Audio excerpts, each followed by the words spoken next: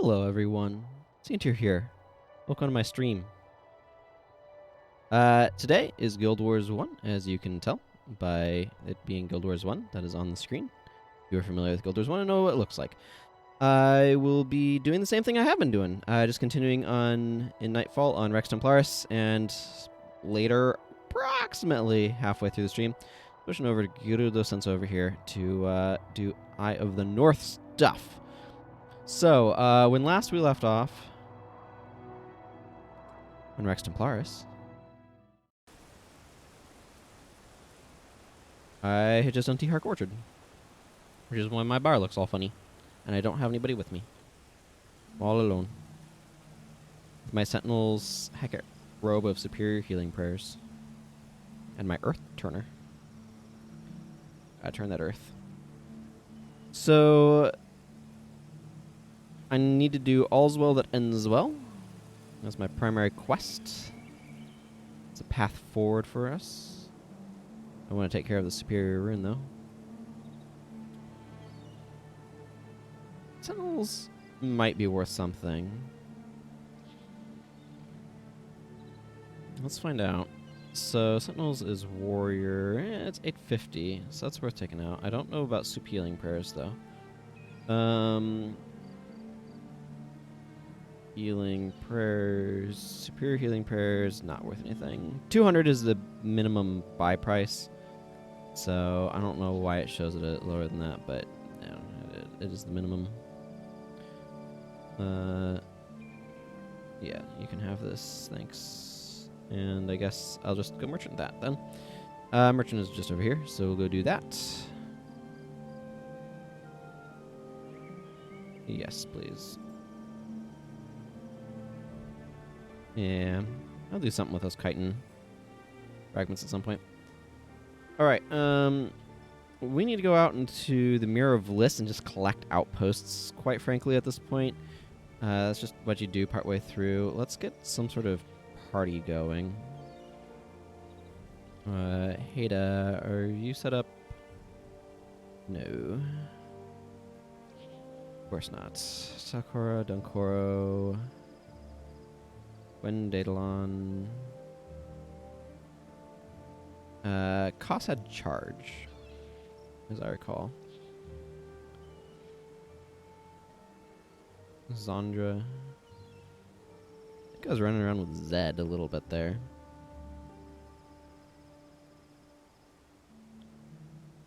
Just do these two, I guess, maybe. I don't know what I want for party right now. I don't even know if this is what I want for party. Do I have that many restore lives? Hang on, I don't think I do. I think I have 3. Yeah, I do have 3. I don't really need Zandra here with that bar. Okay, let's boot Zandra and grab... Let's just grab Master of Whispers. Oh, why not? I'm feeling it. This Blood Ritual and his Soulbind, his dubious Soulbind. Soulbind is dubious just because the Cornins have removal and not everything has healing. I might actually go ahead and tweak him here. I think I'm going to drop Sasuke in favor of it was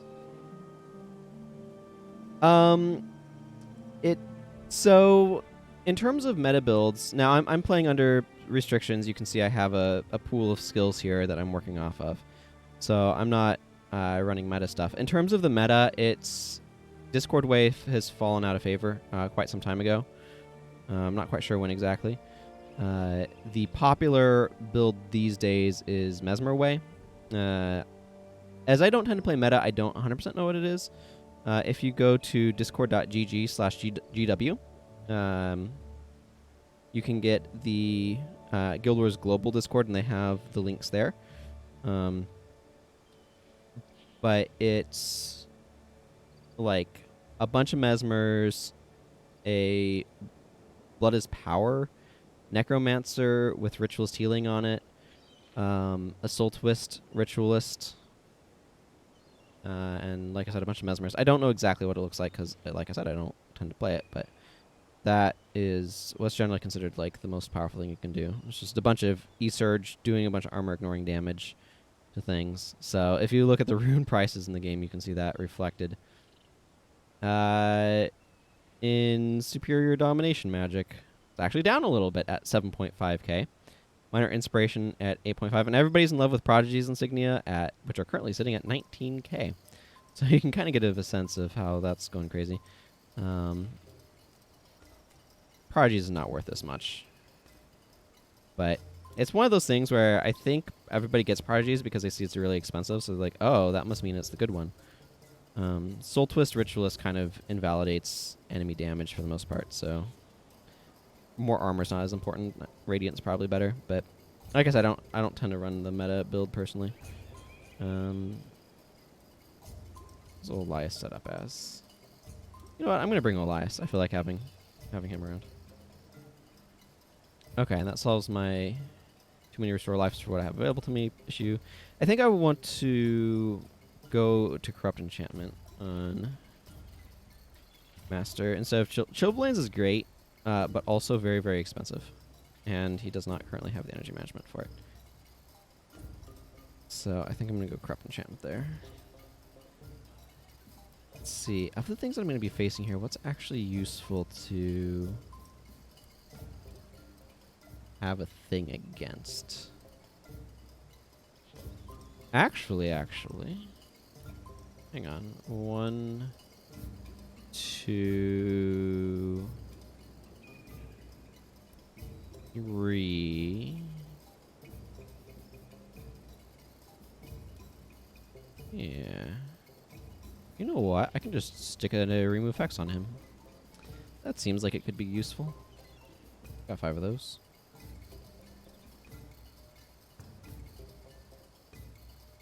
Oh yeah, my own bar. Shouldn't forget my own bar. I don't need to be doing whatever this mess is.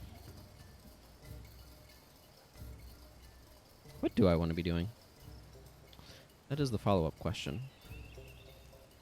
Discord Way should still generally be fun. My understanding from what people have said, just kind of linger on this point for a moment, is that Discord Way was really popular when you had the 3-hero limit, and so you had to work with a bunch of henchmen, and it kind of paired well with that sort of restriction. But as things have changed and that's no longer the case, it has become less popular. That's my understanding anyway. Let's...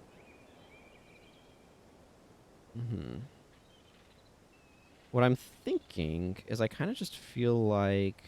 Give me my... Wolf of Lesser. She's Mind Freeze, that's fine. I think I want to go... Lightning Surge, Lightning Orb. I feel like doing that 1-2 punch is good times. Chain Lightning, Lightning Strike. It's really impossible to get away from Chain Lightning in air magic. It really kind of is. For better or for worse. Actually, I think I'm going to slot in Whirlwind. I was trying to decide there if there would be enough melee to justify that. I think so. Let's slide these back a little bit. I think I should bring Shock Arrow for additional energy management. Lightning Surge, Lightning Orb is expensive, so... Okay. Let's go. And do the thing. The thing being wandering all around Mirror of Lyss, collecting its, like, other 4 outposts, because this is, like, one of the most connected maps in the game. Let's see. There's an outpost at each of the... Oh, there's, like, 6 outposts on this single map. There's Kodesh Bazaar here in the southwest. The southeast has... I don't remember. Honor Hill. Now I remember when I look at this. The Citadel. The Dzagonur Bastion is up here. Mahanu Township. Grand Court of Sebelkeh. And the Hidden City of Adashim technically connects, like, over here. So that's, like, 6... like, town type areas all bundled up in one map, which is I think it's the most of any explorable in the game, if I had to guess. I haven't really thought about that before. But is there any other areas densely connected like that? This is just like one of the random arbitrary things that you kind of think about suddenly. I don't have any lockpicks, do I? No, I have 6. I can go open that Vabbi chest.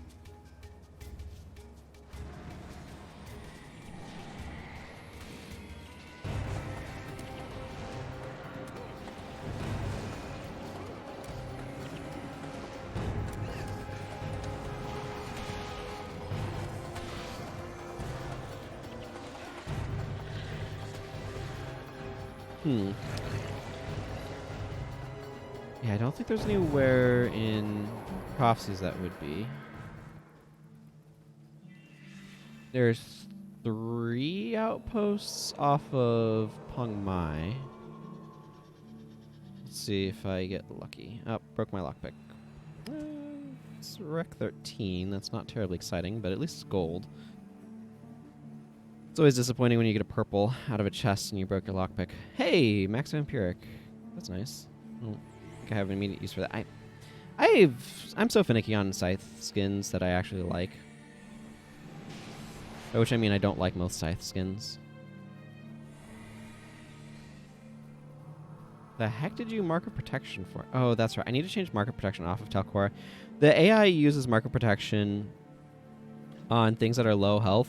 And so it plays very poorly with minions because she'll just throw random marks of protection on minions, and it doesn't work that way.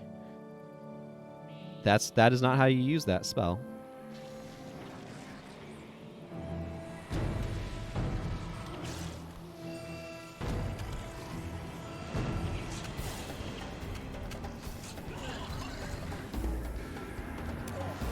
Ow.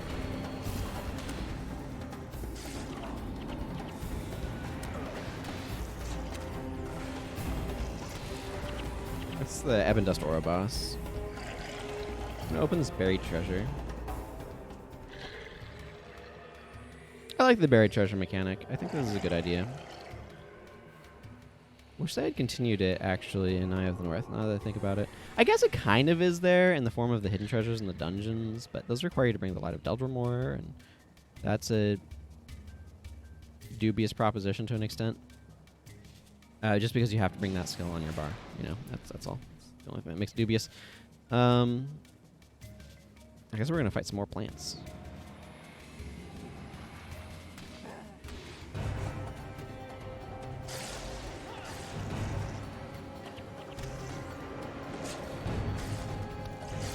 It's interesting. So I'm wielding a 40-40 set because this is what is popular for very good reason. But this gives a... It's called 40-40. The math's a little wonky. But it's 20% half cast time for air magic. That's what I'm using. But for air magic spells and half cast time and half recharge time. I'm kind of like the both ends. So it's got quicker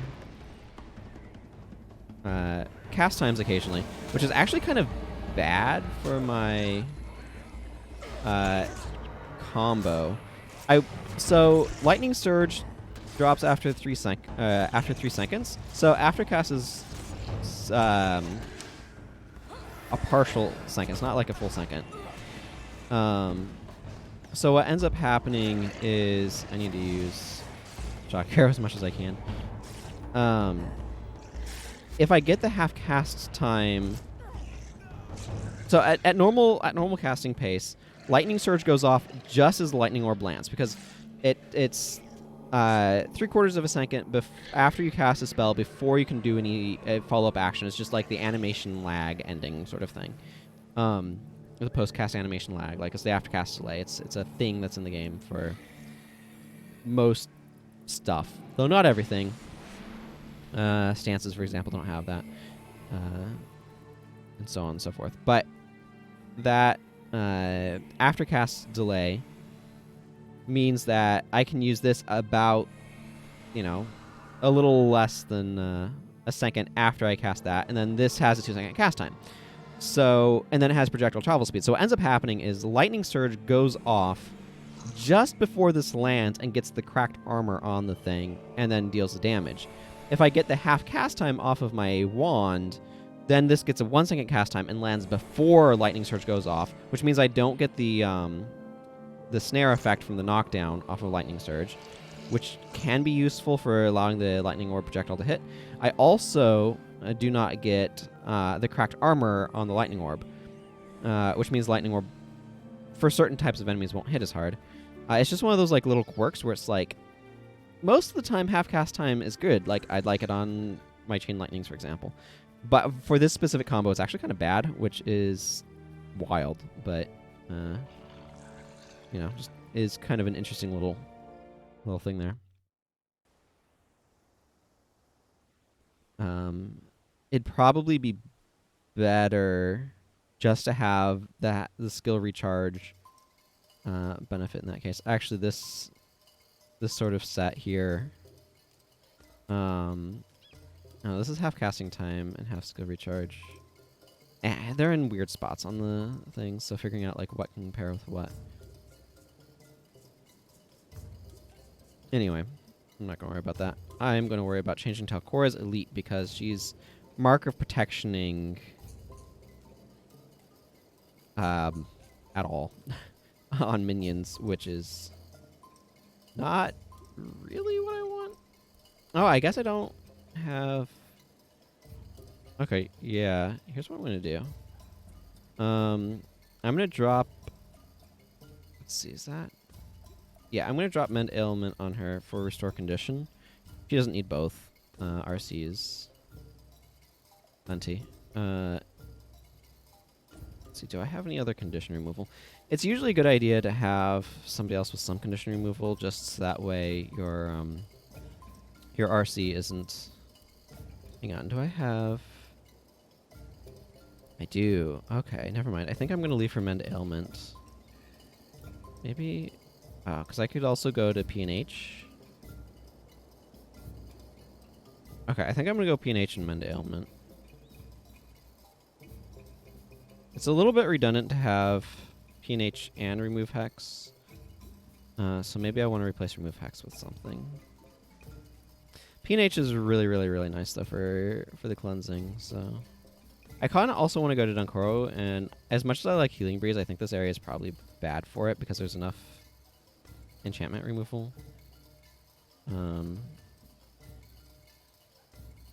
Although, maybe I have enough other enchantments going on, that's not as big of a deal. Difficult to know sometimes. This is really nice to have if you're getting covered in conditions.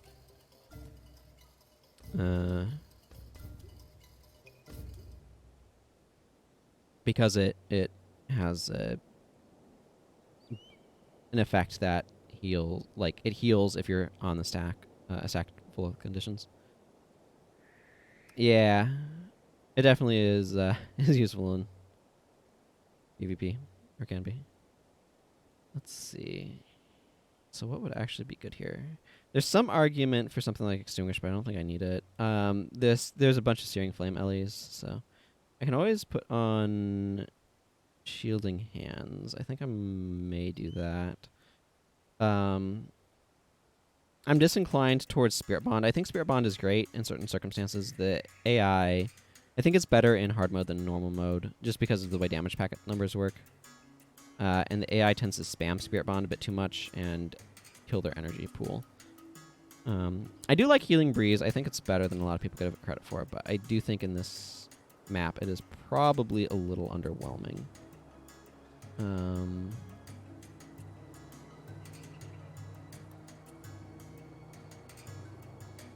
So here's the question. What would I replace it with?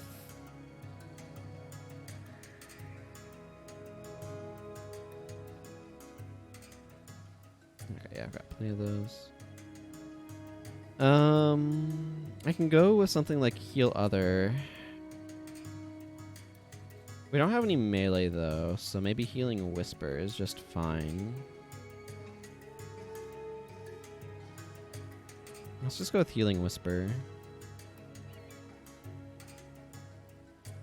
The advantages of Healing Breeze are that he can target himself, and that it really helps if you're getting pelted with a lot of small stuff.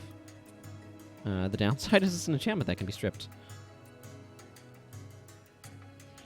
Also, it's 10 energy.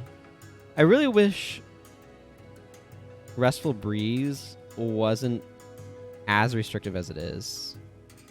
Like, its duration is a joke. It might as well last for 2 seconds. For all the sooner, it's just gonna be removed. It ends if that ally attacks or uses a skill. Like, come on. When is this not gonna just get ended right away?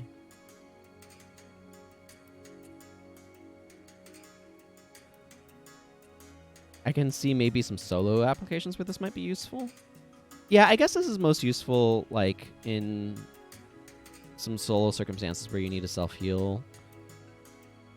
Probably not terrible. It doesn't require, like, any investment in healing prayers. I should think about that. Okay, I think those are the tweaks that I want to make. Let's just continue on to the next town. My sphere that I haven't ID'd yet. Let's see, is this guy going to tell me about his dog getting eaten by something or another? Highly salvageable, huh?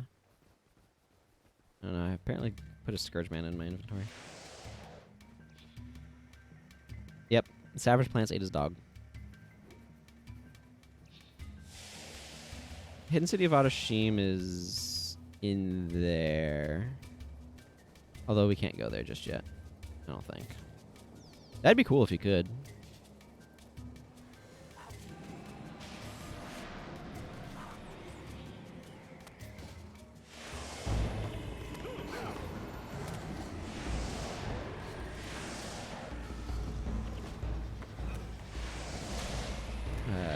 Why is Sakura's energy being so bad? This is the circumstance where... Okay, yeah. We've got... Gotta get that guy out of here. We've got, a bunch of these guys on her side here, and she's doing her best to keep people cleansed. The AI is not always the smartest, though. Give me this garment. Well, that's not promising. It's working out worse than it was.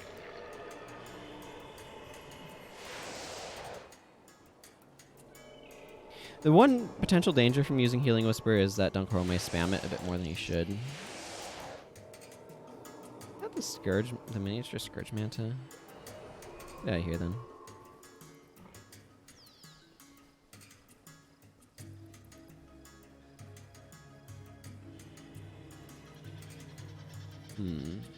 Her bar's not that expensive. She probably just got hit by E-Surges, actually, now that I think about it.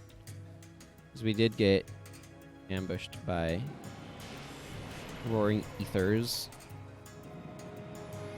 I'd actually rather them E-Surge me, because I have more energy capacity to absorb E-Surge.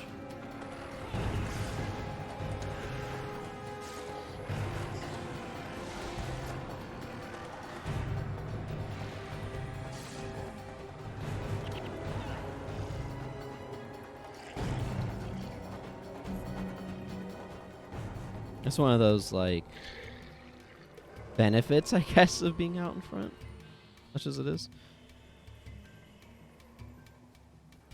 I mean, it's not great for me to absorb E-Surges, but it doesn't mean that I won't be able to heal the party if I absorb a bunch of E-Surges, which is the relevant thing.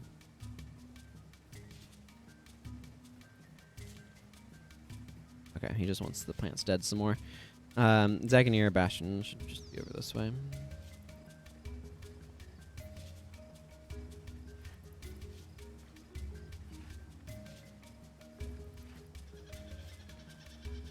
Huh. I was expecting plant fibers from... What's that I just salvaged? A sentient spore? Sometimes this game surprises me. Usually salvage stuff like that I expect one thing and get another. Will surprise me.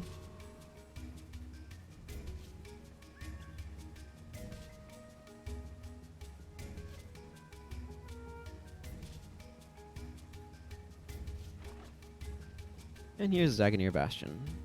I picked Master of Whispers, so this is going to become the mission outpost for me. I'll be going to the Hidden City of Adashim later, but it's not... There's not much there for me in terms of things that I'm looking for until later. Blinding Surge boss is out here, but there's also one in Eye of the North where I captured Blinding Surge because I did things in weird orders on this guy. Still don't need to worry about inventory. So let's go to the Grand Court of Sebelkeh. Like I said, there's just an absolute ton of outposts on this map.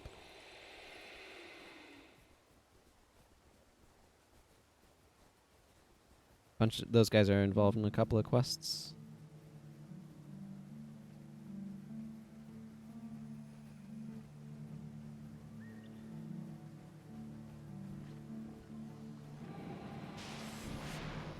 Here's some more gin. Sapphire ones aren't too big of a concern. Roaring Aethers certainly are more threatening. Man, they go down like a load of bricks, though.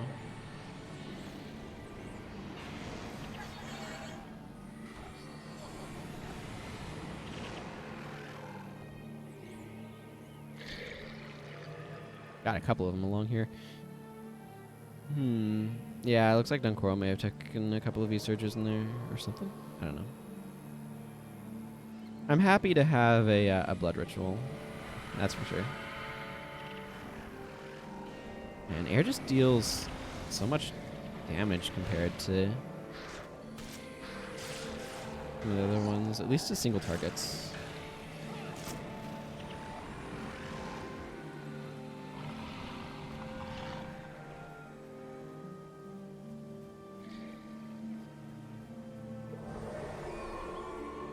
I'm glad they changed P&H to be an actual useful skill instead of the weird pseudo-energy management mess it was. It used to be like 2 minutes of +1 energy regeneration to a target ally, but like it'd end if they targeted an enemy or something. It was, I don't know, kind of a weird skill.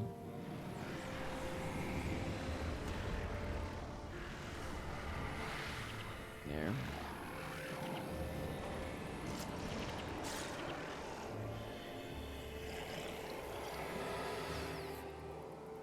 Boy, these guys have so much AoE damage.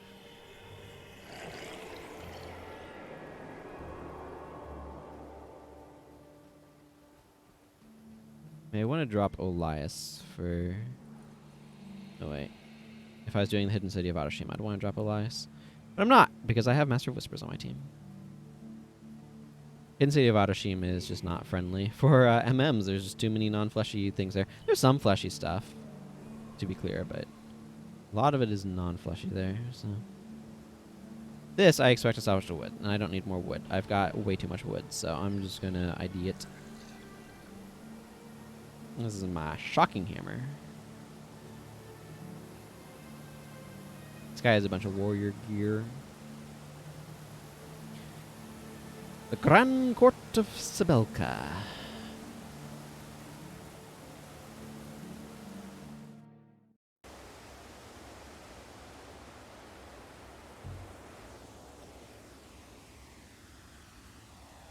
Yuli doesn't have anything for me. I already have all of the normal skills acquired.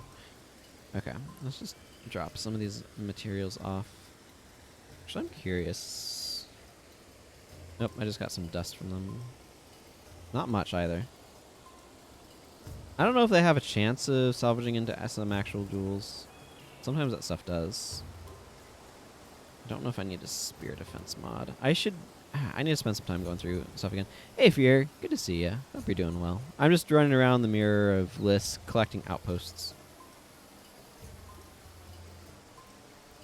Of which there are 6 total. Can you think of any other zone that has as many outposts as connected to it as the Mirror of Lyss does? Because I can't. Nothing's jumping to mind anyway.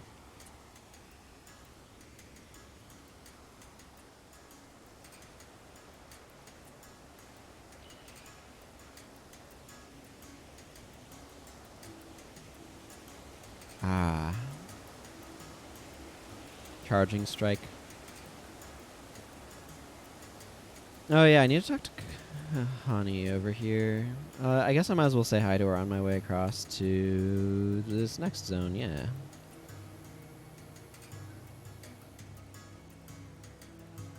All's well that ends well. I want to go around to Mahanu Township, though. Is it Mahanu? It's something like that.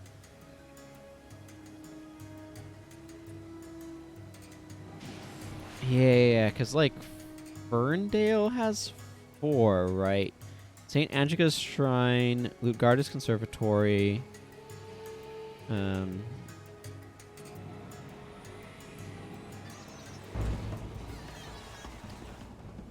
the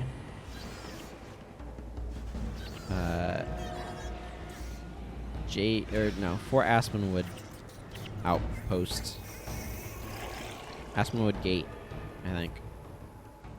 Yes, and Ferndale, I think I already said. So yeah, there's 4 there. Yeah, that's a good call.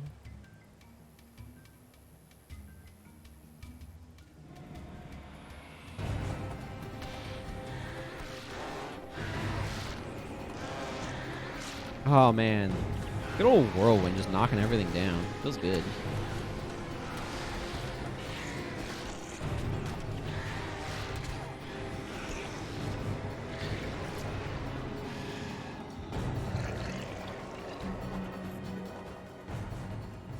How are you doing today, Fear?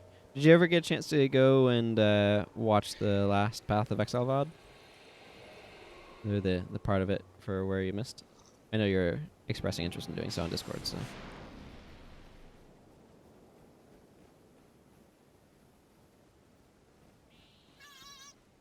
Hey, rain beetles. Ah, okay. Cool.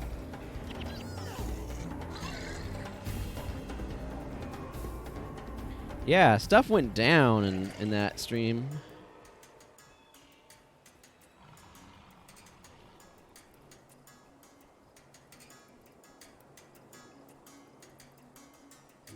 I definitely like what they have been doing over there with the lore, how they're developing it. Yeah, it is me, Hanu. Mm-hmm. Yeah, it's just like Oriath was encapsulated in one stream. It was kind of quick. Okay, and then Kodesh Bazaar is the last spot that I can get to for now. Go back to Honor Hill then.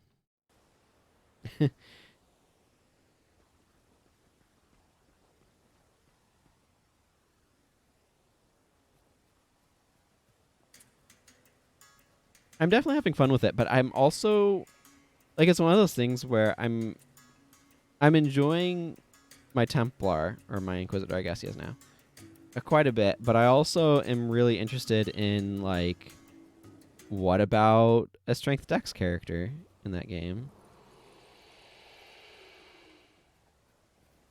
And the idea of doing something with bows is really interesting to me as well. I mean, the thing is, I want to do both, right? I want to, I also want to, like, keep seeing where the story is going and keep developing my Templar, so.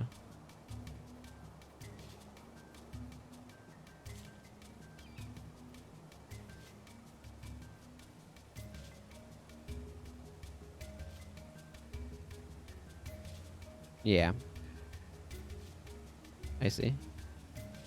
I have some bows lying around in my saving too much stuff stash.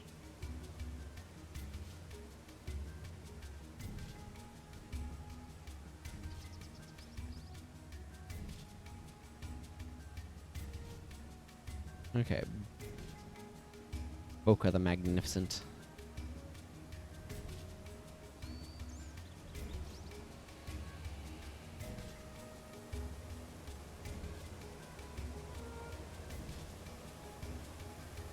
Yeah. For sure.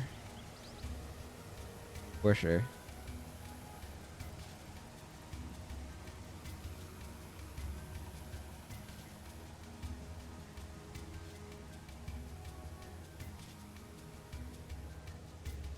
And even then, like, yeah, that was. I guess the Innocence's avatar wasn't too bad.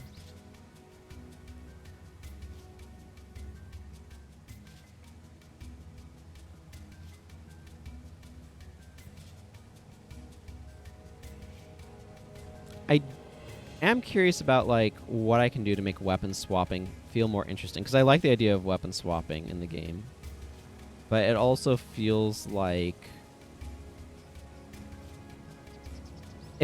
a game that kind of, the optimal way to play is to focus on your one attack skill. So I feel like if weapon swapping is going to work, it's going to be on secondary stuff that you have on your weapons, and that your primary attack skill is the same regardless of what weapon you wield. This fountain just threw me off seeing it, because this is such a Prophecies asset that seeing it over there felt really weirdly out of place for a second for some reason.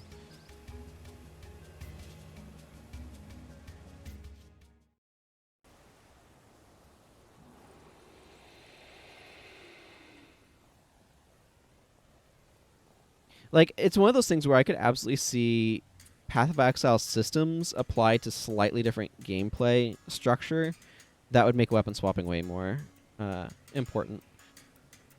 Let's go ahead and get this, I guess, going. I'm not going to bother reading this. I've read this a bunch of times before, so if you're curious about the lore, I have on my YouTube channel, there's links down below, a slow playthrough of this game where I like go through all the lore and everything.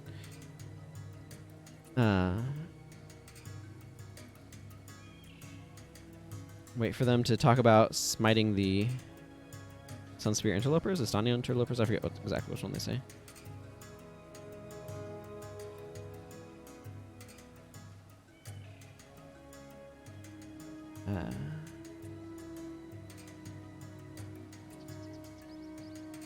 But yeah, anyway.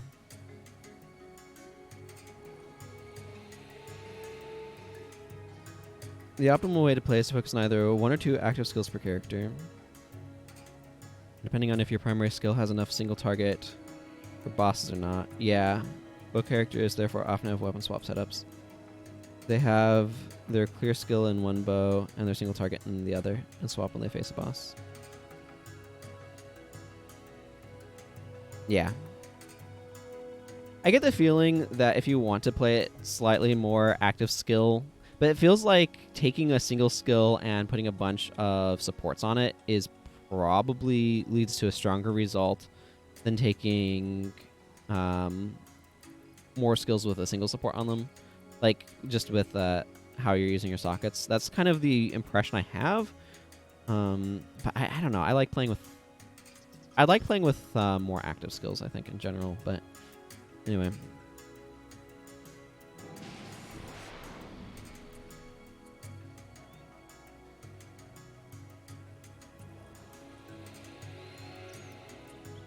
I don't know. Like I said, I want to play through all of the character classes.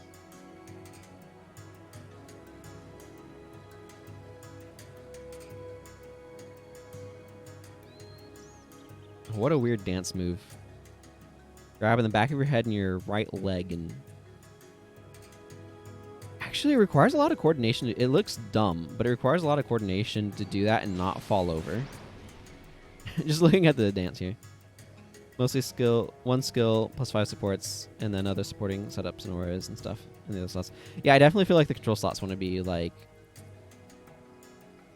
maintained effects or whatever. Sure.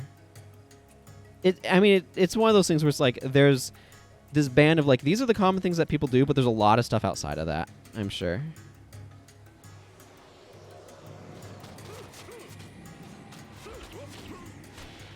Yeah, see, there's a full-length cast, and I got more damage on not the exact because of it. I was talking about that earlier.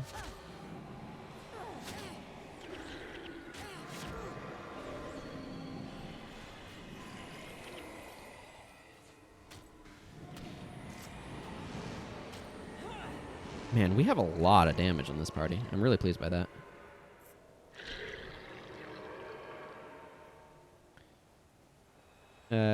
See a looter for my reward. I will. He is right behind me. Yep. Thank you. Connie at the Mirror of Lyss. Probably outside the Grand Court of Sebelkeh. That's why you go and grab all the outposts, because it saves you time later when you have to like run around to all the outposts.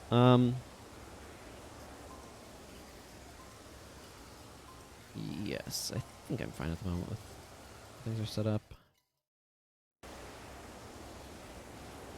Okay, she's just over here.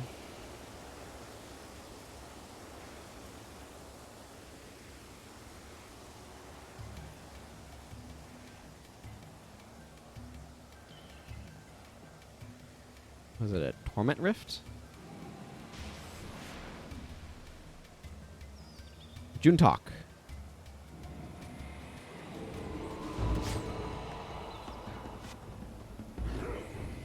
We don't care about your pitiful Aegis.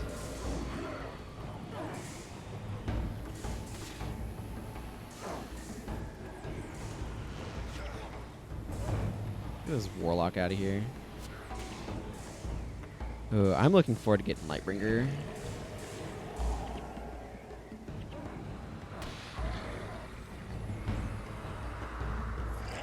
Okay, where are you? There's Kahani.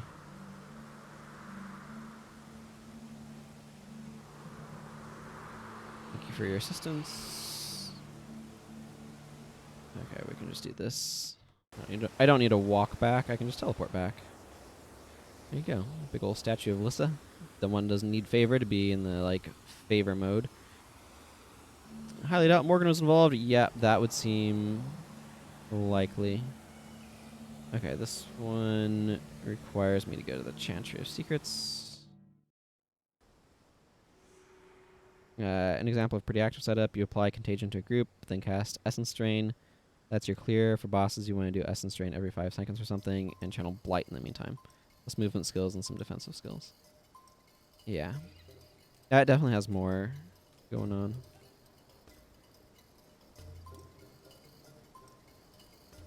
I don't think I need a Vampiric. That's not. It's one of those things where I maintain, like, at the top of my list of things that I want added to this game. Maybe I should write an article on this. But at the top of the list of things that I want added to Guild Wars 1 here is like something to do with weapon mods. Either like a weapon mod trader. Like a weapon mod trader kind of feels like the obvious best choice, but I don't know that that's actually the case versus like being able to use copper Zacian coins to craft weapon mods, but something along those lines feels ideal to me. I do not need this spear. Yeah. It's not going to salvage it enough to be worth using that measure for measure in it.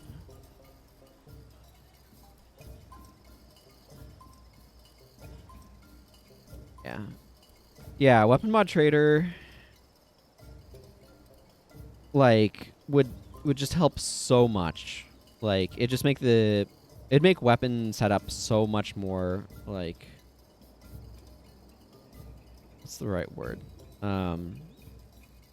So much more painless, so much more feasible, to where it's like, oh yeah, these inscribable weapons are actually quite useful now. And it just gives people a lot more power to be able to kind of make what they want without having to go through a giant pain acquiring the stuff that they need from players or getting lucky on drops. So that's really, really, really high on my list. Somewhere on my list is it's pretty low down because it's not that important, and fixing it's probably really, really hard. But there's a bug with alpha values in this game where there goes my attunement, where certain things are just get weird transparency glitching is I guess the best way to kind of phrase that. And having that fix is something that I'd really like. It's not like a gameplay thing, so it's like lower on my list, but it's still there because I would really like that to not be an issue.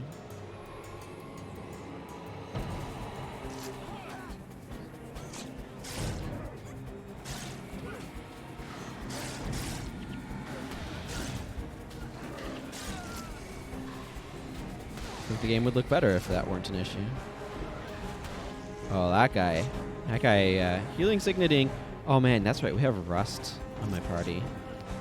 Ooh. Special for heroes. Yeah, exactly. Once you have their weapons set up for one attribute line, you don't want to touch them again. It's just, yeah, exactly. It's absolutely enormous hassle. So, like, if it were more feasible to, like, set up heroes with different equipment, I would. It's just not.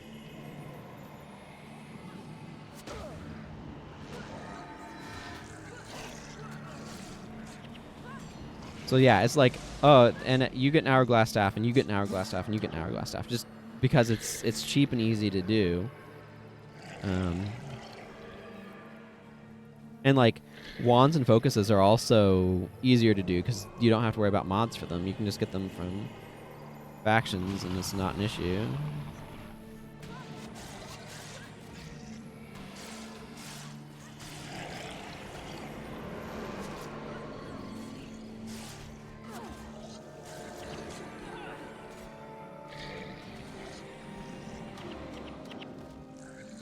But it's like, there's just so many things that would be slightly less tedious, you know?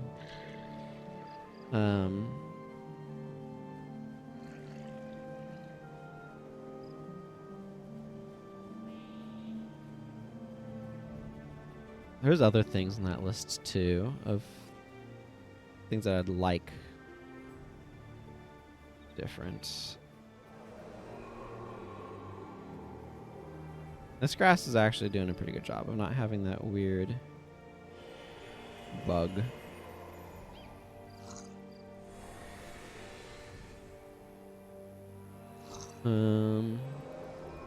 Obviously there's a lot of skill balance stuff that I'd like, but yeah.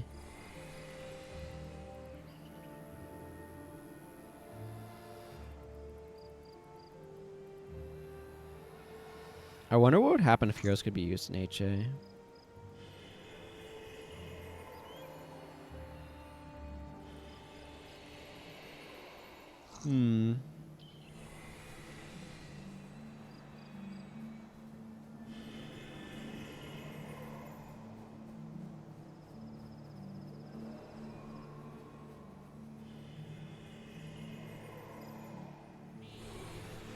Okay, they're gonna go fight that column of warriors.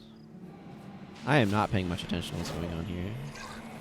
It probably would have been better to send them after the rangers, but obviously that's not mattering much.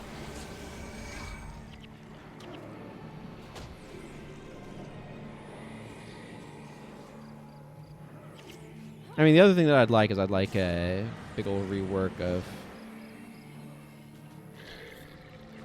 like half the professions. Can we keep Norgu alive, maybe?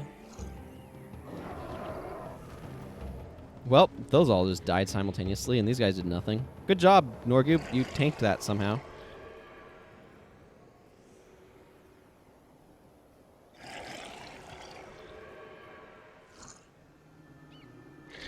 Mirror of Lyss. Oh. Okay, whatever. We're just going to go to the Kodesh Bazaar. I don't know where in the Mirror of Lyss he wants me to be, so... Actually... Let's just step outside Dzagonur Bastion. That was not as close to the entrance as I was hoping it would be.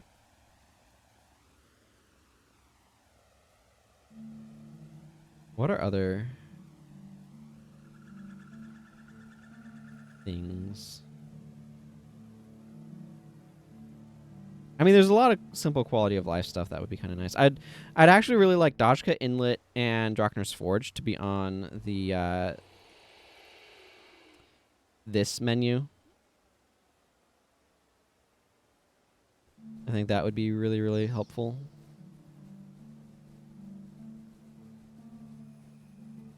In like a subtle but very convenient sort of way.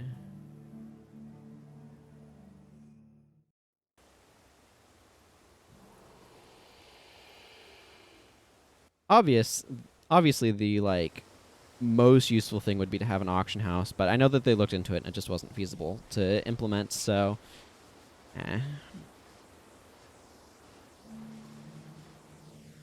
what you gonna do? Not have one, I guess. That's what you're gonna do.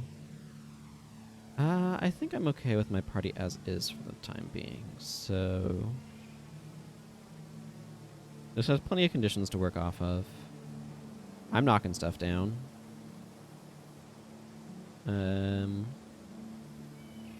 Anybody else knocking anything down? Don't think so, but I can probably... Hang on, do I have anything more useful than fetid ground for him to be doing? I could also just go into like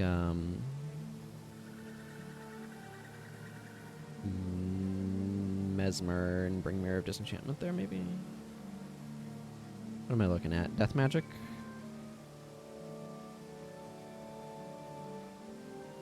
I don't think I have Blood of the Master.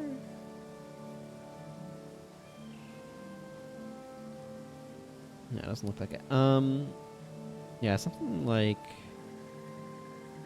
I don't remember where everything is here.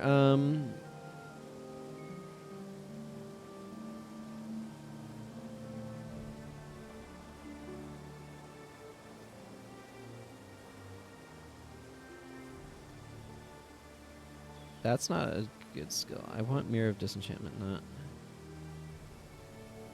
not Lyss's Balance. Lyss's Balance is not a very good skill. The reason why I'd want Mirror of Disenchantment is because it can remove from multiple, which is very nice.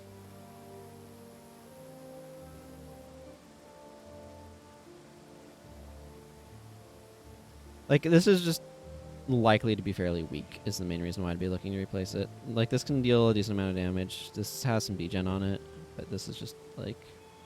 It requires them to be knocked down in order to be able to do the poison, so it's just unreliable in that regard.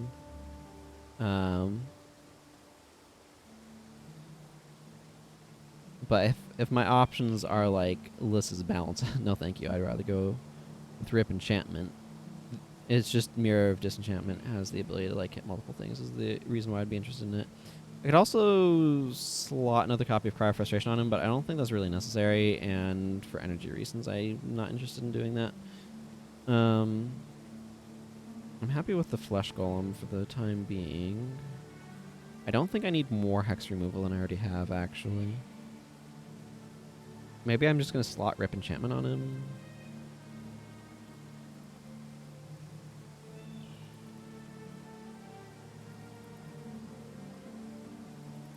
That's probably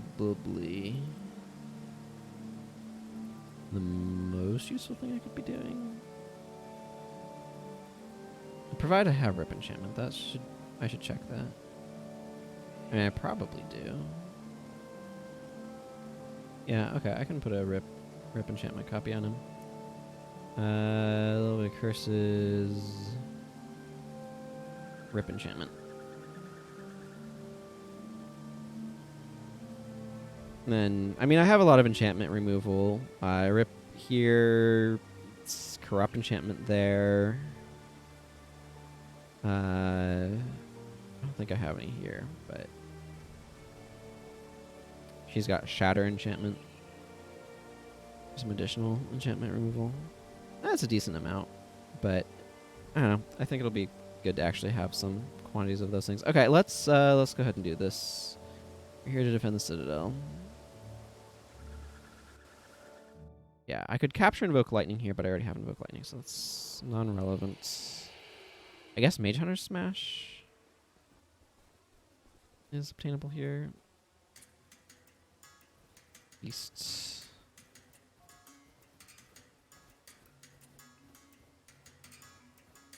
East. I just send all these guys to the east. It doesn't really matter as long as you kind of send them off I feel like you could send them all either here or here, but you don't want to send them here.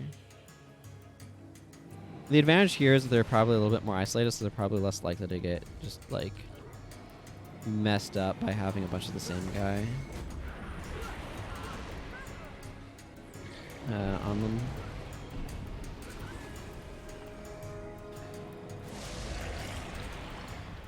And then we can kind of hold these two spots.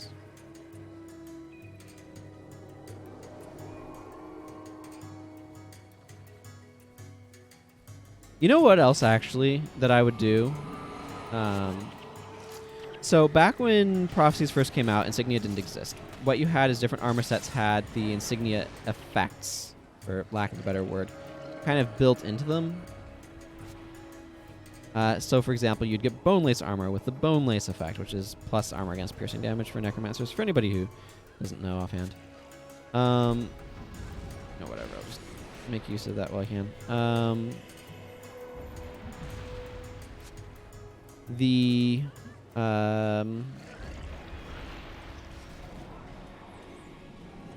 Okay, so we need to go back over this way. And things like that. So, like, Gladiator armor had Radiant in it. I would make it so that way armor had Insignia built in when you craft it. Like, just reintroduce that system, basically.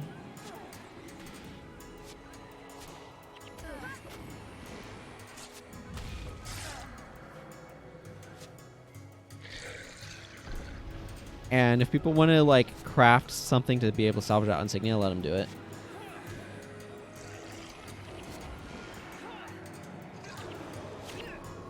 I think that would overall, like, I miss armors having, like, your appearance and functionality being linked like that.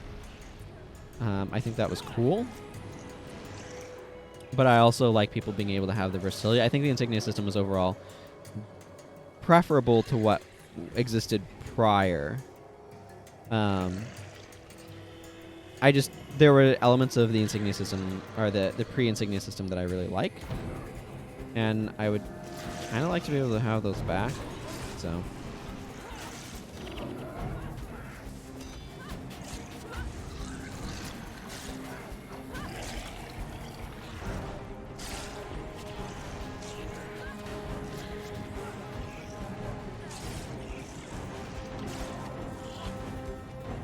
Okay, we've done what damage here. We need to go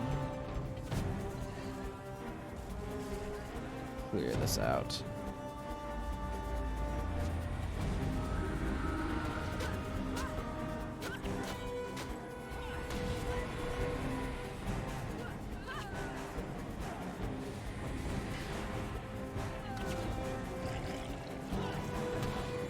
Let them deal with minions over there. Oh, wow. What? How did we... Huh. Hey, Clean Star. Good to see you. I have no idea how General Doraya ended up over here, but I'm certainly not complaining.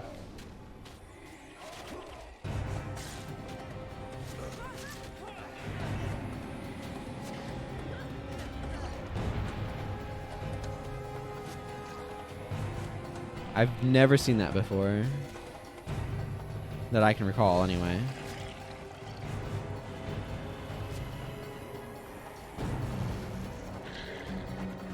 The generals usually hang out in at their warp gate a bit. Rifts. Their rifts. They usually hang out at their rifts. Seeing one outside of its rift is very weird.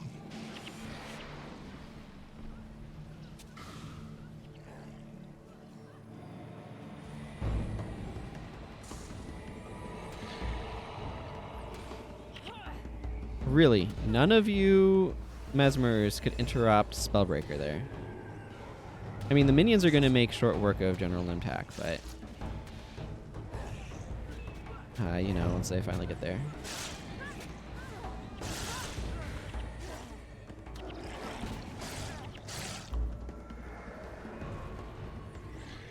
Okay, let's intercept this group.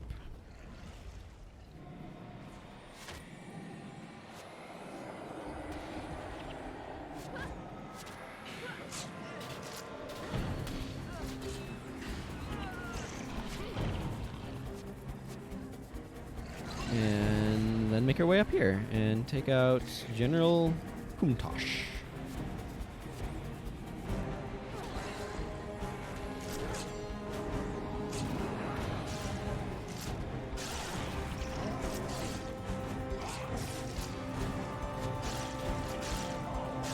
Anthem of Guidance.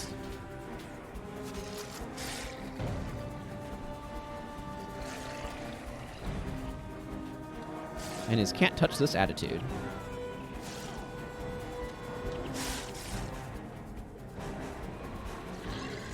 It's a good problem to have where you can't actually get your spells off because everything's dying too quickly.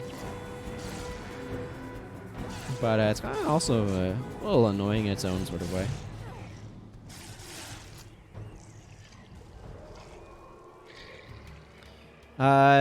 The pile of secrets dudes, Order of Whispers dudes, are all doing a real good job over there. I actually kind of want to wait. Okay, well, whatever, never mind. We're close enough. This is happening now.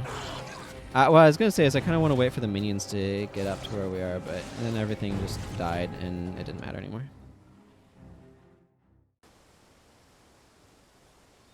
Well, there's Dzagonur Bastion done. I need to go talk to Zerai the Learner.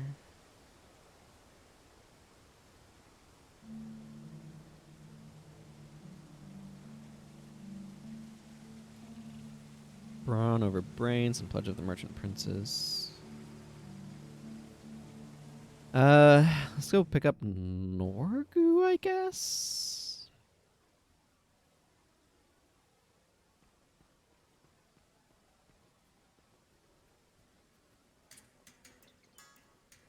Sounds reasonable.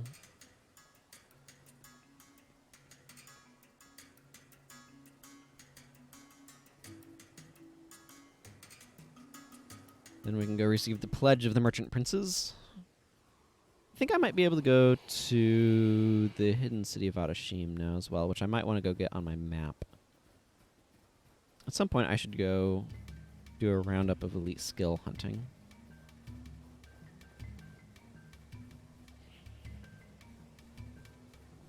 Not quite sure when I don't want to do that.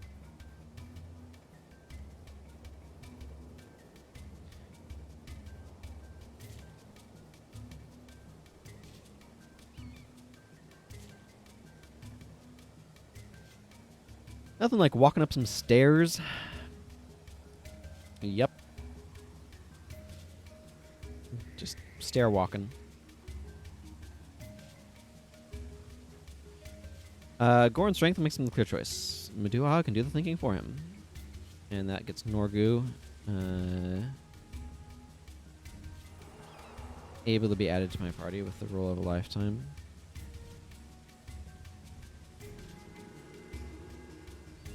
You know what? Yeah, let's go ahead and go get Jennur Market. It's not relevant to this because you want to go from the Kodesh Bazaar, but I'm going to go pick up Jennur Market while I'm out here. This is one of those outposts. I love these sort of outposts. These, like, middle of nowhere backwoods outposts are so cool to me, and I really enjoy them.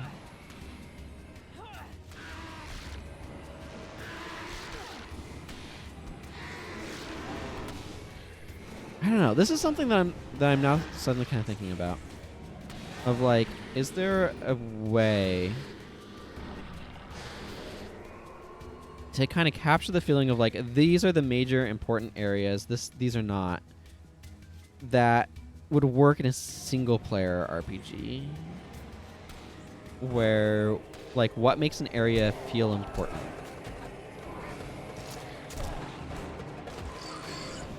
In the same way that, like, you know, Commodon feels significant because it suddenly became the player trade hub. I feel like there's probably ways that you can kind of mimic that of, like, then making, these are the nice small areas that you go hide in sort of thing.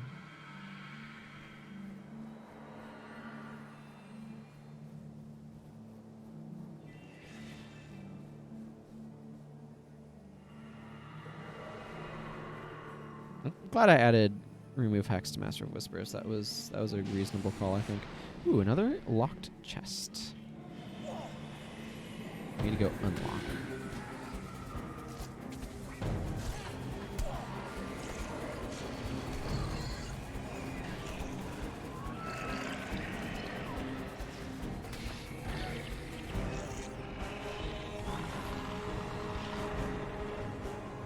Give me that.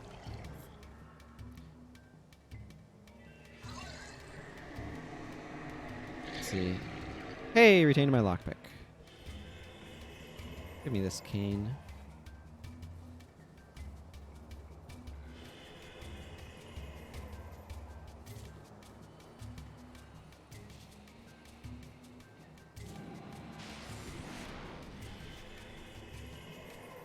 Where am I in my Sunspear rank anyway?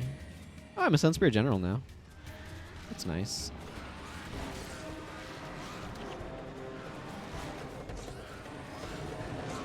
As they say, harpies. Scree harpies. They just watch it yourselves and overall get a lot of armor. They make them kind of tanky. It only matters so much though, as is evidenced by them dying rapidly.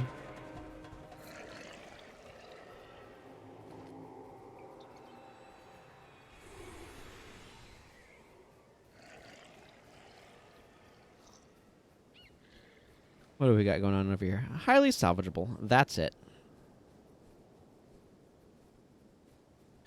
Tell you what, needs to salvaging a bunch of Deldrimmer steel ingots to be worth salvaging. I don't think it's going to. I'm not going to. Maybe I should salvage it for science, but I kind of don't want to, so. This button? No, that's my turnaround button. This is my look behind me button. Yeah, I need to remember the look behind me button is the one next to the map button. Looking at our trail of minions back there. This flesh golem's level 26, so it's pretty strong that way.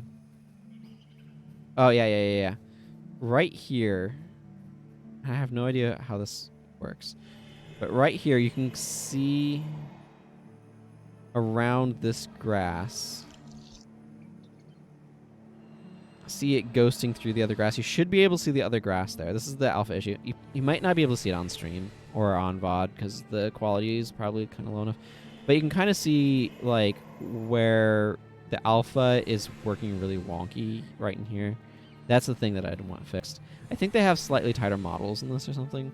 There's some spots where it's really bad in Prophecies and elsewhere, but it's like they can transparent to certain layers but not other layers, and it's very, or like certain types of objects, not other objects.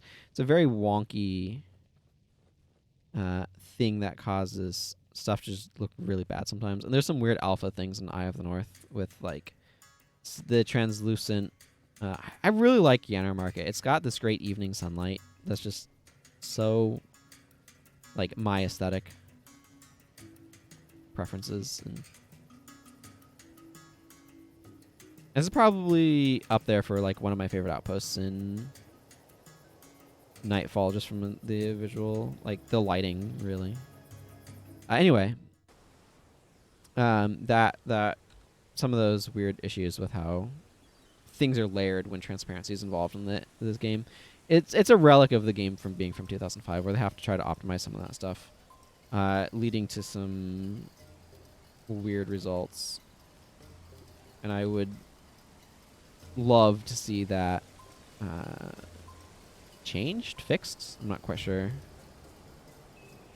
what word you want to use there, but nevertheless, I would love to see that issue gone. It's one of those things. This is like, it's a minor thing, but it's also, I don't know. I would love the HD remake of this game from a visual standpoint, but it's just like, the game is still really beautiful in my opinion, even without something like that. And what I need, or what I'd be more interested in is like seeing, could GVG become a big thing, a big esports thing, if it had come out, you know, or if it was like revamped for the modern day. Oh well. No point in obsessing on the past.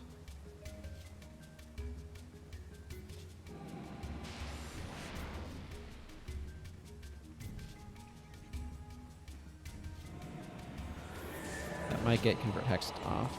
It did not. Yay for me.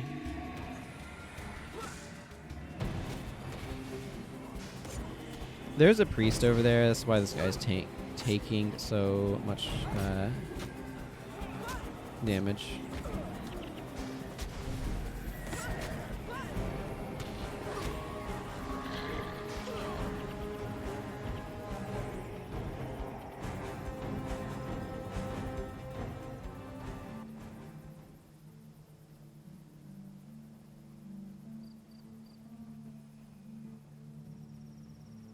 Let's just skirt those guys, maybe. We'll see if we can. We might not be able to.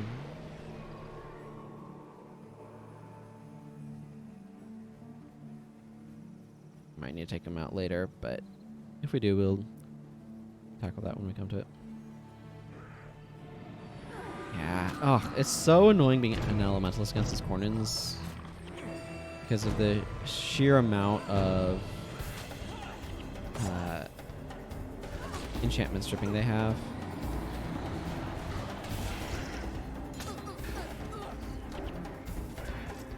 It's really hard to maintain your energy against them.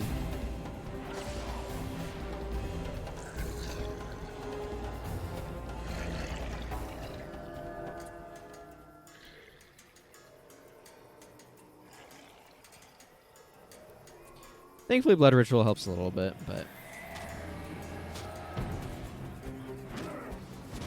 And getting loaded up with monk enchantments kind of removes some of the bigger issues, sorta.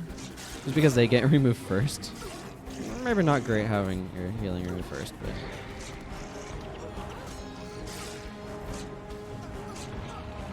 Yeah, I probably am a little light on enchantment removal.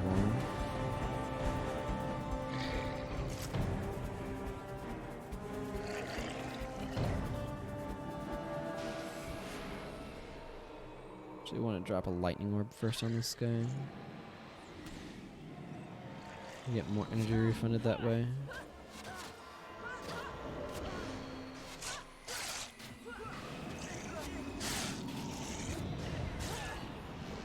You know, Norgu is better to get for two reasons. The quest to get him is also just significantly less annoying than the quest that you have to do if you're picking up Gorin. It's like that's a minor thing, but still kind of there.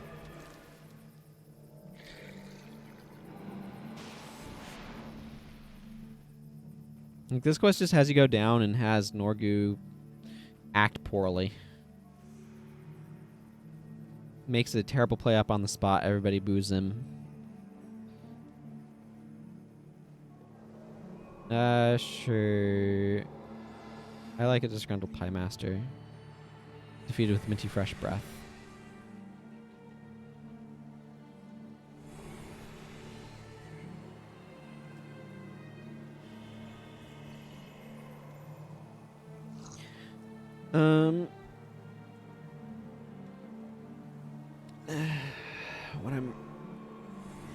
I guess I just want to make him domination magic as well. I usually 2 dominations and an illusion if you're going for mesmers, but maybe I want to do something else with Norgu.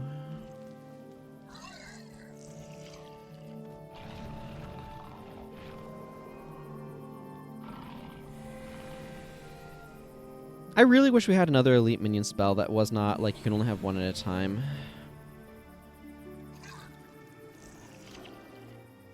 I think I've said this before, actually. I would super love an elite version of animate bone minions. I mean, Aura of the Lich kind of is that, but I feel like you could make one that's just like,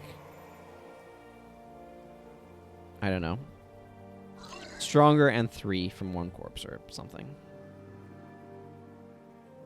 Or like a bone minions type spell where they count as half a minion instead of taking up 2. I don't know.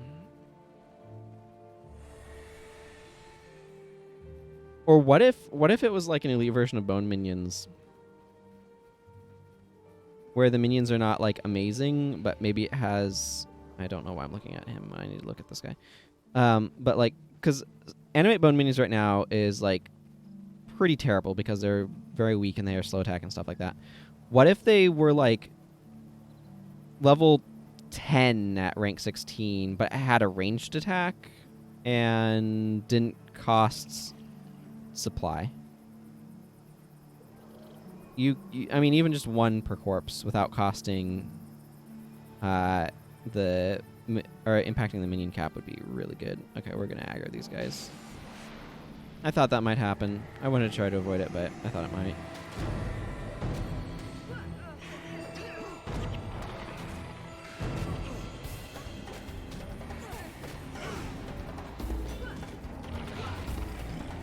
Not much one can do about it, though.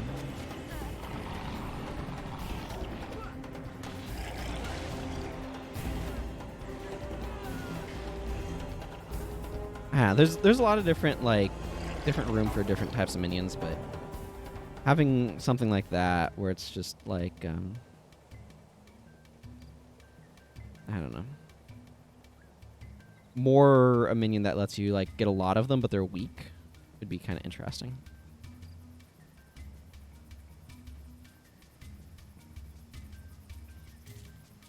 And like it might be too powerful. I have no idea.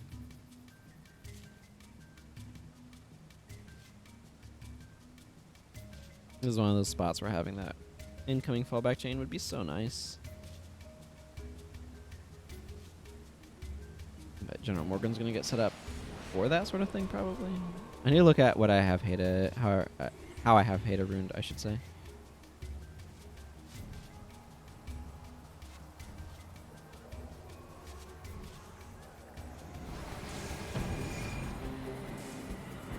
Yeah, these guys purge Signet.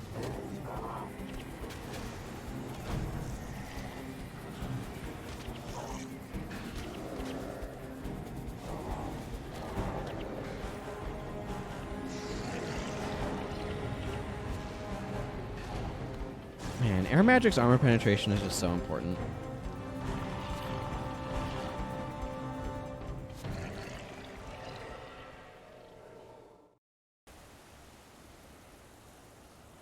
Let's see. Interesting, that put me over here. Need to go Records Keeper Palin.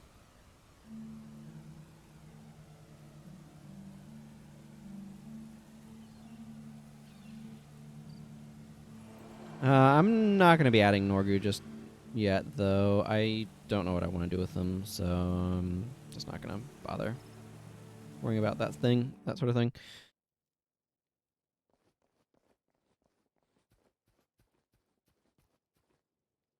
All right. I heard about this. Hang on. Let's see if this is... I heard that Morgan just spawns once you get this quest.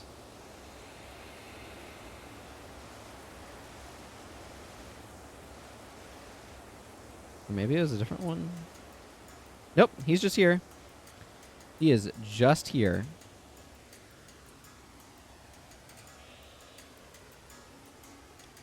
Cool. Well, that saves me some time. Don't have to go listen to them talk. Don't have to save them from that attack.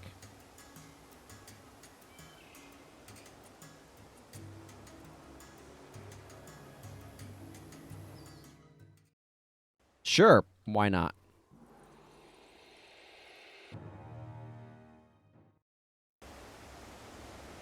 Oh, that does remind me. Okay, now that I have... Let's see, is General Morgan part of my... Yet? No, he would be down here with the P's. But I did get Norgu, so I need to add a thing for Norgu.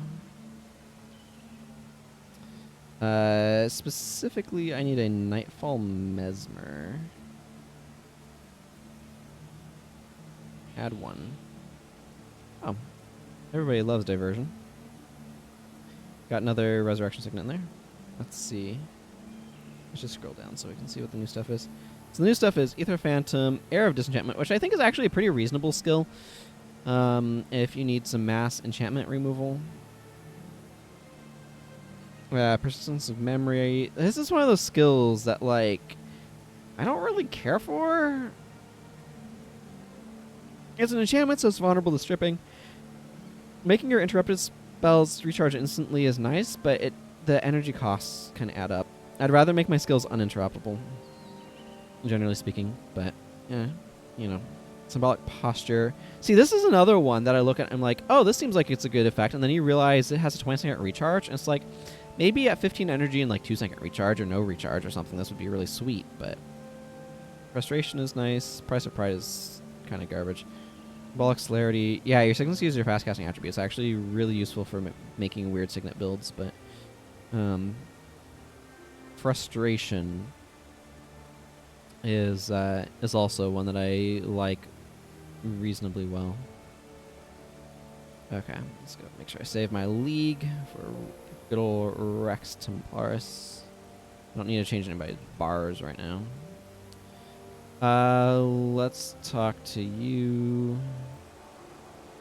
We are ready to purge the demons. General Morgan joins us at some point soon here. Okay, this one is an interesting mission. Where am I at my Lightbringer title? Am I at a rank 1 yet? Probably not.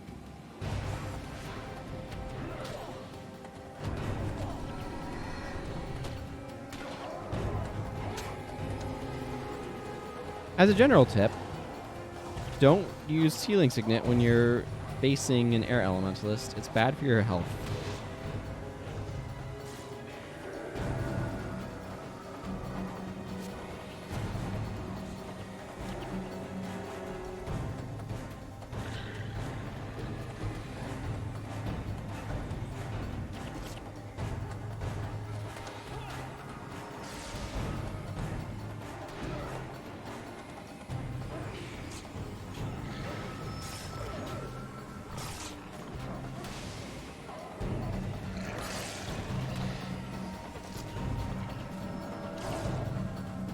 One of the nice things is that if your spell gets cancel casted, I'm pretty sure with Glyph of Lesser, it doesn't use up a charge of Glyph of Lesser.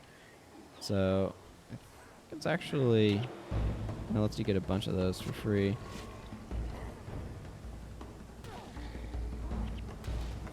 Effectively.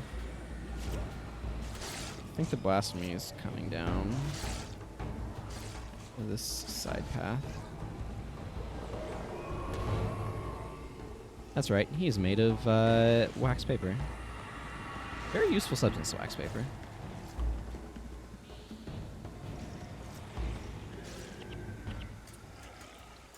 Oh, Master of Whispers, ASDF, Hero? I think.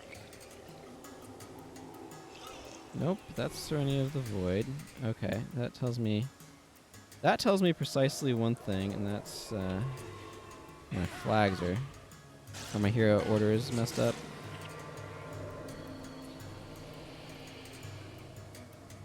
Okay, so some number of us need to go this way and close this Torment Rift.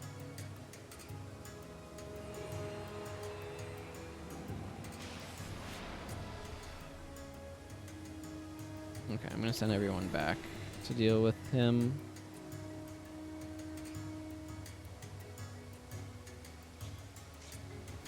Oh yeah, sure. I'll be fine. The minions are going to hang out here with me.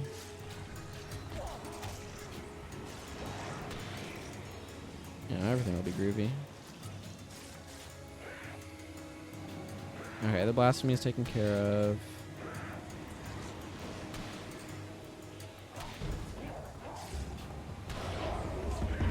That's not good. Okay, it's been removed. I need to make sure I get these things closed quickly enough to, like, actually, you know, win.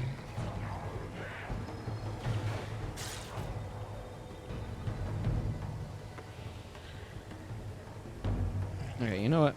I'm just going to stick these guys here, and I'm going to go towards the middle. There we go. Not obstructed. That's not what I would have expected there. These things hurt a lot because of the hex that ends up on you when the Blasphemy dies, not for any other reason of them like being actually scary or anything.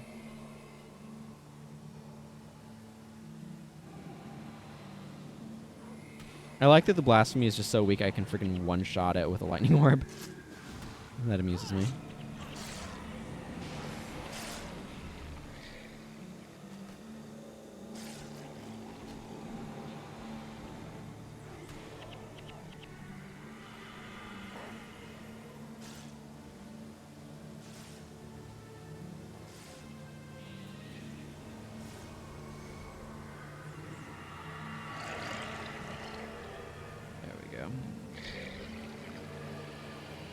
Elias?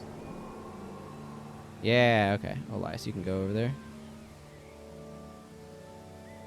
The Blasphemy, when he spawns, uses Summon Torment, which begins applying Torment, as you might guess. 2 things.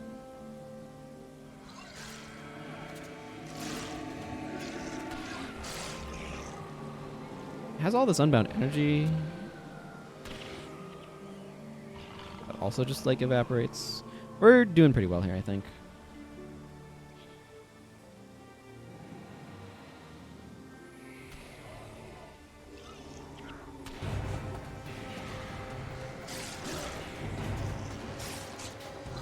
Man, these things take a lot of damage. They have very bad armor.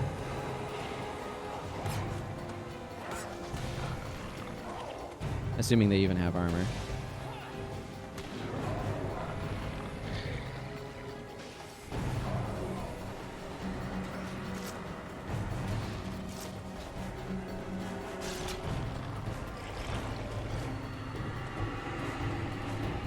Okay, let's just close this rift and we'll win. And I'll get my Margonite robes on the way out.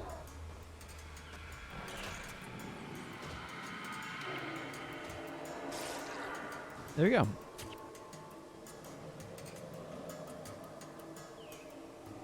Expecting this mission to end a little bit more quickly than that, but whatever. There it goes. I was a little slow on that one. That's fine. Okay, Morgan has joined my party. Speak with Zerai the Learner to continue. That does mean I need to go over here and add some skills for General Morgan. That's going to be a Nightfall Paragon. Any notable skills from this? We can find out in a second. So everything after the Resurrection Sickness is newly added from that pack. So we got Area Restoration, Disrupting Throw. It's just a Flesh Wound is actually a skill I quite like. I think Restore Condition is better in most cases, but it's just a Flesh Wound has some advantages as well. Restore Conditions Heal, I think, is more useful than the run speed buff that It's Just a Flesh Wound provides. Now, Crippling Anthem is an okay skill. Blazing Spear I like reasonably well. Anthem of Guidance, I have no idea why this is in command. It doesn't rely on command in any way. This should be no attribute. It's just categorized incorrectly. Like, by the game. Blazing Finale is okay. Stand Your Ground is good. I have Incoming, but I did not get Fallback. So we'll see when I get to the Desolation if I get that or not.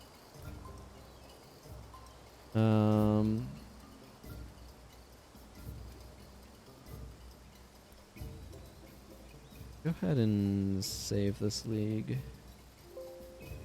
again. Okay, so what I want to do is figure out. I'm going to go ahead and drop Elias here. Master of Whispers, I think, is generally a bit more useful. The minions are really good, but they're also very slow. And I want to see what Hayda's doing.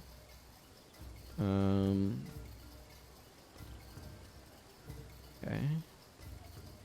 Minor Leadership, Major Motivation, Major Command. Okay, so she's kind of a weird split nonsense thing. So let's go ahead and grab General Morgan. He's level 20, but I do want to work with him. I'll figure out what exactly, but he's probably going to be Soup Command because I like having that. Oh, I need to bring Kasamlani for this next one. Okay, yeah. Okay, we'll worry about that in a moment. Let's clear out my inventory.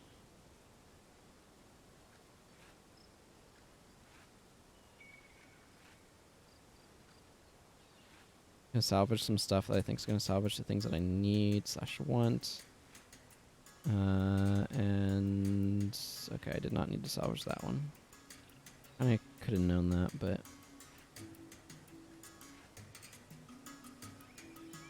okay. And then these I don't expect to salvage the things that are useful. It's possible that the spear will salvage to iron. Actually, you know, I think I will salvage this cane. 12 steel ingots is pretty good. 12 steel ingots has 360 value, so I think I actually came out ahead on that, on value.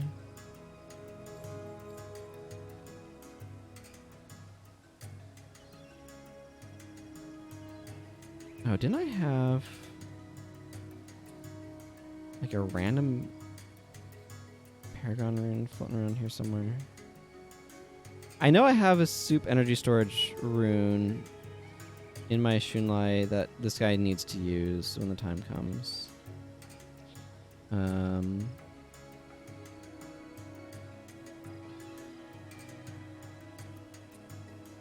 It doesn't really matter. Okay, rune trader.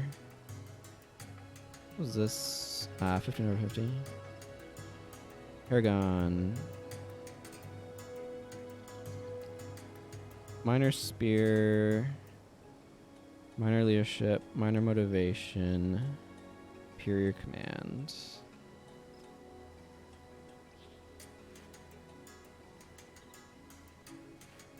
Your mastery feels like it should go in the hands, doesn't it?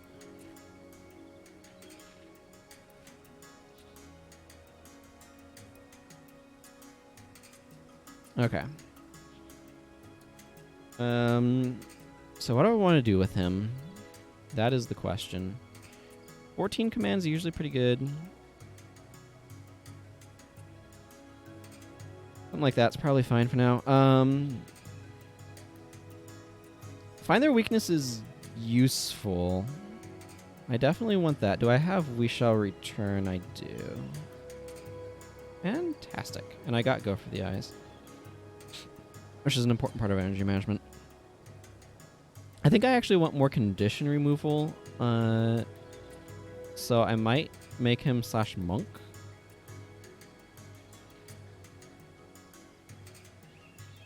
Take a point.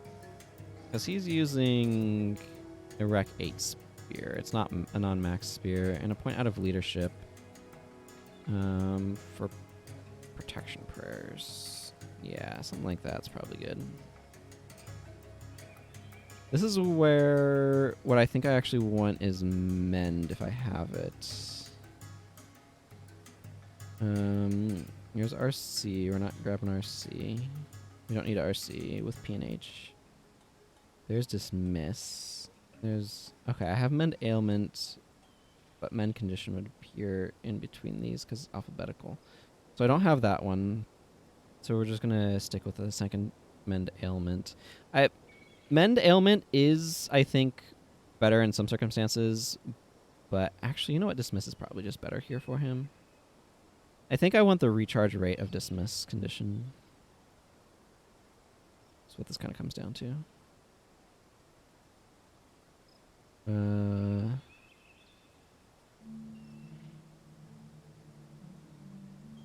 I could put a copy of Shielding Hands on him, but it would be pretty anemic.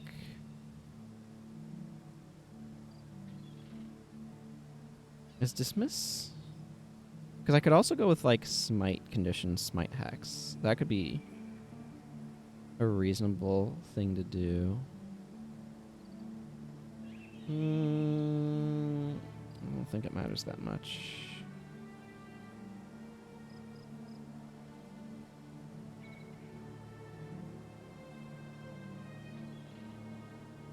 Yeah.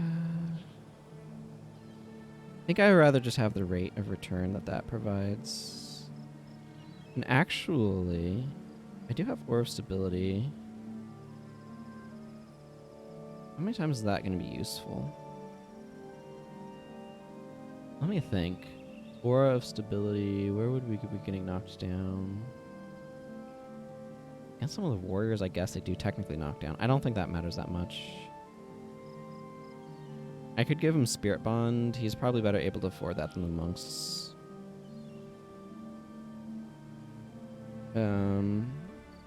I'd kind of like to give him... Oh, Never Surrender is a good idea.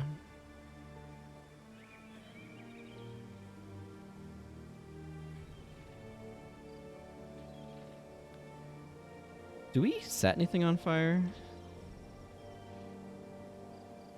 No. That would not... Glowing Signet would not be very good with that being the case. I mean, it can work with Blazing Spear. I think I just got, so let's go ahead and give him that.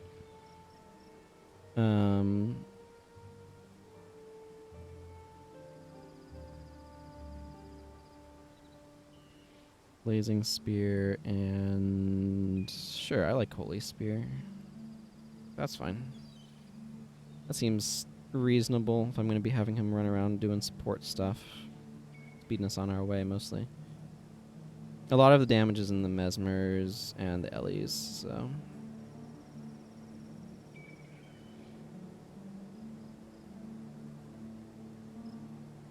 Let's see, she has Hex Removal, he has Hex Removal. Hex Removal, Hex Removal. Yeah, that's probably fine. I could give him like a Remove Hex or something, but I kind of don't think it's necessary. Okay, I need to actually use Cost Milani for this next part, so... I actually think I'm going to drop Master of Whispers and General Morgan. I know I just got General Morgan set up, but... I have to bring Cost and Milani, so we're just going to bring Cost and... Jorah. Cost and Milani. Yeah, Cost is fine. Milani is fine. I think I have to... Antidote Signets. I do. So it's okay for them both to be using it. Okay, let's just go do the thing that we need to do.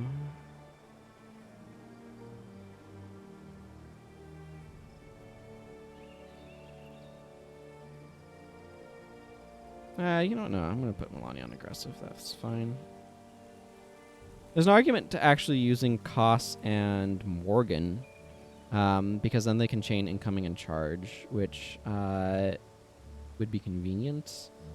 But there's also an argument for making Koss use spears, but that's a different argument entirely.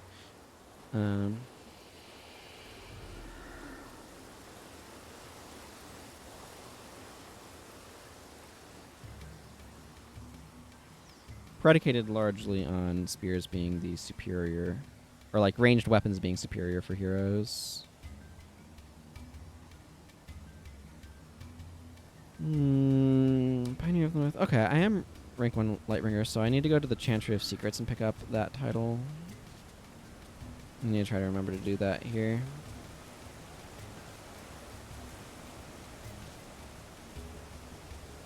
Man, there's just so much enchantment removal. Elementalist is just so crippled by enchantment removal. It's like, oh yeah, I could make that build. I could make a Dual Attune build, but it's instantly destroyed by Strip Enchantment. Why did I talk to the Fountain of Lyss? It's not what they were telling me.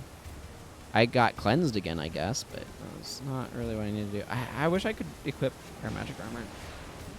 I'm planning on getting this guy Air Magic Armor, or like Aeromancer's Armor, but awkwardly, that's going to be Kurzik Armor, and I do not have the necessary Amber at the moment.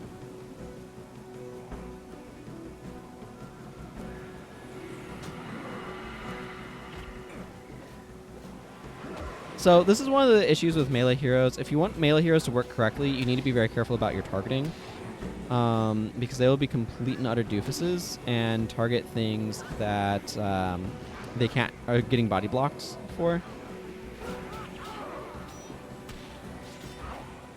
So you need to be really careful about that. That's part of why melee heroes tend to be so bad, is because they get body blocked easily. See, like right now, Milani's not doing anything because the individual she's targeting to attack she couldn't path to. Because the AI doesn't know how to path. I mean, it's the same reason why it's so easy to body block enemies. Like, that same thing happens to your melee heroes and henchmen, technically, as well. So the counter to that is to make sure that you're targeting stuff near. The AI just needs to be... Hey, Rox, good to see you. The AI just needs to be able to be improved to say, oh, wait, no, there's actually totally enemies here. I need to just target the closest one because I'm not getting to my target. Instead of being able to be body blocked and do literally nothing.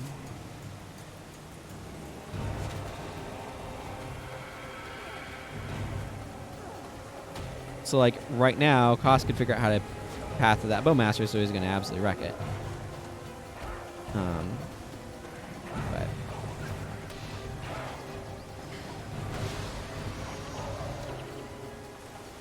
give me that tunic. But yeah, if you can set them up to do range stuff, that's just generally better, so yeah.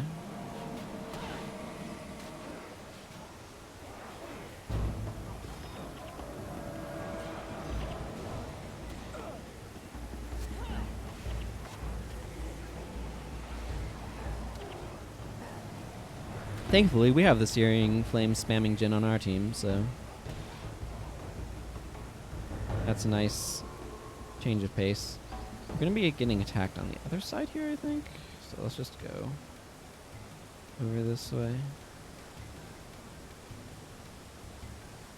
But yeah, figuring out that you're getting body blocked and what to do about it is one of the ways in which player melee is just genuinely superior to any AI melee that exists in this game.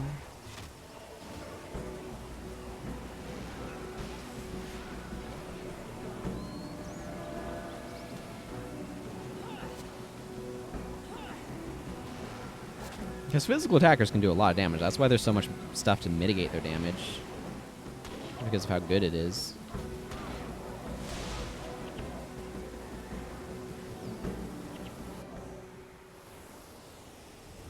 Okay. I guess I want to do Jennur's Horde, so I guess I'm going to just go in that direction.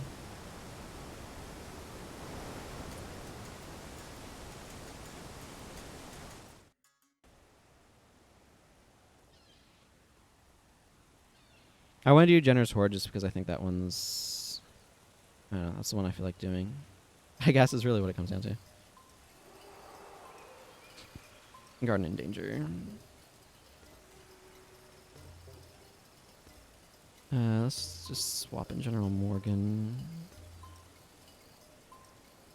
I really like this 1-2 punch. I think I'm going to switch to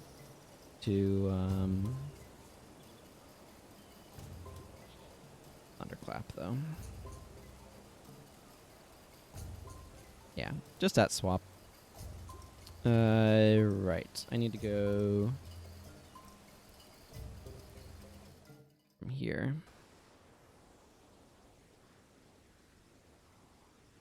Inventory's still doing fine. Got some Margonite masks. I'd hang on to those. Get a new spear for General Morgan. I can craft him a better shield at some point, too. This will allow me to be able to warp into Jennur's Horde. In general, I like the Nightfallen Garden. Is it? Oh, right. Zone. Need to go. When I saw that guy with the exclamation mark over his head, I was like, oh, yes, that's right. Not that one. Titles. Lightbringer. Lightbringer's going to be much more useful here than Rebel Yell is. There's not a whole lot of char in Ilona. Not very many char at all.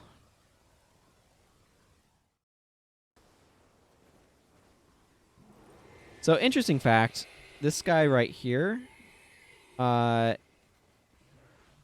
he's what allows you to go into the garden if the gates are closed. This portal will always take you to the Nightfallen version of the garden. That NPC will take you to the other. There's situations where you can kind of like access either one. I know, right? Well, here's part of it too. Okay. We need to go find Hedge Wizard Lohaj in the Nightfallen Garden. Where is he? There. He's like no distance into this map at all. There's an entire map here populated with enemies, but there's nothing to do here. It's a shame, in my opinion. Like, they could have at least put Lohaj some distance into this map. He's just right at the start. Like, right next to the entrance. At some point, I do want to explore this map more, quite frankly, but that's just not going to be here on this character at this time.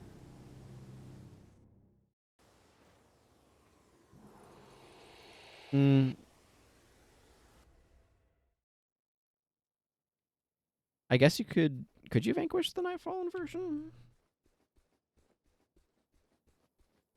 It's just one of those things where it's just tragic that yeah, I mean, like, T-Hark Orchard mission takes place there in kind of the central area, but yeah, like the map at large, you actually go to the map for Guild Wars Beyond as well. There's a quest that takes you up there. And there's a bunch of quests in the area and stuff too, but yeah, like the Garden of Submarine is just kind of an underutilized map in some regards, it feels. The Nightfallen version is really badly underutilized. They really needed to have put that guy deeper into it, rather than like just right at the entrance.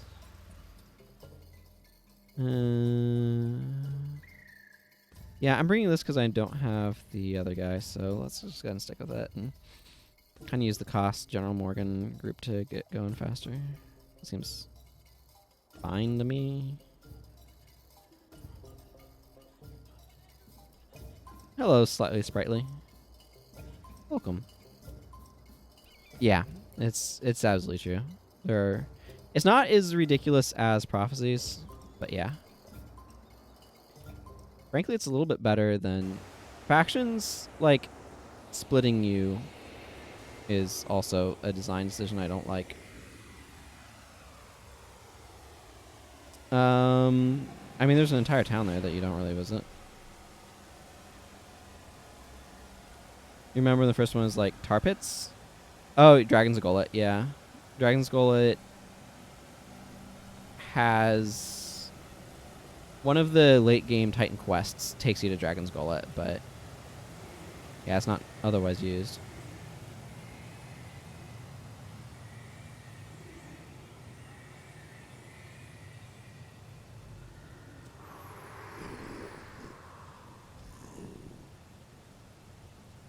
But like Talmark Wilderness used to not have anything going on until they added War in Kryta.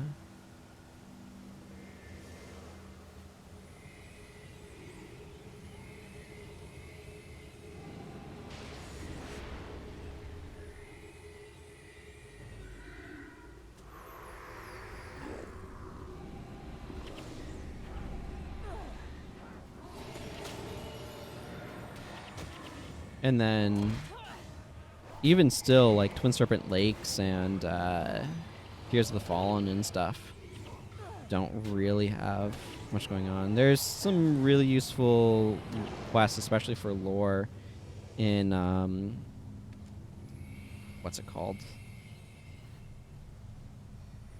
The map that Fisherman's Haven is on, whose name I'm blanking on at the moment. I can picture it, but let's see, Twin Serpent Lakes is the other one, right? Tears of the Fallen Riverside, or Twin Serpent Lakes.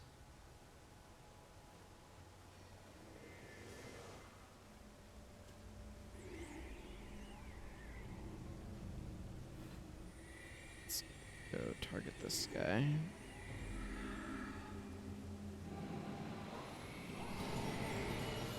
He's being a jerk.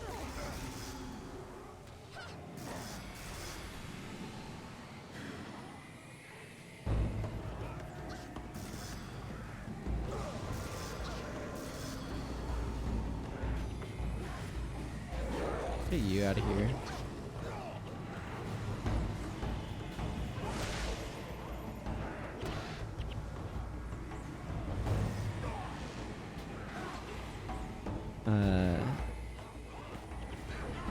But yeah, so there's definitely a bunch of maps that don't get used much.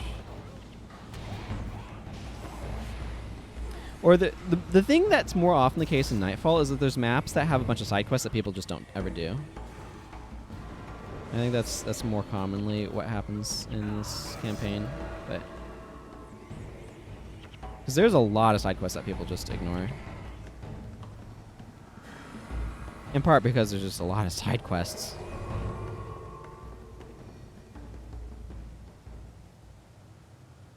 Nightfall, I haven't done the math, so just based on impression, Nightfall has the most side quests of any of the Guild Wars 1 games.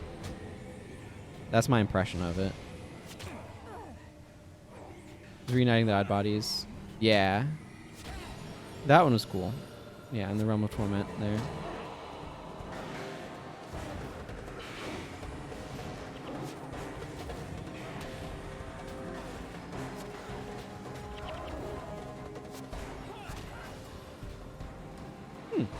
Cool. Makes sense. It's a good name. You can stop attacking me. Just healing, yeah.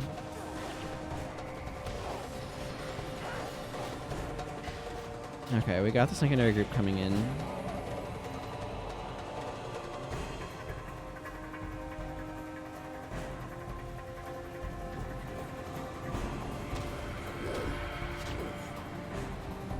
Always glad to see Spellbreaker get interrupted.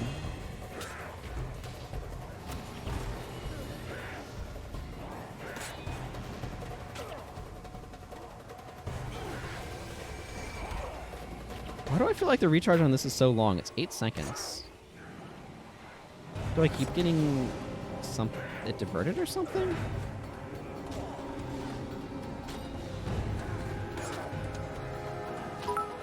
Hey, thank you for the cheers, Ruth. I appreciate it.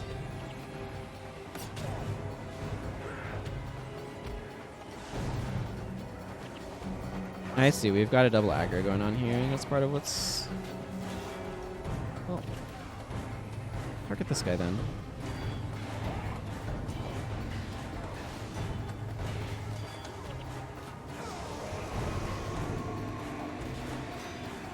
Okay, the cleric's down, that's good. This is one of those missions that, like, has weird pacing to it.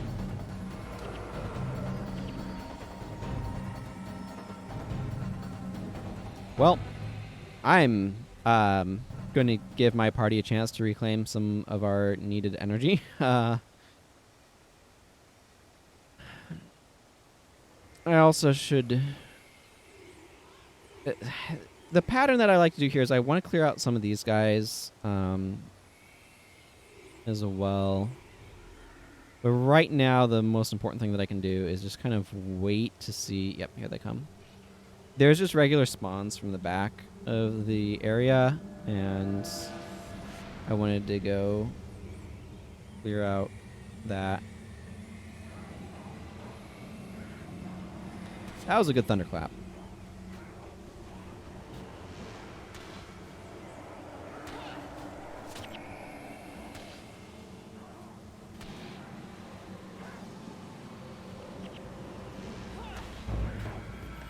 Yeah, we are, as I kind of knew was going to happen, kind of getting multiple aggro sources here.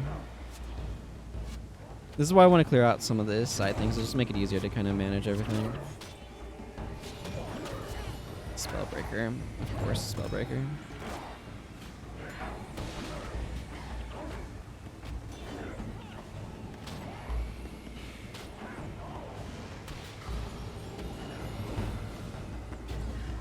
Okay, well, at least this guy should be done Spellbreakering. Glyph of Lesser Energy is a lot more effective at giving me energy when I have my attunement up.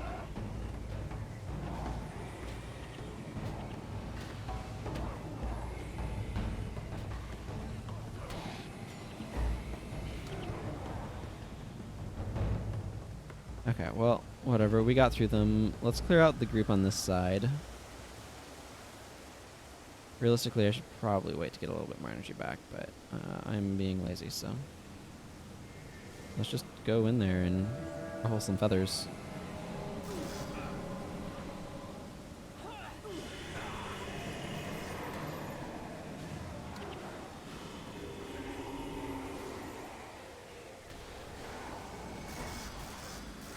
Convince him to...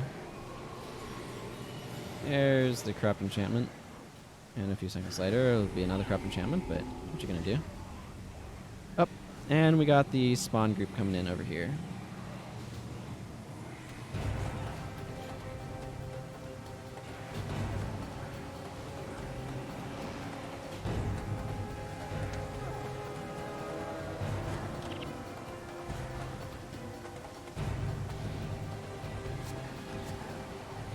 Figure out who I can even target over that way.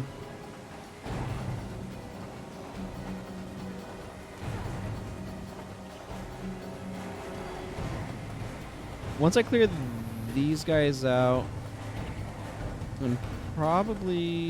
How do I want to approach this?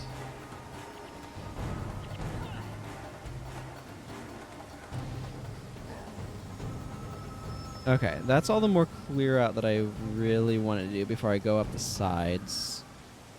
But I do kind of want to wait for the next charge down group and also for my energy on my party to regenerate.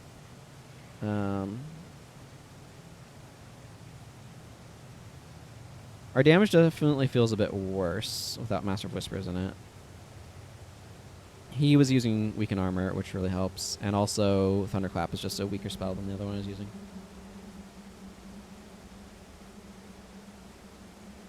So what I want to do is I want to wait for the next next one of those mobs to come and attack me. Because what can happen is if you miss one, they'll go all the way down and you'll lose the mission. So... by killing the horticulturalist on at the end. If you see the horticulturalist taking damage and you're up here, it's too late. You're not going to be able to save him. Okay, so they just spawned in. I want to kill them. Then I can pick up a thing and go clear out one of these two sides to get to work on the Master's reward.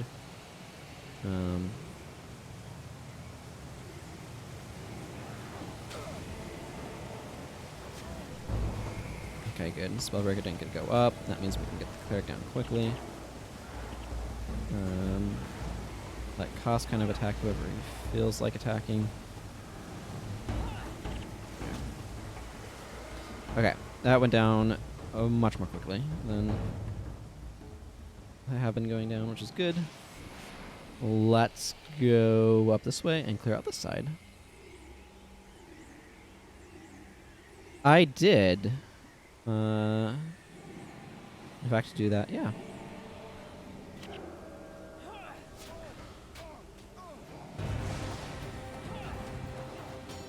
I have the Elementalist one on this character, but I am not using it right now because it's a very particular elite. This guy was made too late to be able to get... because I made this guy in May. So he was made too late to be able to get the weapon. I don't know how much I'm interested in using it on him anyway.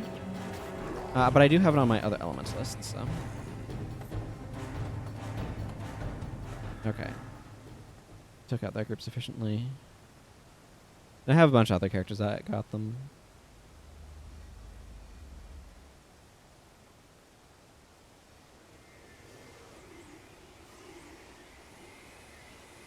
A lot of people are disappointed with the Elementalist Elite, and for what I think are understandable reasons. I think it's a little bit more useful than people give it credit for, but...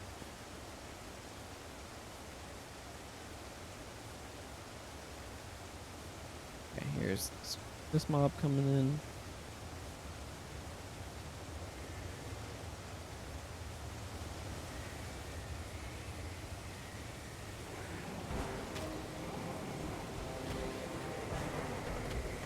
Okay, down before the Spellbreaker is always a good sign.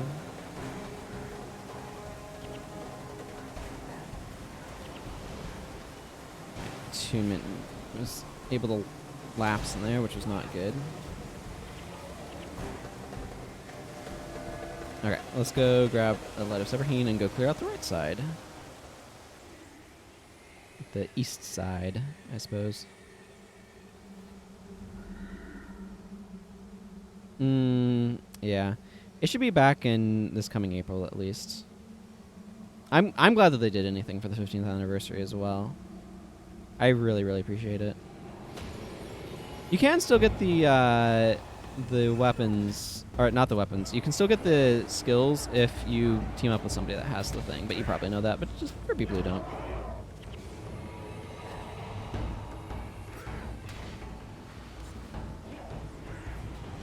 The item that you need to get to make the bosses spawn.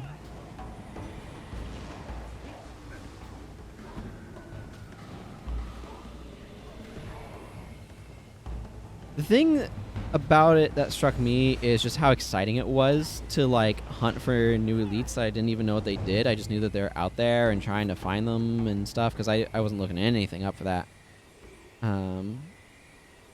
Yeah, go for it. Also works really well with daggers on a monk. Like, the knockdown is really nice. But yeah, I just had so much fun, like, finding and hunting down a boss and seeing what was out there and trying to figure out what the unknown was. It was, oh, I haven't felt that in this game since I don't even know when. And it was, I really was like, oh man, I want more of this.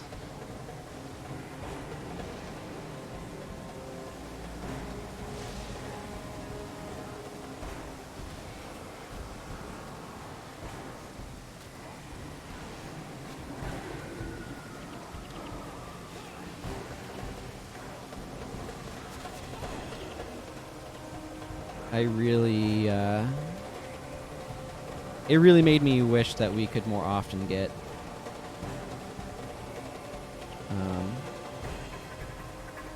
even just small updates with stuff.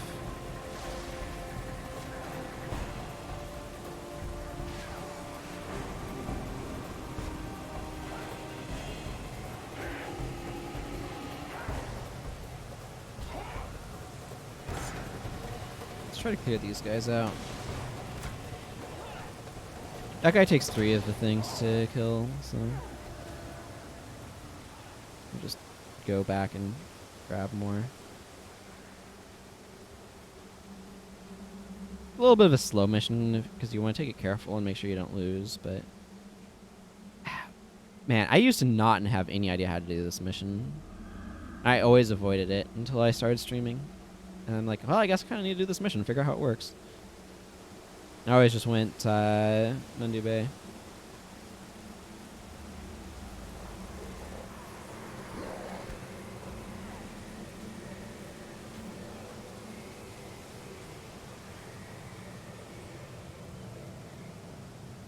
Okay, has another Light of Severheen already for me. That's good.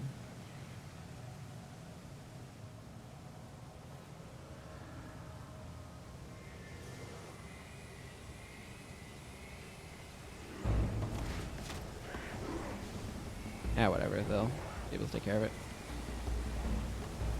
The main thing is I just need to drop this on the Harbinger and it'll be over. Excellent. And there's Master's Reward. And costs out of my party, Master of Whispers back into my party. Yeah, with your blood ritual and your other support.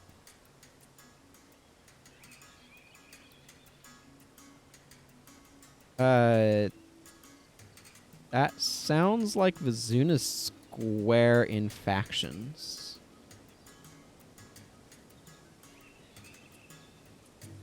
Oh, I have to bring Zed. Okay. Serenia out of here. Zed Shadowhoof. Sure, that's fine. That's fine. Yeah, that one can be really rough. Especially since you're kind of relying on henchmen these days a lot of the time. It is an absolute nightmare in hard mode. In part because of that, I think. But just in general, it is.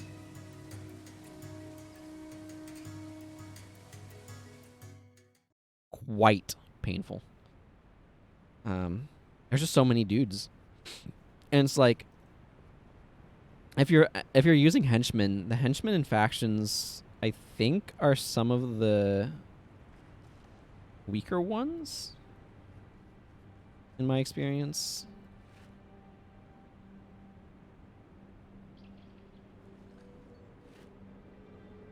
I'm just going to assume all of these aren't going to salvage the things that I want.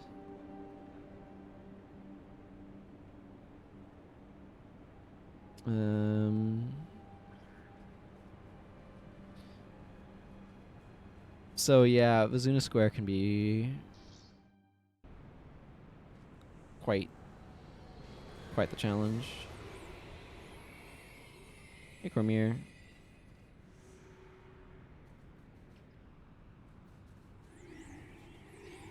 Okay, let's go free Palawa Joko. Kind of the order of the day right now.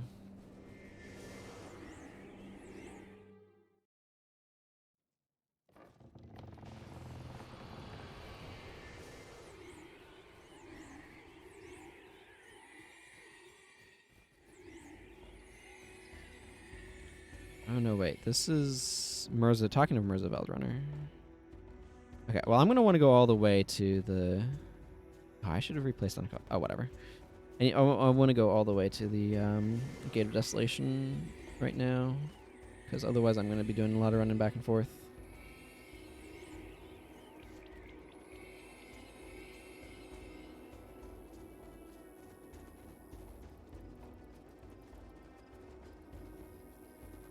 Trying to think about how this one's structured.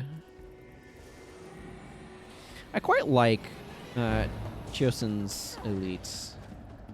Glimmer of Light. Port of Spirit I'm not so fond of.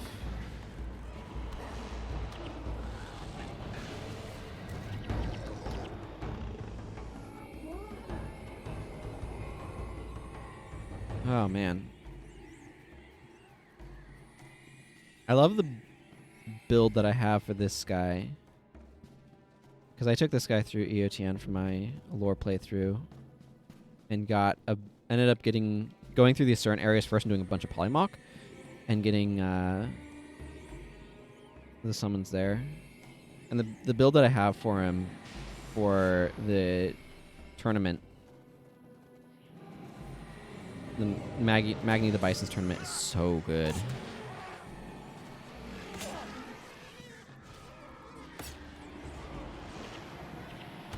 It's like the best one I've ever had. It featured Mind Shock, which is just devastating in one-on-one situations.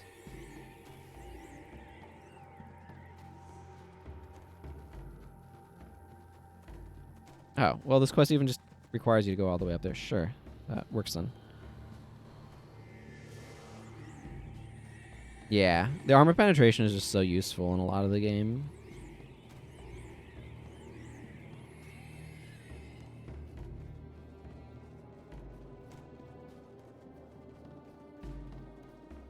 It really makes it a lot more powerful than other elements in certain circumstances.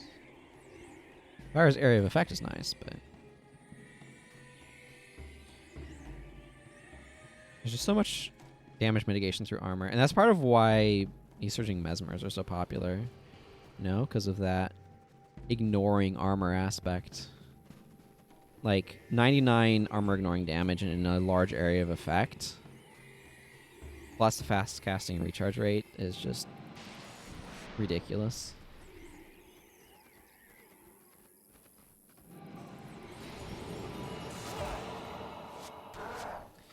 Yeah, Earth magic is kind of narrow, but yeah, I get what you're saying.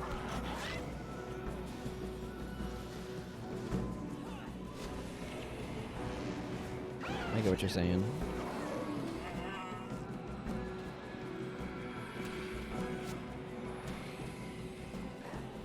There's some stuff that I really like in Earth magic. 58% chance to retain lockpick here. Kept it. Only got a purple, but, you know. I don't feel bad about getting purples if I keep my lockpick. Just if it breaks that I don't. I have Zed doing Earth Magic right now. One of the issues of Earth Magic, though, is if you're trying to do knockdown stuff with it, there are a bunch of enemies. I mean, this happens to Air Magic as well. There are a bunch of enemies and hammers that are immune to knockdowns, and that can be kind of frustrating. Got to bring them Earthbinds.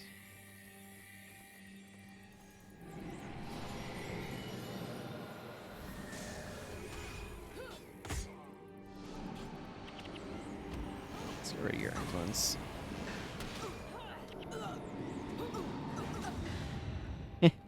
Stoning with this much weakness around is definitely going to be really effective. Stoning is a strong spell. Super brick walled by mission. And one guy from the guild came with a ward plus blood well or something. Yeah. There's just some stuff that you get with Earth Magic that's just invaluable. Ward of Stability is a really good example of that. There's some other wards that are also very useful. Ward of Stability, I think, is the most useful one in terms of, like, this effect is not something that you can really get outside of Ward of Stability.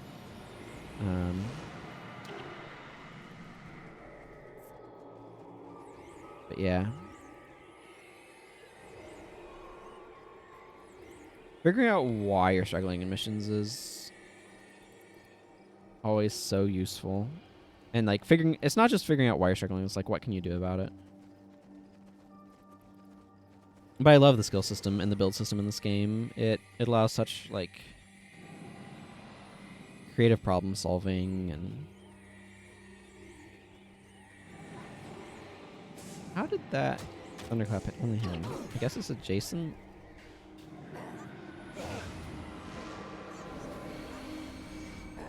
Yeah, it's adjacent.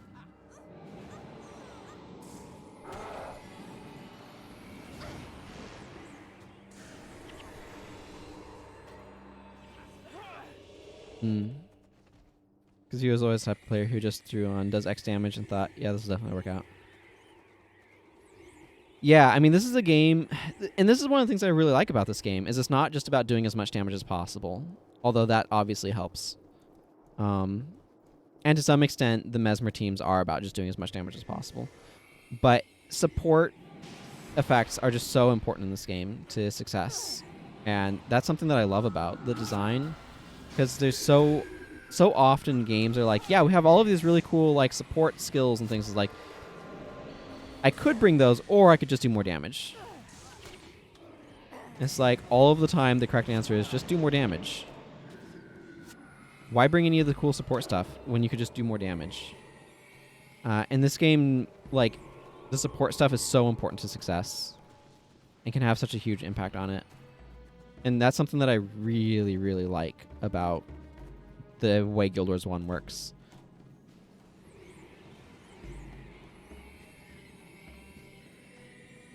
Is like the support element just does so much for you. And then that means you get a bunch of different ways to play, because suddenly you open up all of these like quirky like support things. And it's not just like throw on as much damage as you possibly can and a couple healers to keep you alive. It's like, no, you need stuff to be able to get through your enemy's defenses, and your own defenses can be varied and whatnot as well. And I love that. I love that about this game.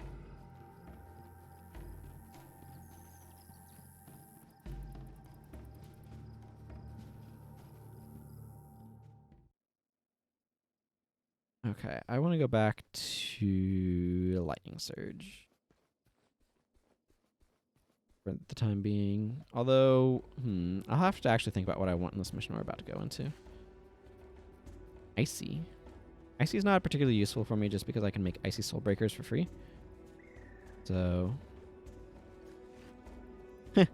14 over 50, don't really need that, but that's nice.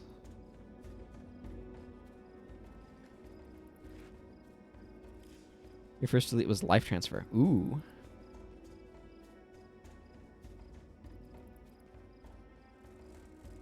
Life Transfer is... I mean, it's cool, and I like it, but I wish it was better. I really, really wish it was better. like life transfer to me is it's one of those skills where it's like, why is this not just life siphon with bigger numbers on the degen and regen? With, you know, the same sort of recharge of like 5 seconds and the same sort of duration of like 20.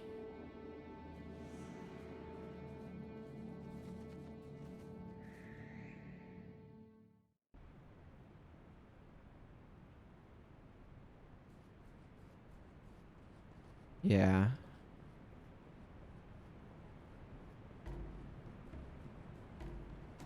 Blood magic at large.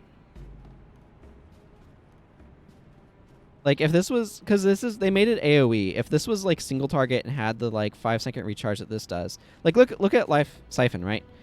10 energy, 5-second recharge, 19-second duration at like 9 blood magic. This is 10-second duration with 20-second recharge at 5 energy. It's more degen and it affects an area of effect. But like, I would prefer it if it was more spammable, like life siphon. But like, this is just blood magic at large. Like, blood magic is like either good utility or just like, why would you bother sort of stuff. Like, and the other thing too, now that I'm thinking about it, is like Necromancer keeps getting like elite versions of regular skills from other professions. So it's like Soul Leech is just backfire, but an elite that does lifesteal and less damage. Or Soulbind is just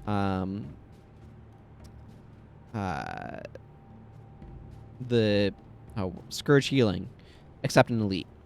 It's just like,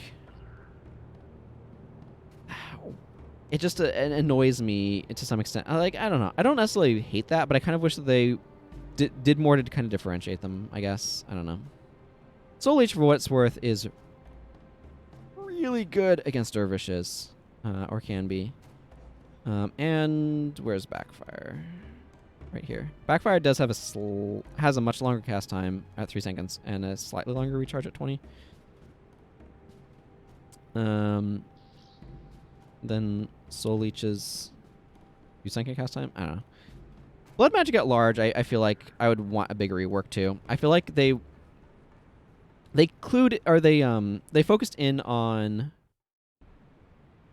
this is the attribute of lifesteal and made it the lifestealing attribute with some random other stuff thrown in there, rather than making it a more varied thing. Because I feel like I don't mind some of the lifesteal and blood magic. I think it's really cool, but I would focus it more on, these are a bunch of like various utility effects that all have life sacrifice skills and then some lifesteal. So like, I'd move Enfeebling Blood from Curses to blood magic, for example. It just feels like it belongs there more. See, I'm going to want to have some way of dealing with the Vow of Silence stuff that's going to be going on.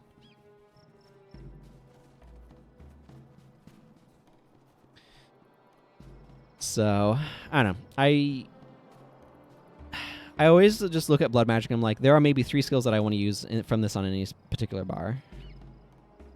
Because part of it, too, is they kept nerfing stuff because of Blood Spike in PvP. Blood Spike was just kept proving to be too effective. I'm going to want to figure out what I'm going to do about the Vow of Silence that's going to be going on.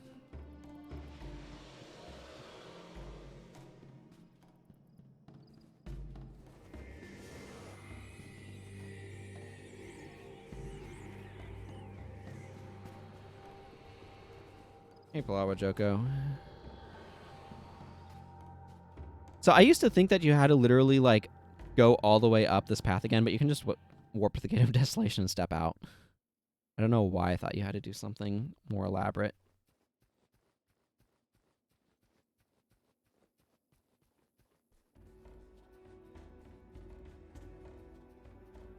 There's so much like reworking of stuff I'd like to do with this game.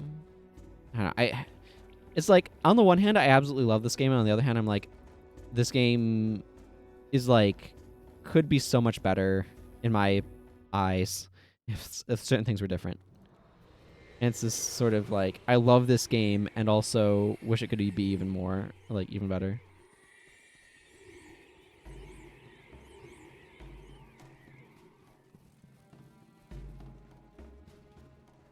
Remember unlocking Cast Storm after reaching the Mountain Dwarf camp. Cast Storm is still pretty good. But yeah, I get you.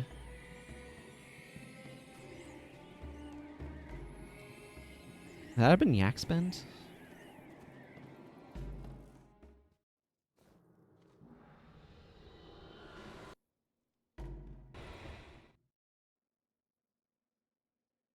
Another advantage of Chaos Storm is the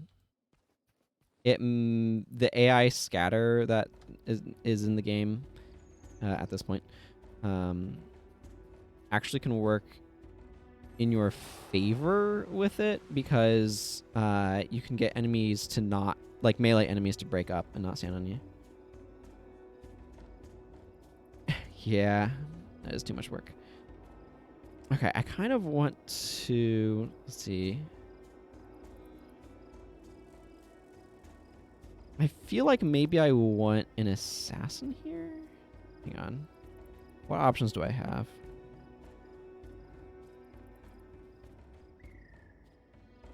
Okay, I don't have Shatter, and I don't have... Okay, never mind.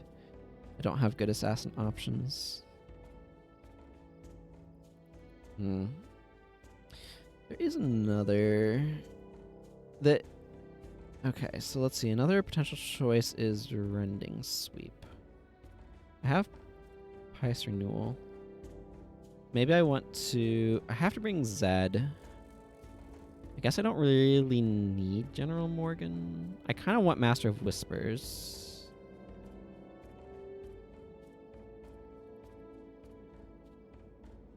Yeah, okay, let's... I think the most droppable... Here's General Morgan. So let's pop General Morgan off and grab...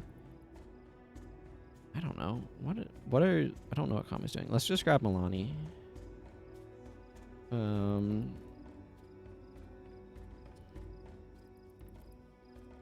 So you're not going to need that. Whatever. I like keeping Antidote Signal on here.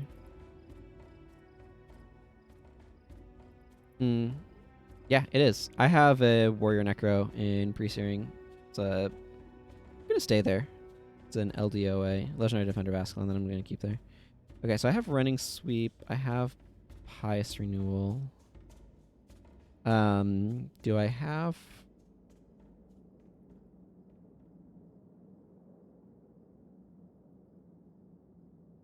Mighties might be good.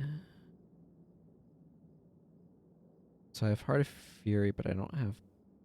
No, here's Pious Fury. Okay, I do have that. Good. Good.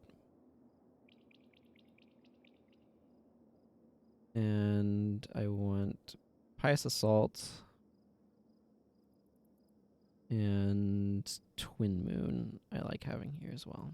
Okay, let's just roll with this on her. I think that'll probably be fine. Probably. The reason why I'm bringing this is because there's going to be a bunch of Vow Silent enemies, which is this elite right here. You cannot be the target of spells and you cannot cast spells, which are just going to be really annoying for my mostly spellcaster party to deal with.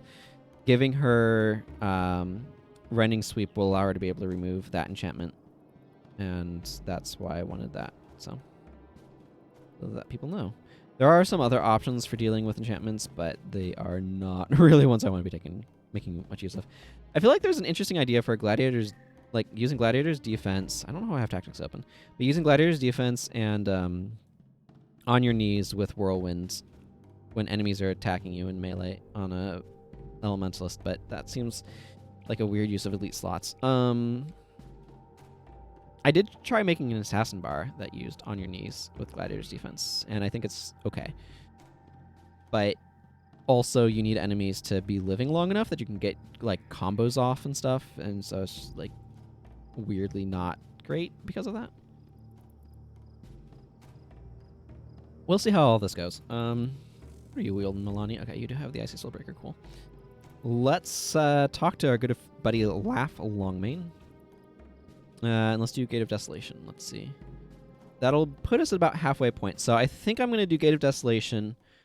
And then I'm going to switch over to Girudo Sensou, who's going through Eye of the North. Seems like a good good plan. What's going on, Palawa? Might take a short break at that time as well. Probably not a bad idea.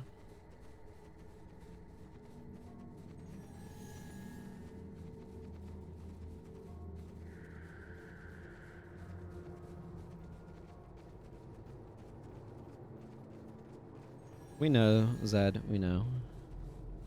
Not without cause. This mission can be kind of tricky as melee because it's really tempting to run off into the sand and die. It's important to not do that.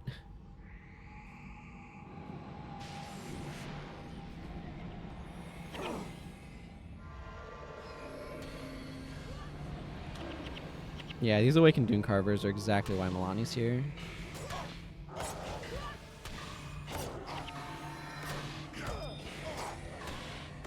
You know, a really good answer to that is... Hang on, how does this work? Order... Is it... Blood magic?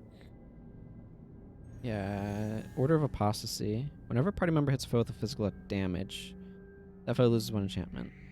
This is actually probably an even better answer to it, but it's very hard to make good use of that one.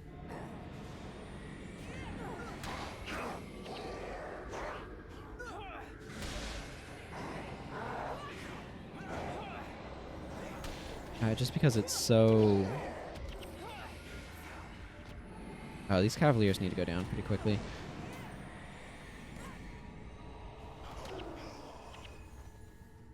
I mean, Rending Sweep will do a decent job, but like Order of Apostasy would allow us to just eat Vow of Silence right off things, but at that point, like, it would work pretty well if we had a bunch of spears on everyone. I guess is kind of where that ends up landing.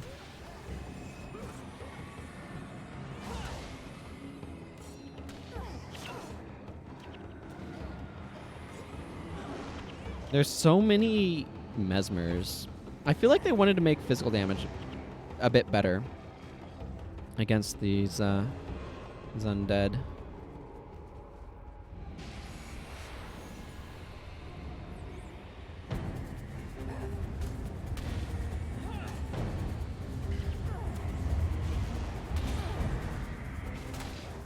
So they worked to make that true.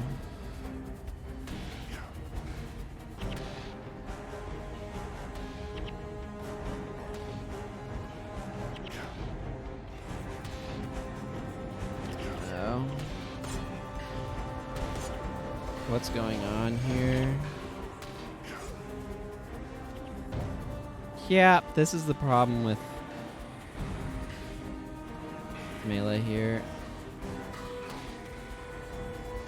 Hang on, I need to flag people over this way.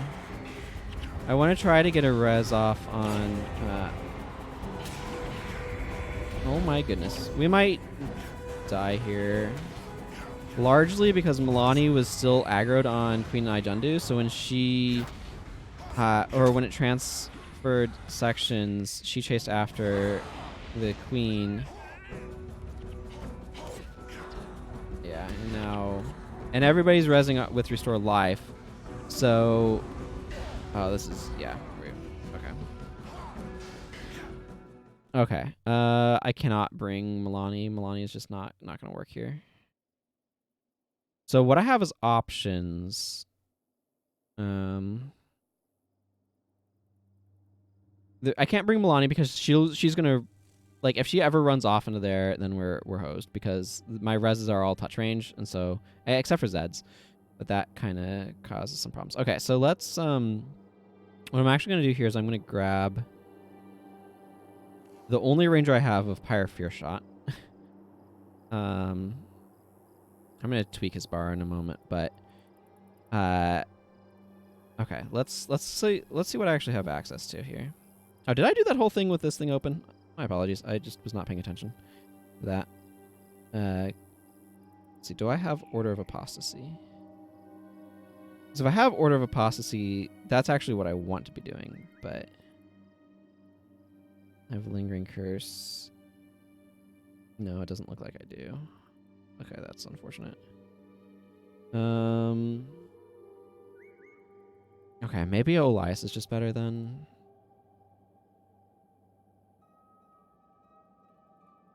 Because I can have minions and they'll work.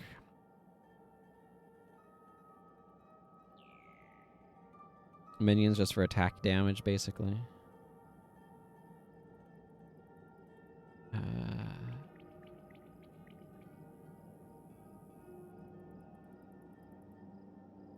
Yeah, that's kind of what I need to roll with here. It's one of those things where if I had access to Order of Apostasy, I'd just bring, like, a ranger, like barraging or something, and that would allow that stuff to be stripped off very easily. Get the rest of the party able to hit, but yeah, as it is, that's just not how these things are going, so. I do have Barbs. Barbs is probably better than Suffering. The advantage of Suffering is it can help overwhelm Hex removal. Barbs with minions is better. Yeah, actually, I kind of like that argument. Let's go ahead and...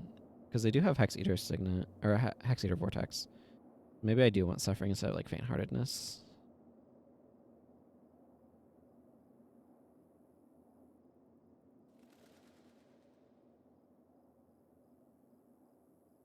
Do I have... Yeah, I'm going to bring Gust. I think I'm going to drop Whirlwind. Bring Gust. The reason why I want to bring Gust is because the knockdown that it can do can help save my allies from stuff. Lightning Orb, maybe? Or Lightning Bolt, rather.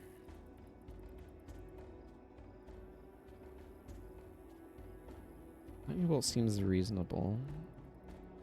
I can also bring Lightning Touch. I think I'm going to. I think I'm going to bring Lightning Touch. It's a bit of an odd choice, but Lightning Touch is... a skill and not a spell, so it can get through Vow of Silence. I can also actually just bring some of these if I want to. The thing that makes me less inclined to bring PvE only skills on Elementalist is that that's not how I make my energy work. So, okay, I'm just gonna see if bringing minions on Elias can help with this issue of, like, I need damage that can be able to hit dudes that are protecting themselves, but also I cannot have guys running off into the sulfur and dying.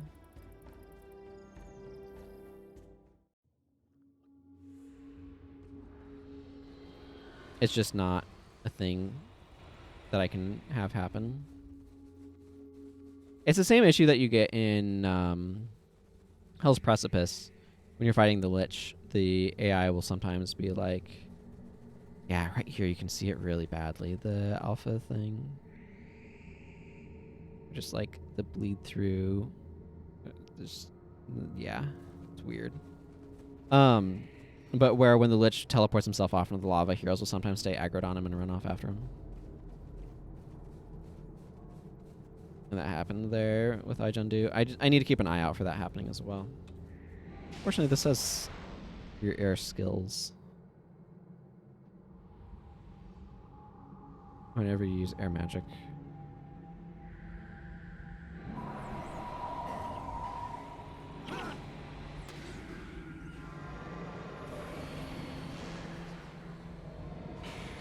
Because I can at least do that.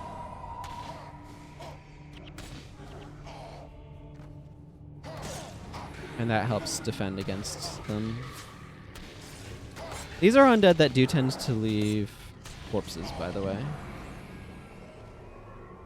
If I target myself with Gust, then I can double hit with it as well, which is nice if enemies are in my face. Or, you know, if I target another ally, but...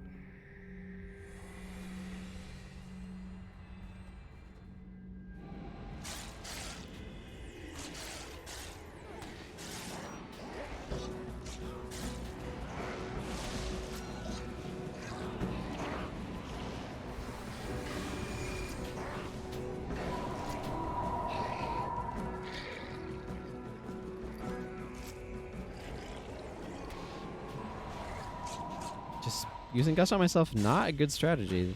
When the enemy's all the way over there, however.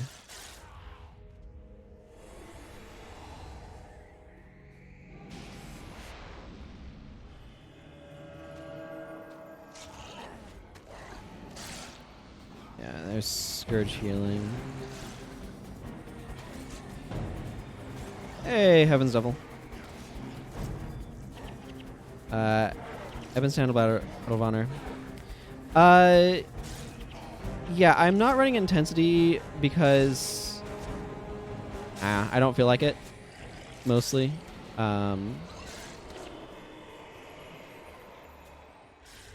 Evan's Battle Standard of Honor would probably be a fairly good idea. It's just, what do I want to replace it with? I don't know. Those are not particularly great answers, I recognize, but I like Intensity better if I have like Lightning Hammer that I'm using for some reason.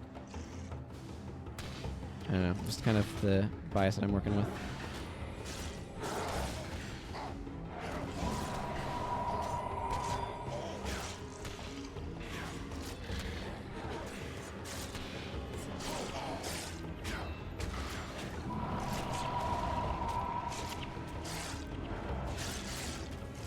But yeah, it's a good question.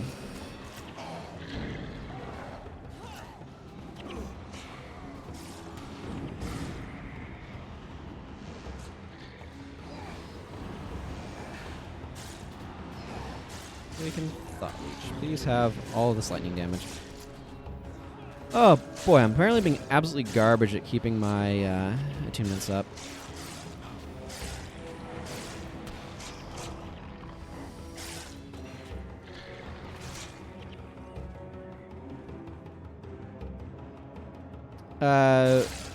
With just Meteor? Yeah, you'd get an additional double hit on enemies.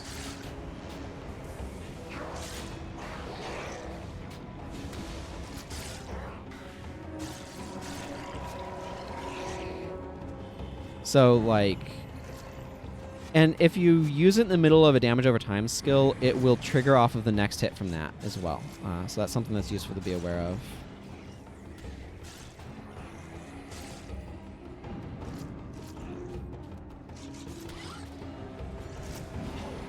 It's like an aspect of how it works.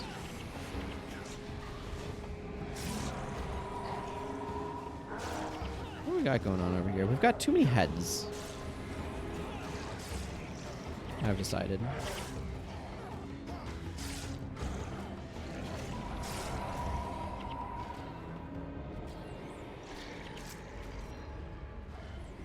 So yeah, if a skill already has AoE, it will trigger again.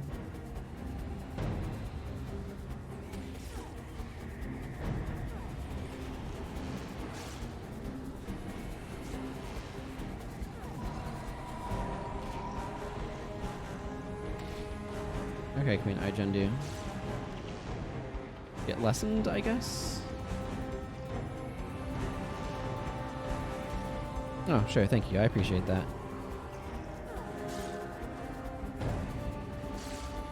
Master Whispers.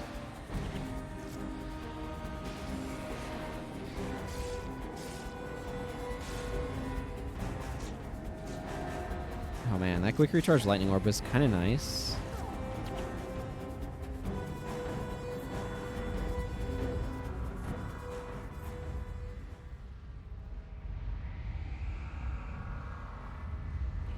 What do I have to do to make this work?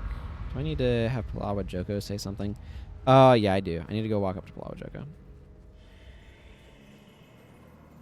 Also, when hitting various enemies with an AoE spell, intensity will select one enemy randomly to deal 7% to all enemies in the area.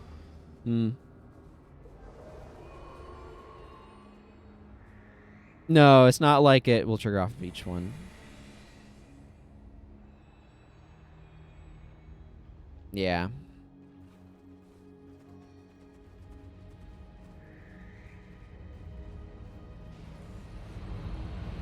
Your ability to use this is actually based not upon defeating Ijendu, but upon Palawa Joko telling you you're allowed to use the Worm Spore.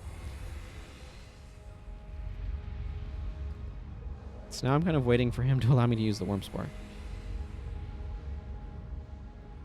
Should I swap to one of my... Axes or something.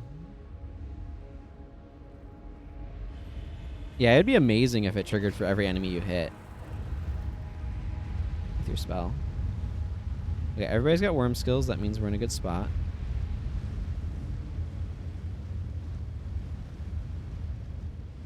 Okay, we just need to go over this way.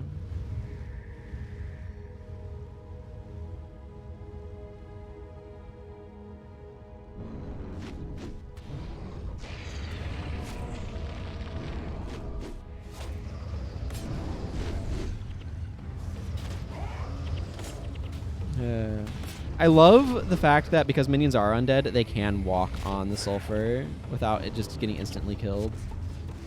I think that's a really good touch that I'm glad that they did.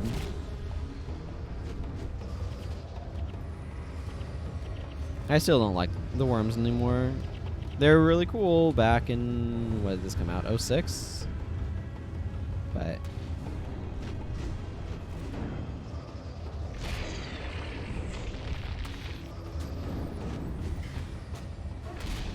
now I just want to be able to use my team.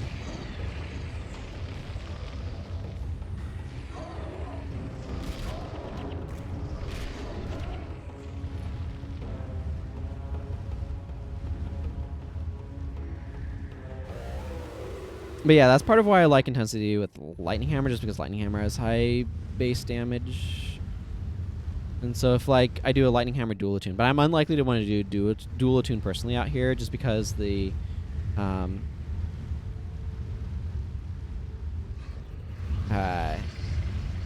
thing that you're dealing with out here of so much enchantment stripping kind of makes dual attune less interesting, shall we say.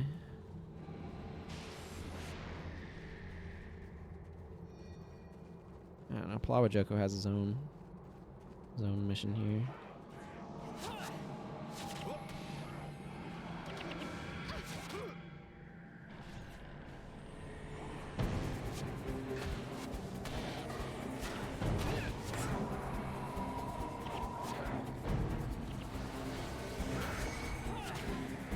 Here, get lightning touched.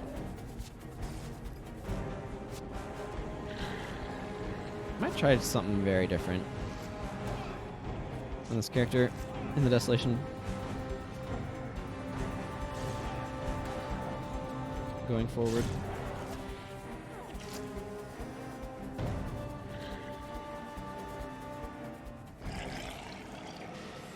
I would like Masters, so I'm gonna go this way.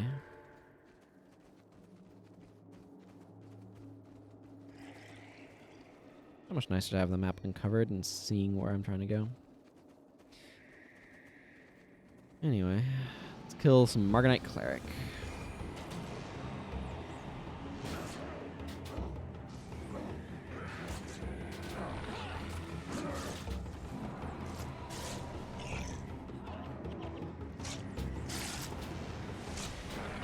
Okay.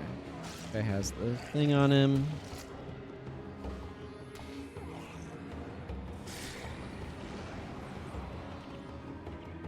The nice thing about Gus is you can help your allies evade enemies with it.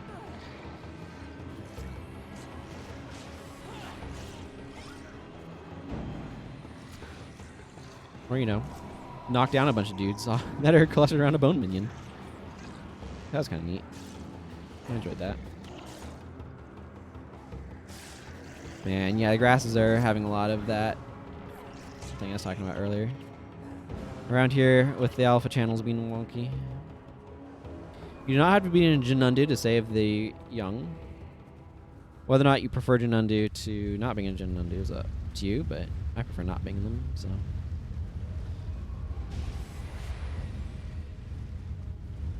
We're going to try to avoid it.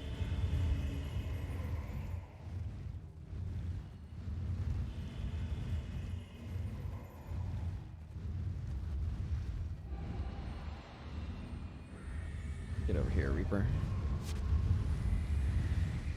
Okay, we got some Seers using some Mirror of Disenchantment.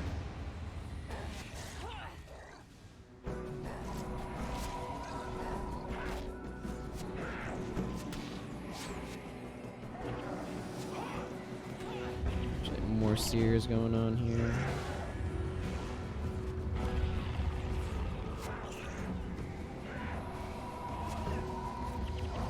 Okay, whatever. Taken care of. Hey, Andy, good to see you. How you doing? Hope you're doing well.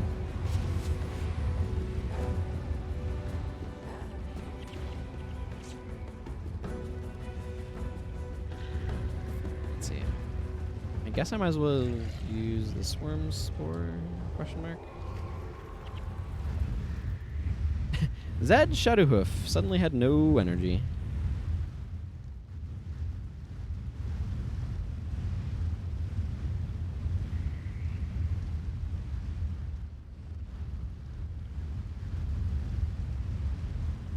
That's where we go up and around this big old curve. Gotta go rescue this next Jinundu young.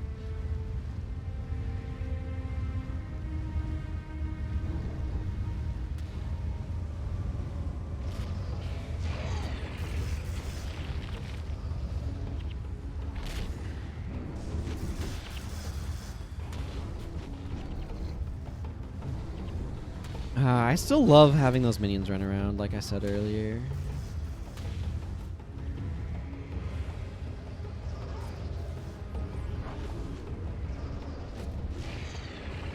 Take that, Marganite Sorcerer. I'm doing pretty well. Alarm clock sucked this morning. But when doesn't it? That's what my... If I was a supervillain, my scheme would be to destabilize civilization by making it so that way people can't be woken up by alarms intended to wake them up at specific times. Basically, make it so that way alarm clocks don't work. And just watch as civilization falls apart. That would be my supervillain scheme. Like, alarms could still, like, function for emergencies and stuff like that. But for just ordinary, like, oh, it's time to get up. Nope. Just wouldn't work. No matter what you tried. Sound, radio, lights. I don't know how radio is different from sound, but... I mean, you could wake somebody up by being another human being to go splash water on their face or something. That'd be my supervillain plot.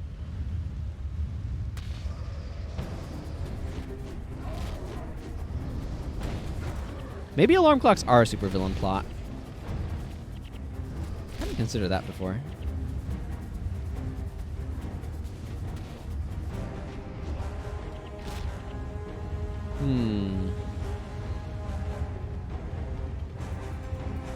Kinda is.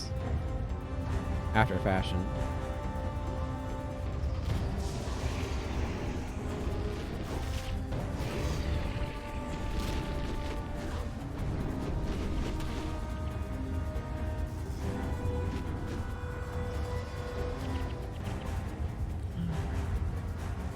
More Marganite Sorcerers. Alright, the last one, Undo Young's just up this way, so... Oh, I should roar, yeah. That's a good plan. Get my HP back. But otherwise, I'm doing pretty well.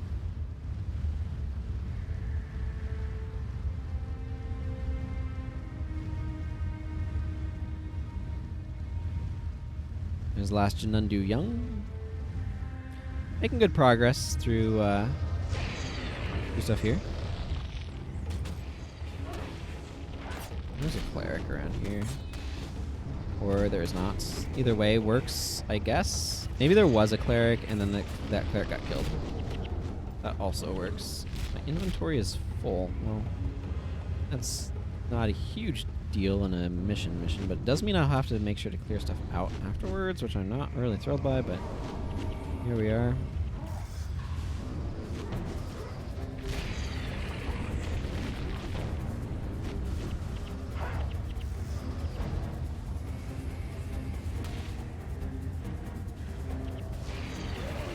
There we go. Last one under Young saved.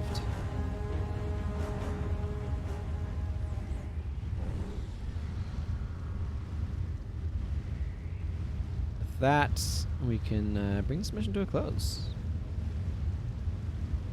Yeah, I don't... Jinundu stuff...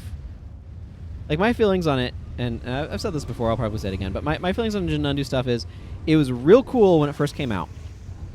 It has lost its mystique, and now it's just like I would rather just be able to keep using my team composition, please. The excitement of the Wurms is worn off for me. And then you have the Horde of Darkness, which is just absolutely obnoxious to kill with heroes because you have to be constantly microing and telling them to use Jinnundu Siege. Then for some reason, I feel like it had to have been a balance change in development. Jinnundu Siege feels like it should be an area of effect skill, but it's not.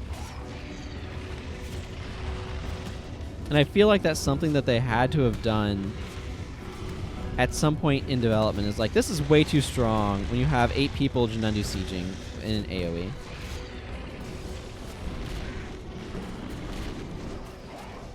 Oh, that I have no idea.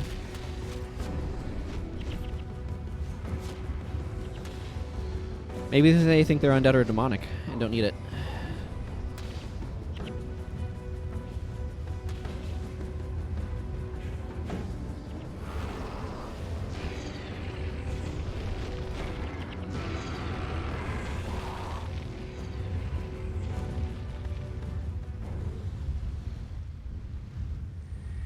Didn't really need to heal there. We're basically at the end of the mission. I wonder if all the young Jinnundu are still alive. Nope.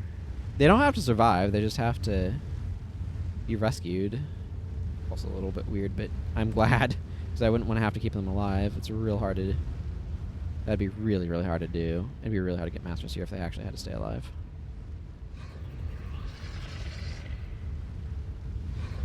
Okay, so what we're going to do here is...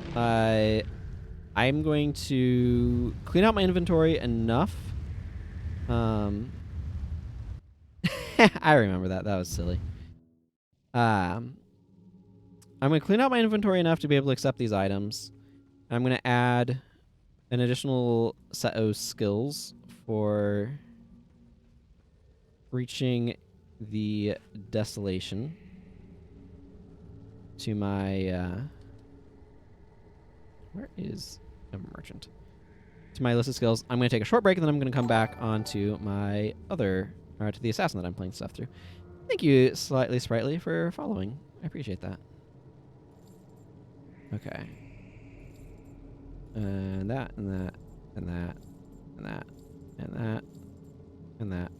And then I'll worry about this later. Okay, skills. Let's see here.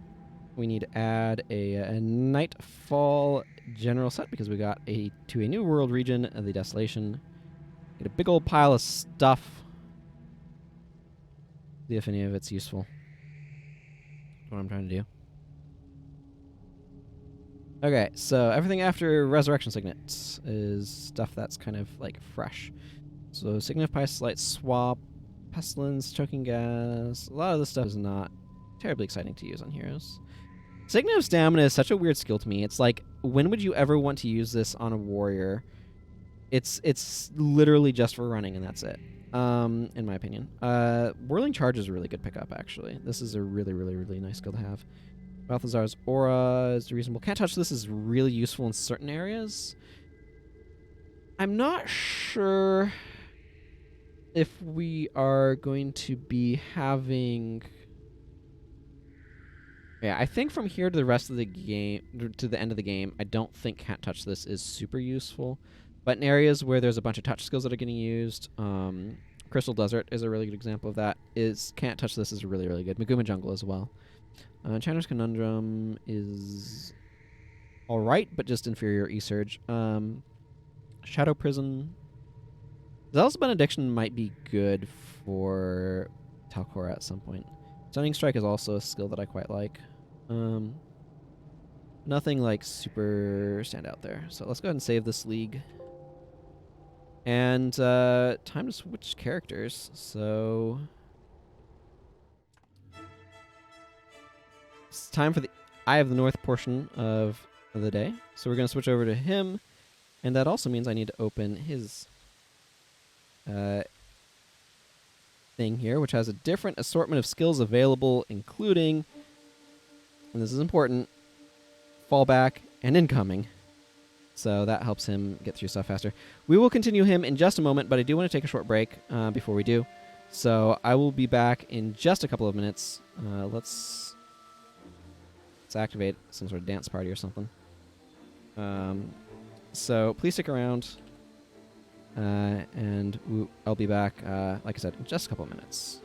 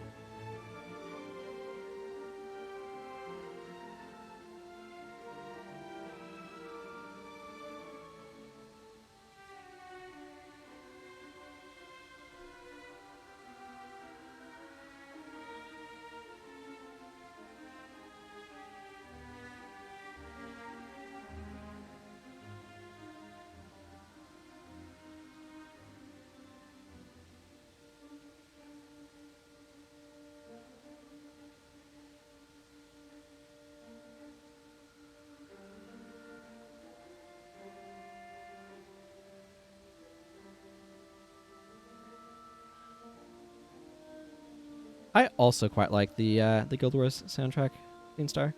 I've returned. I should just get in the habit of saying this, but you can have a Discord. You can join if you want to. And if you're enjoying the channel, please drop a follow. Let you know when I go live. Okay, let's go. Yeah, this is where I was getting confused, because this General Morgan has Mirror of Enchantment, because this character has access to it. So last time I left off on this guy, I had just made my way to Gad's encampment. I guess I need to talk to Barthlos. What news? Finding Gad. Who goes there? And Frogstomp. I'd like to get Hayda. Yeah, and this is the Acolyte Sasuke with Restore Condition. Boy, it gets a little confusing sometimes when you're swapping between characters like that. We're now to the EOTN portion of the festivities. Why are you bothering me? Thank you. Okay, let's go do Frogstomp first. Yeah. That's my plan. I want to clear out these Angorodons. And this is actually a spot where Can't Touch This would be useful. Speaking of Can't Touch This.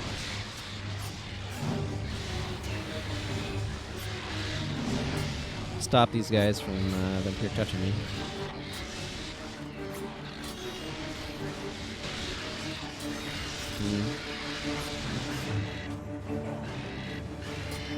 I do kind of wish that there was a little bit more variety in the battle music. Battle music is music you're going to be hearing a lot. And you know what would be really cool? If each region had battle music. But you know, there's lots of things that are cool, and they cost a lot of money. And maybe they add something, but do they add enough to be worth how much money they cost? Well, probably not, unfortunately. That's the thing about everything, frankly. But art in general is just like... the economic side of it is unfortunate.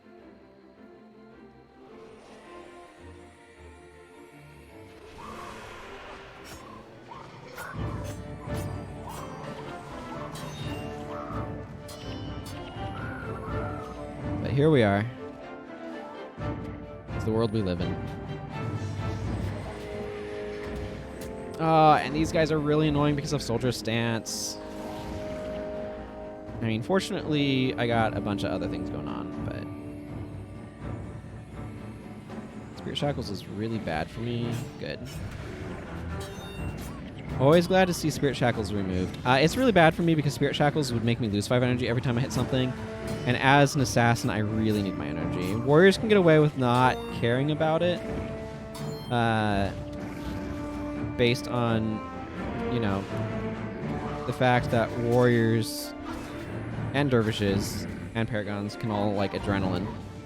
But paragons are a bit more effective than warriors are, just because paragons typically, in the way I use them, have a lot of skills that want to use energy as well for utility purposes.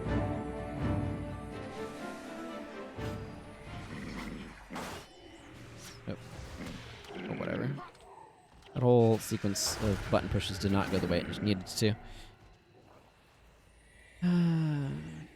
I really like this swamp.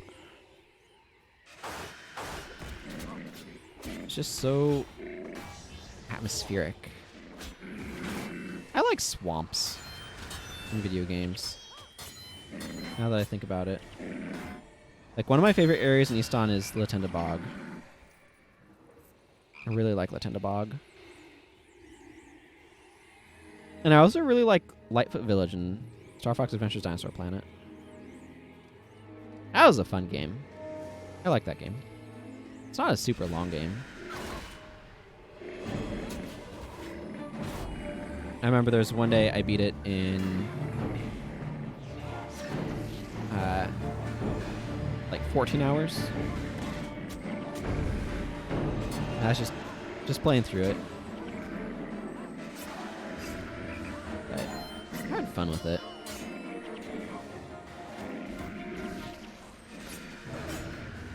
That was a while back. I haven't played it in a while. Lightfoot Village is a really cool area that I have a lot of happy nostalgia about.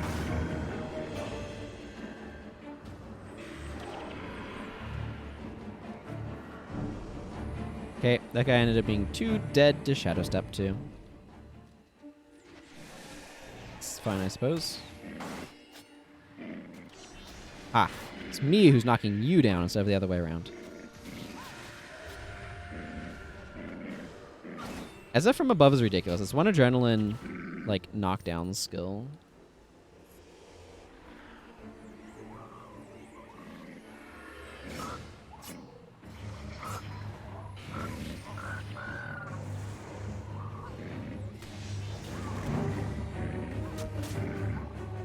These warriors are...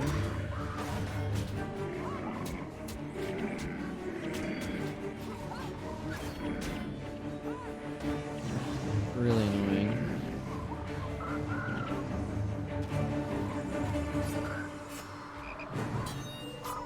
And suffers deep wound for 10 seconds. Yeah, that seems pretty good.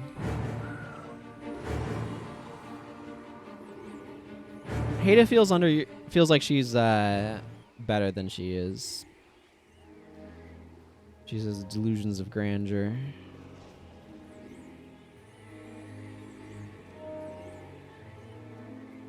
Which then makes me think of Han Solo, waking up from Carbonite Freeze. I do like that this quest takes you right by Sager's Ashes. I think that was a, like, good idea.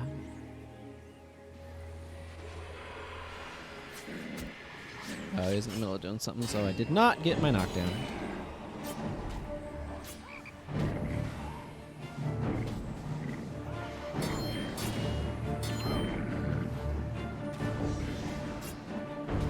I did get a Asuran scan last time I was through here, though.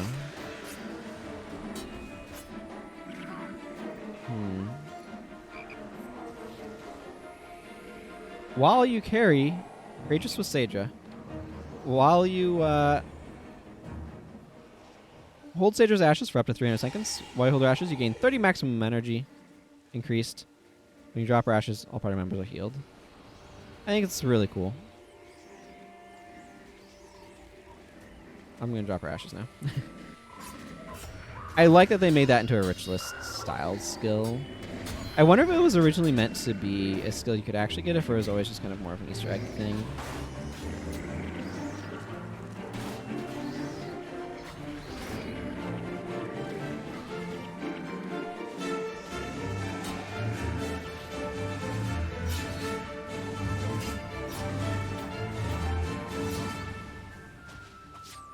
Finally, that was the last of them. The world is safe again, unless the Shining Blade get attacked by enormous flies. Oh, Hayda, I enjoy your sass a little bit.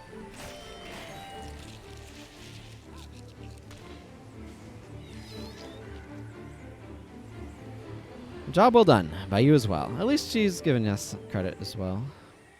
Now, Bartholos must see my true value and present me with a task worthy of my vast abilities. Come, it's time we return to the camp. It's time you return to the camp, maybe.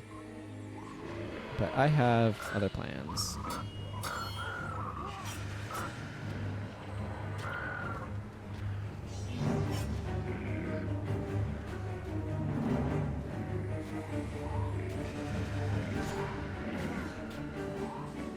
Any moment now. There we go. Okay. I need Finding Gad.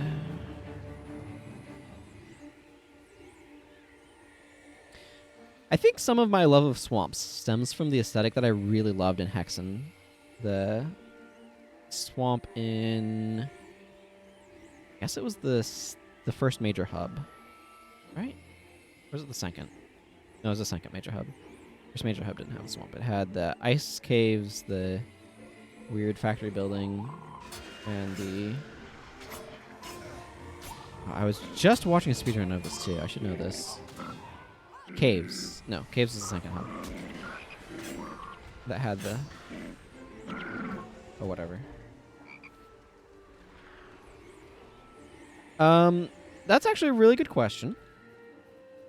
It is explained. There's an NPC in Gad's encampment. I can go talk to him when I return there after a while. But there's an NPC in Gad's encampment who actually explains that she was trying to find the perfect resting place for Saedra's Ashes. The Deldrumer dwarves gave them to the Shining Blade, and that this is where she thought would be a good resting place for Saedra's Ashes. So that is the story of how Saedra's Ashes ended up out here, of all places, when she, in fact, did die in the Southern Shiver Peaks. I discovered that NPC embarrassingly recently. I was wondering that myself for quite a while. Yep, you're welcome.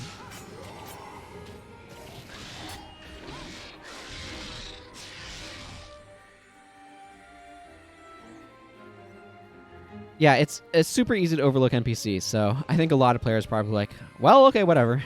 Or don't even really think about why they're there, or if they do, they're like, why are they here? This doesn't make any sense. Giant egg. And nest full of eggs. Those words didn't quite come out the way I intended them to, but it's alright. RC is such a good counter. RC being Restore Condition is such a good counter to Twisting Jaws.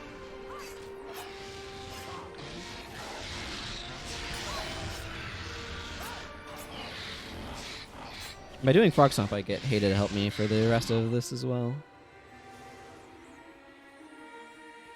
But yeah, if you remind me when I get back to Gad's encampment after doing the this branch of the story, we can I can go read that dialogue specifically.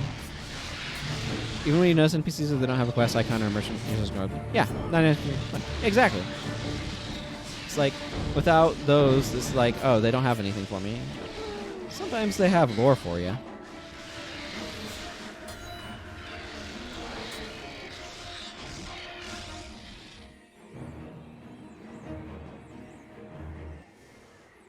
Nothing like Moblin, Lord of the Swamp. To just brighten your day. My party would probably wipe if I fought Moblin. Well, especially with that many dudes there. Like, let's be real. That's a big horde of enemies. The heck is going on here? This fern has collision or something. Very strange.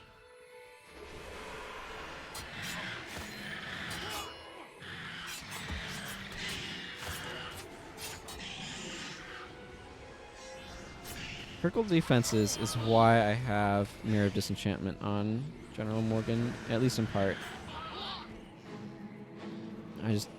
Getting through that is really annoying. I also have Drain Enchantment on Norgu to help with that, and I have Sadness to help me deal with it. I guess technically it could get interrupted by Maelstrom.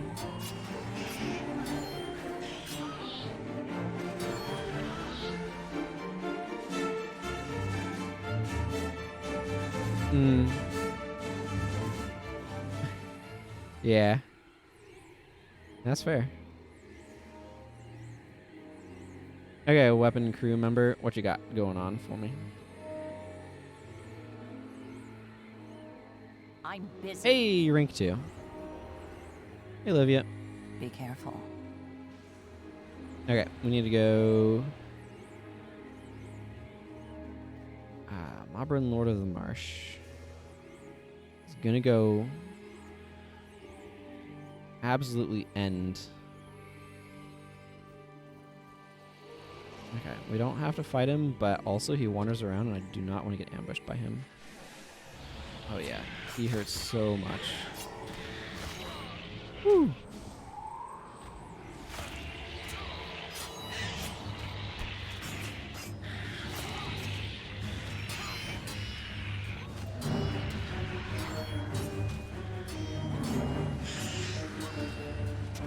This is one of those spots where not relying on knockdowns would probably be good.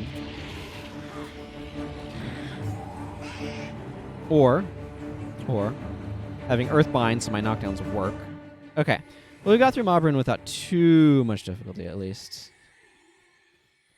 I mean, I ended up a little dead, but only a little dead against Moblin is actually kind of a victory. He hits really hard.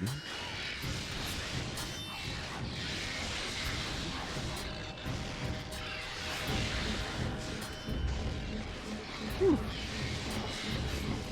That putrid explosion spam was painful.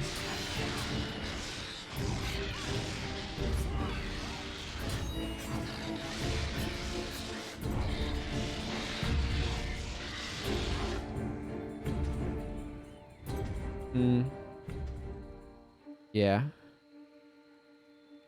Yeah, Path of Exile is really overwhelming when you first start playing it. You can see me be totally overwhelmed if you go back to those first streams. I'm in a much more comfortable place with it now overall. To the point where I'm like, okay, I understand what's going on well enough I can actually like make intentional build decisions. But when I first started playing, it's like, my brain would melt like halfway through the stream, and I just kind of have to like, I guess what I'm doing right now is good enough. Don't make me think. I'm streaming Path of Exile on Tuesdays and Wednesdays for those who do not know. And Guild Wars on Saturdays. It's my first time playing Path of Exile, so it's fun to uncover stuff. Learn about it as I go. Learn how it works. Make questionable decisions, you know, all that good stuff.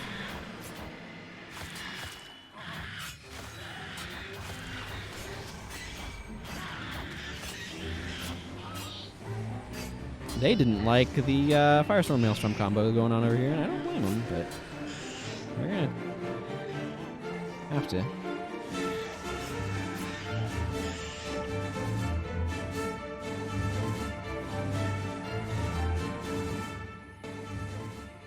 Okay, this one, the one that goes kind of more back in. Did that even make sense as words? I know what I meant by them, but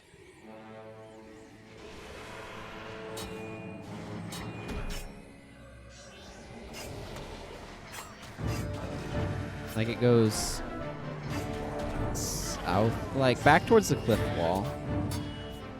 I don't know what I mean by back in.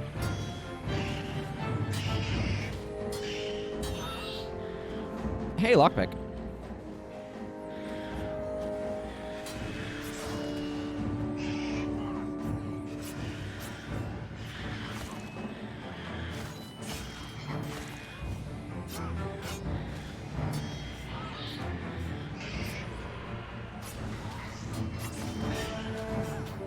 Is there only lead attack disrupting stab? I don't feel like that's a very good choice for lead attacks.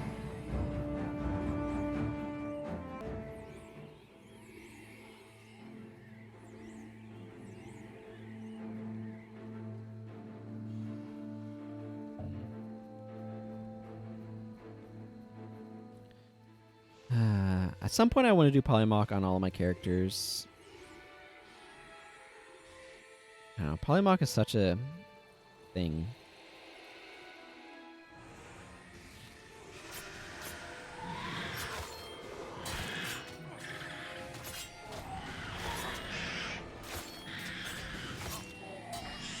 Like a specific thing.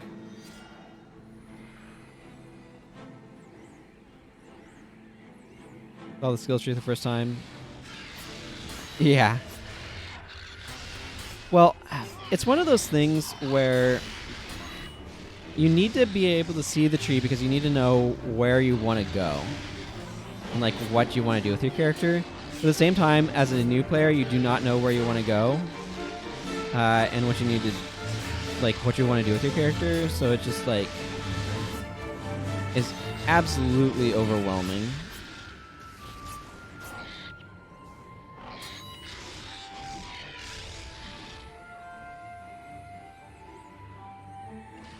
And it's just like, okay, but how do I pick anything? What should I do? What's important? I feel like I've ended up in a pretty reasonable spot for my character. Although I need more health, apparently.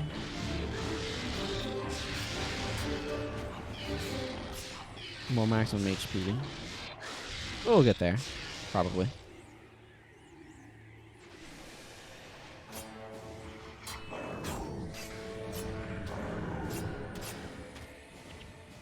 There we go.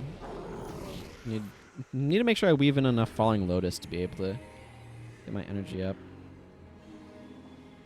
I don't want to use that lockpick right now. I'm really glad I started, like my first play experience of Path of Exile with streaming, because there's just so much going on. Having the chat to be able to rely on to tell me of like, this is important, this isn't important, or like, this is good, this isn't. And be able to lean on chat's evaluation skills really helped ease some of the like just overwhelmedness that I was feeling with the game. So I really am grateful for that.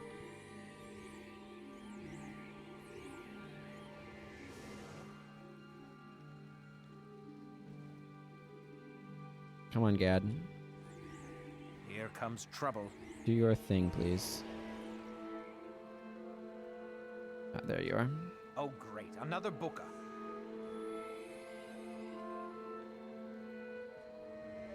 But yeah. Like, and to me, the thing is, like, the skill tree isn't even as intimidating as just trying to process what I'm doing with all of my gems and supports and all of the, like, linked stuff on my gear. And when I get a new piece of gear, what can I even do? And, like, what am I trying to do? And just, like, trying to keep all the gems in my head is like, oh, yeah, thanks. I needed to try to memorize an entire, like, gigantic pile of things all at once and understand how they interplay with each other. Like that's to me the mind melting complexity, because like the skill tree is, or the passives tree is, to be fair, quite intimidating. There's an awful lot going on there, but like it was not as much going on there in terms of just like, okay, I pick a direction and I'm going towards it after a bit, right? Like, I can do that, but it's just like, okay, how do I figure out what gems to use in this new piece of gear I just got? And if this new piece of gear is even worth using and all that sort of stuff, that's where it really got mind-melting for me.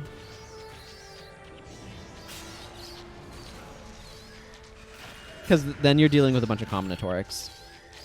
A bunch of possible, like, combinations, and you're trying to, like, have enough information in your brain to think about, okay, what do I want to do? when you don't know that much, yeah. So I think Path of Exile does a lot of really cool stuff, but figuring out how to present, how to play the game well to a new player without overwhelming them is something that I think they could do better, but it's a really difficult thing to solve. I think one of the most important things I learned actually early on with Path of Exile was you don't have an auto attack. Like there's a just attack option where you're just attacking, but that's not how you attack in the game. You want to use actual skills, and like that's what you're spamming most of the time, at least as far as I can tell. Like that mindset of, oh no, this isn't my attack. Like I'm not just using the base attack thing. I'm using this skill to attack. Like once I understood that, the game became a lot more fun. That was not clearly communicated, so. Did I just Dwarven headbutt that guy out of the sky?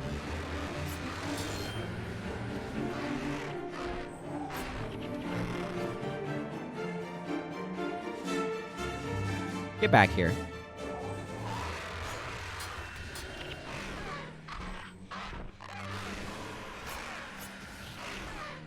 These things are so annoying. Soul Running Screech that removes an enchantment and dazes you is a real jerk skill for it. Again, I feel like the game hates elementalists, and I know that that's not what they're trying to do. They're trying to provide counters to monk enchantments and like defensive enchantments. I'm pretty sure is their intention, but it also just inadvertently just really makes life suck as an Ellie. Or anybody that's trying to make a bar that like relies on enchantments gets compromised because of all of the enchantment hate. I know, right?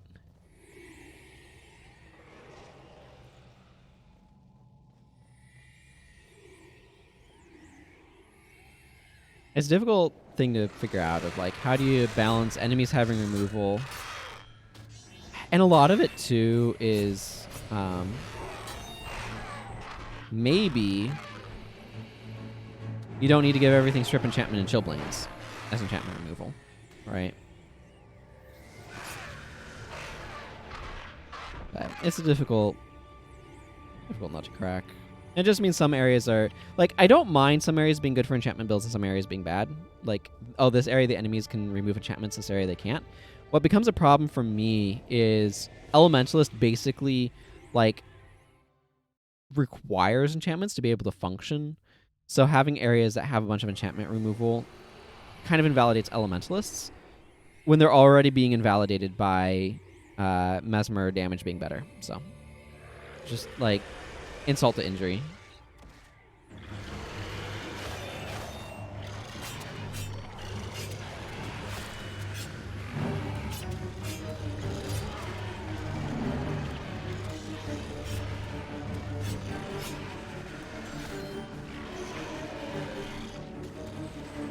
I think this effect gets a little bit stronger the closer you get, doesn't it?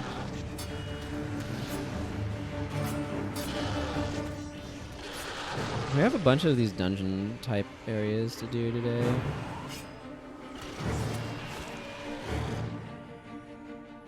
I can probably drop this antidote signet as well now that I'm thinking about it.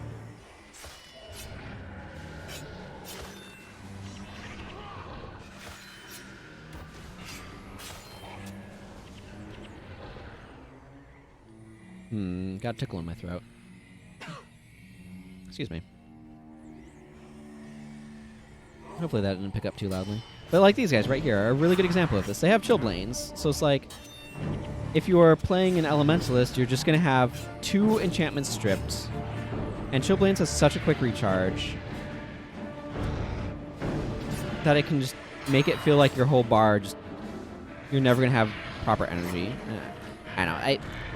I feel like Elementalists needed a bigger rework, particularly for PvE. Like, I think all of the attunements in PvE, keep in mind, because PvP is a very different animal entirely. But I think in PvE, all of the attunements should have been made into just skills instead of spells, instead of enchantments. But what you don't like about the Ellie playstyle, you only receive energy back when you actually hit with a skill most of the time. So if you cast a spell and the enemy dies, yeah, that too. Again, like, I think that Elementalist balance needed to, or like the elementalist as a profession needed to be kind of reevaluated, especially in the PvE contexts. I think modifying energy storage or something like that would have been a good plan. Because elementalists have such limited bar space because so much of it has to be dedicated to energy management skills as well, which is another thing that annoys me.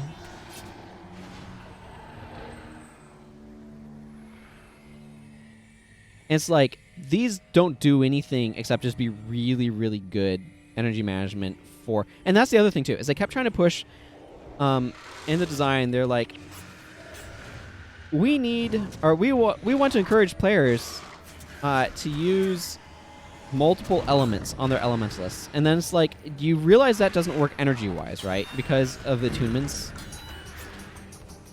And that's part of the problem, is like, the incentives were against making elementalist bars that used multiple elements because the energy just does not work when you try to do that.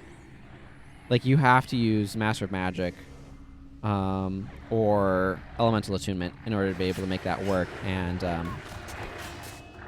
it locks you in elite-wise really tightly. There's some utility you can get from going into other elements. That's the thing. It's just... Elementalist energy is so bad. And yeah. So I think the design works better in PvP than it does in PvE.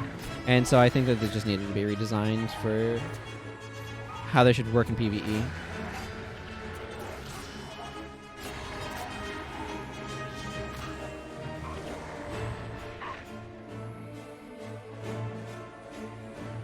Something like energy storage also granting energy regen every, like, 6 pips or something could be good. Or every 6 ranks. So you could get permanent 6 energy regen on Ellie. That'd be really good. That'd really help. I don't know. Maybe that's too much. There's a lot of things that I'd like to try and be like, hey, we're experimenting. See if this works. If it doesn't, we'll take it out. But for now, we want to know, like, does this work or does this break the game? Does this make it better or worse?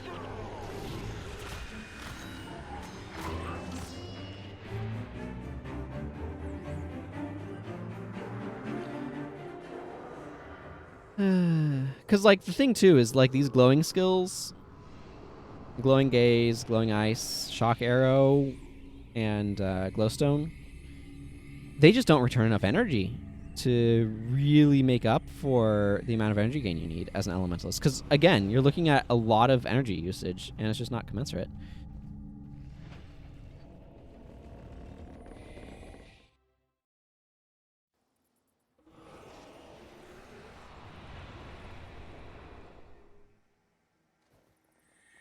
Yeah, Master of Magic is an enchantment.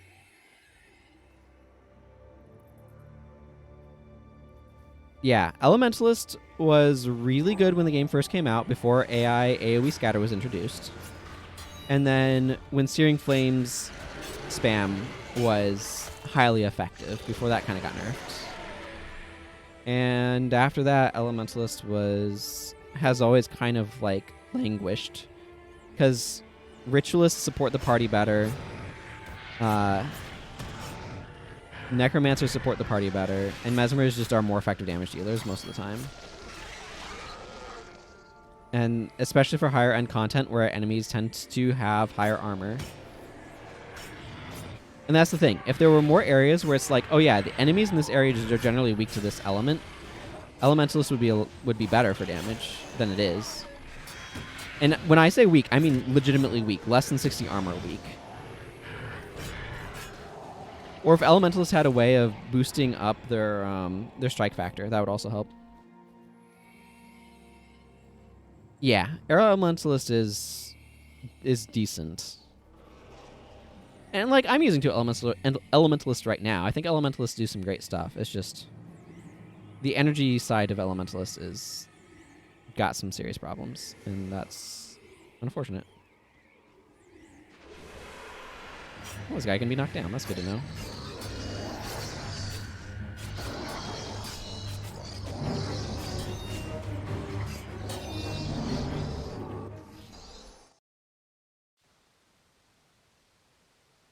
All right.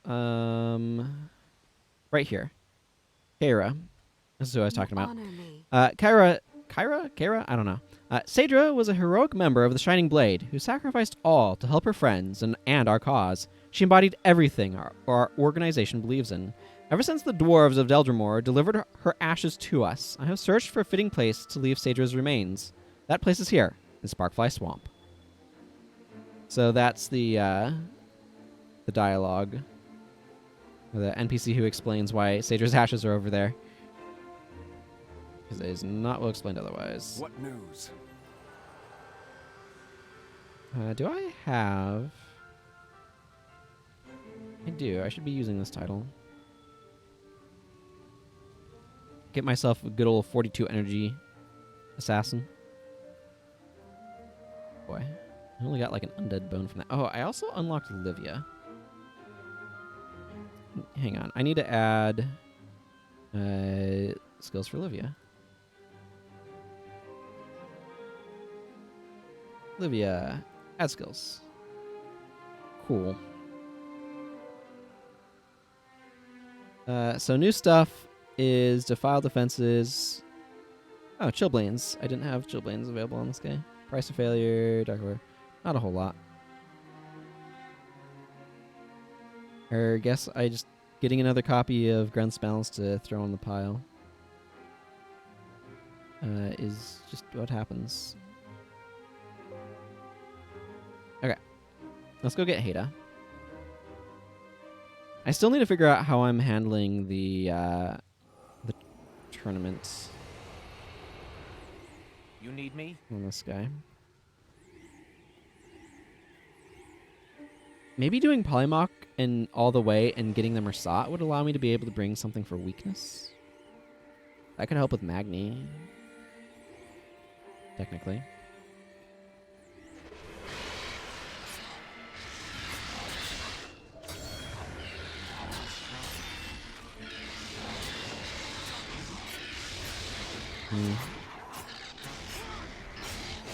But yeah, I have heard about an Air Ally substitute.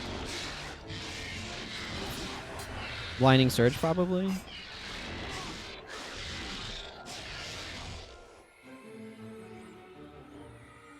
And like, you can do a lot to help Elementalists as well by bringing Cracked Armor. Cracked Armor really helps Ellie's work better.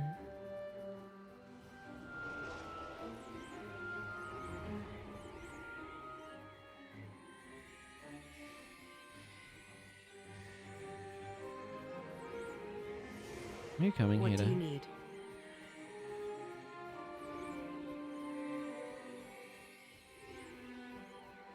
This is such a weird bar I have on Morgu.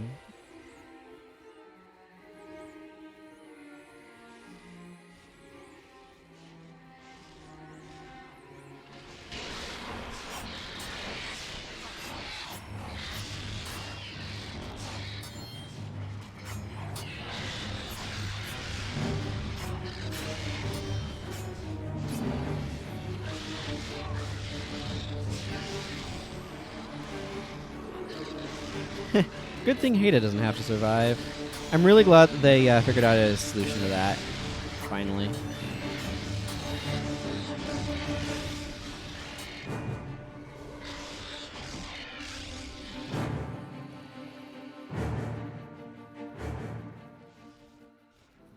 If that wasn't clear, having vital NPCs just auto-res when there aren't any enemies around is a much better solution to having to like restart. They do still have some of the restart on areas where it's absolutely necessary, but it's like, I think heroes were introduced in part to try to find a solution to that. The Prince Rurik problem of, okay, mission critical NPC dies, everybody's angry at them. Of course, they still did it with Gorin in Hidden City of Adashim, so... Meh. But you have to bring Margaret the Slide to that one, so, I don't know. It'd also be cool if the Ellie could cast faster. Let's say every 3 ranks in an element attribute, you're casting skills from that. Yeah, like that's something that I've thought about. The issue with that is you don't necessarily want to make Elementalists overlap too much. And like, okay, there's 2 thoughts here. The first one is, with that specific idea, you want to be careful of not making the Elementalist overlap too much with the Mesmer. The other thing is assigning passive effects to... There's so much blind spin here. To the elemental attributes kind of doesn't make it elementalist specific, so it'd have to be something where those bonus effects would scale with energy storage. And that point, energy storage just kind of becomes fast casting, if you know what I mean. So it's like if you made it so that way, putting into air magic made air spells cast faster, then anybody who put 12 into air magic would be able to get that faster casting as well. So that's kind of the thing where you run into some weird squiggliness with something like that. And I don't think casting speed, for the most part, is the issue. The issue is the energy management. And to some extent, damage as well.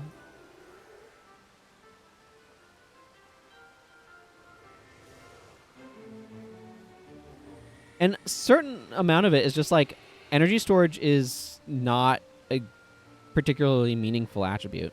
Like having more maximum energy does not give you sustain. It gives you a greater like initial pool. So that sustain, like that initial pool is good for like PvP encounters and stuff like that, and the way PvP works. It is not good for the way PvE works. And that's where having higher energy regeneration off of energy storage, like somewhere around 4 to 6 ranks, maybe every 5.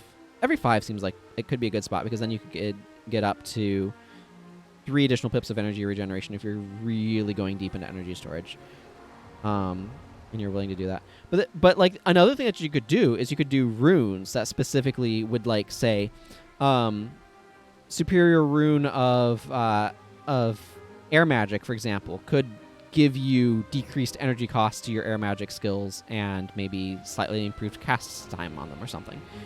But you know, at the cost of HP. But like warrior right now is the only profession that has a profession specific type of rune that's non-attribute boosting with absorption runes. And it'd be kind of cool to have every profession have that category of thing, you know?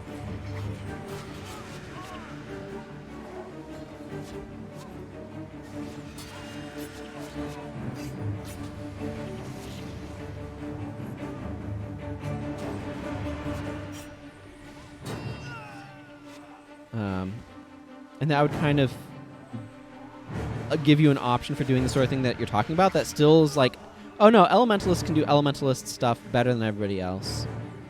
Yeah, we are right next to Dog Roots, too. It's not actually that long of a walk. It kind of is. That's not what I needed to open. So I don't know, just some random thoughts, I guess. But I feel like runes are a better solution to that.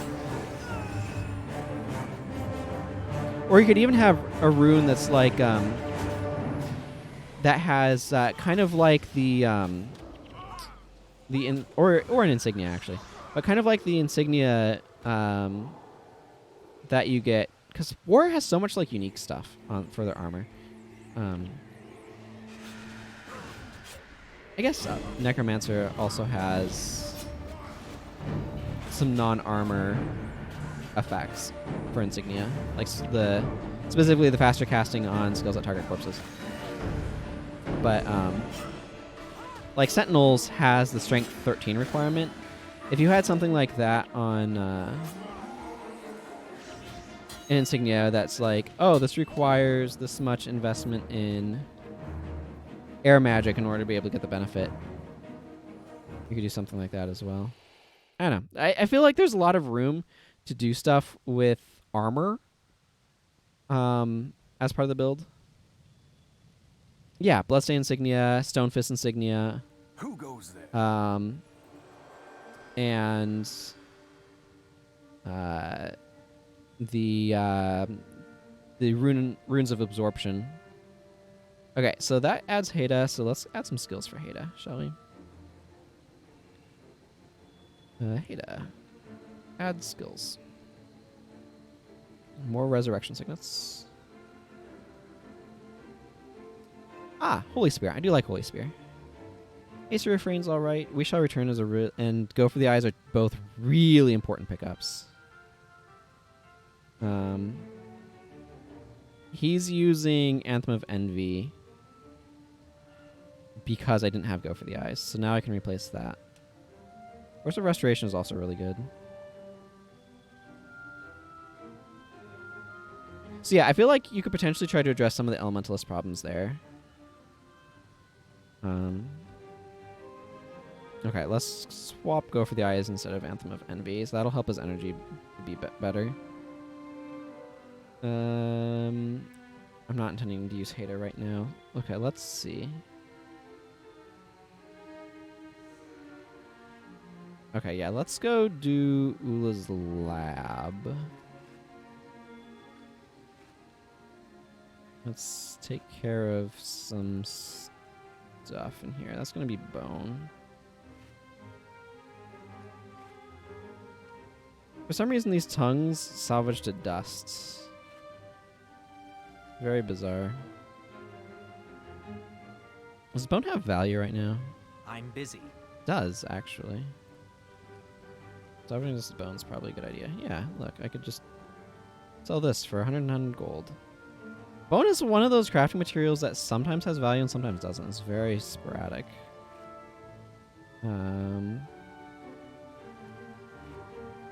Like cloth and wood basically never have value. Or increased value, I should say. Iron basically always does. Dust usually does. Where is my Shinlai?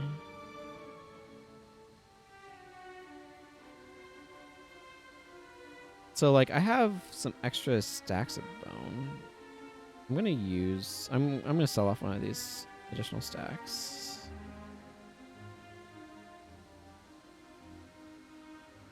Oh, I should salvage this undead bone as well then.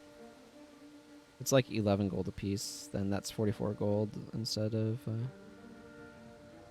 I'm busy. This is not the most exciting thing to watch, but here we are.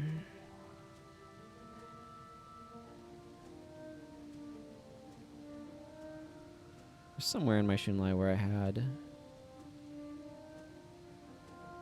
extra materials. I don't know why bone goes up and down in value. I think it's used for a number of like consumables. It's just very like sporadic. To where sometimes it's not worth anything, sometimes it is. Where did I have? I saw it around here somewhere. Yeah, here it is. I like to keep my crafting materials all over here in this tab. So, oh, interesting. That shows how much I was paying attention. Are you still here?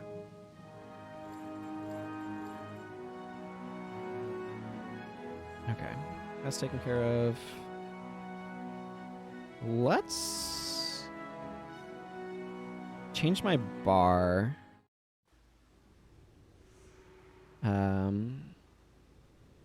Because I think I want a different thing going on here.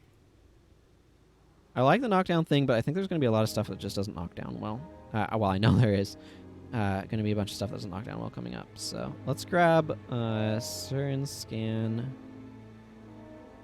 I still want to go to Death Blossom. I want Poison Spider Strike. Guess someone tried to raise up the price for consets by buying all the materials you need. That makes sense. Actually, Black Lotus has the same recharge. Let's go Black Lotus Strike here. Why does it have an extra space between gain and 12? That's strange. And then let's go. I mean, I kind of want the quick activation of Fox Fangs, so I guess. But I don't need to. That's the thing.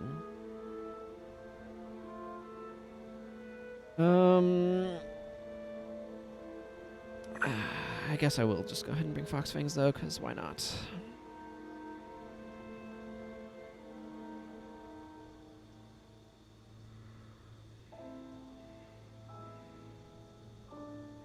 can just Shadow Theft.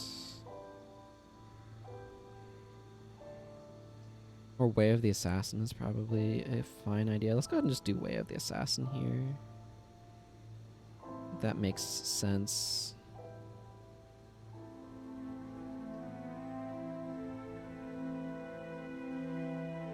I don't think I need I Am Unstoppable. I don't really feel like I need Dash.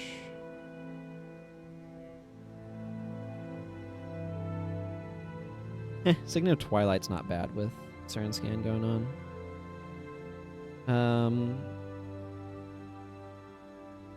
Yeah, there's a lot of potential options for directions that I could go with builds at various points. Let's bring Mental Block. And,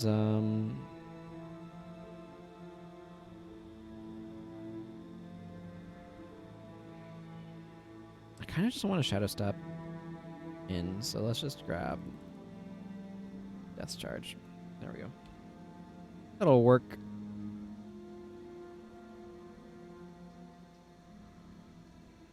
I do like that they have requires Hex on the side like that. They do that for... hang on. If I were to slot this in for a second... No, they don't have it for... That'd be kind of nice if they put enchantment there. That one does have Hex in front, though, which is nice. Nice. And I tried to do nice and neat at the same time, and I got nice. So... that explains how that happened. Okay, let's go do... Finding the Bloodstone is not usually the one I would do first, but...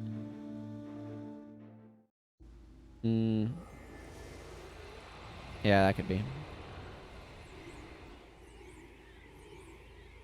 Why are you bothering me? I do need to, at some point, finish the Cipher of Cormyr as well. But for right now, I just kind of want to advance the story.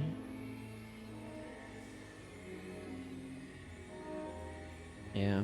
Why are you bothering me? I don't know. Why am I bothering you?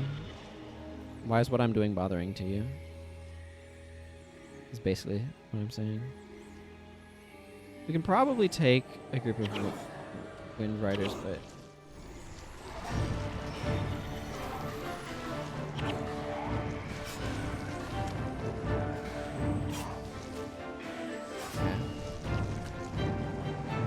Okay, there we go. Gulp through them.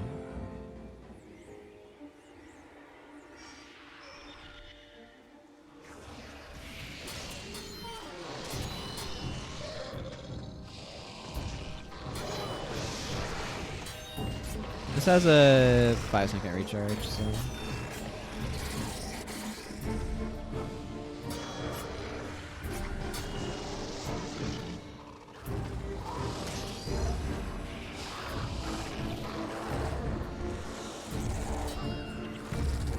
How many hexes am I using on my team? I don't think I'm using very many hexes. This is one of those spots where actually having more hexes on my team would be quite beneficial. I have some, actually, on Serenia, so that's not bad.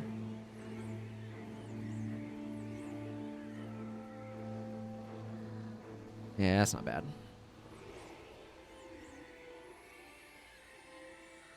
Okay, let's get my way to where Blim wants me to be.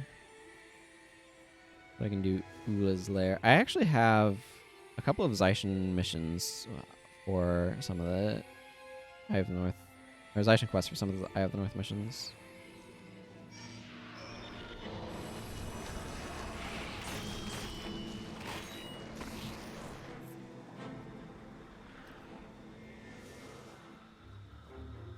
We're gonna have to fight that boss group.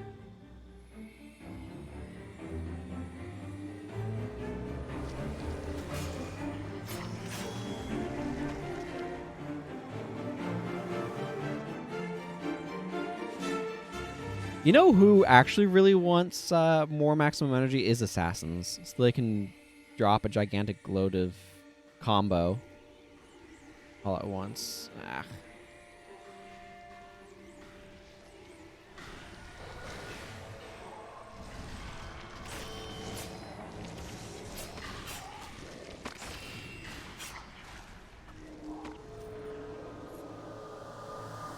Well, he went down very easily, I guess, so that's nice at least.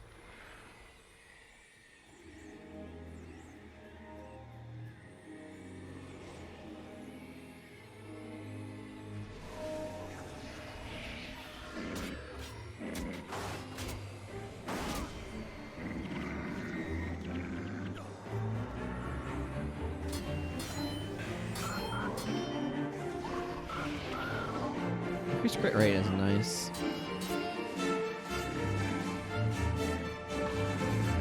Man, that knockdown from arrows is above. So potent.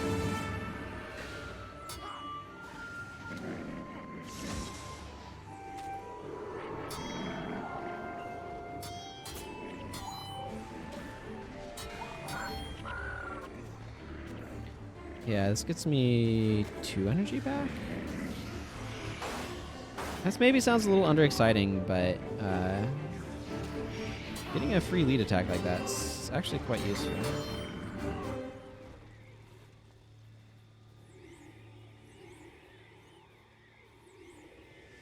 Yeah, I think I think Critical Strikes is in a good spot.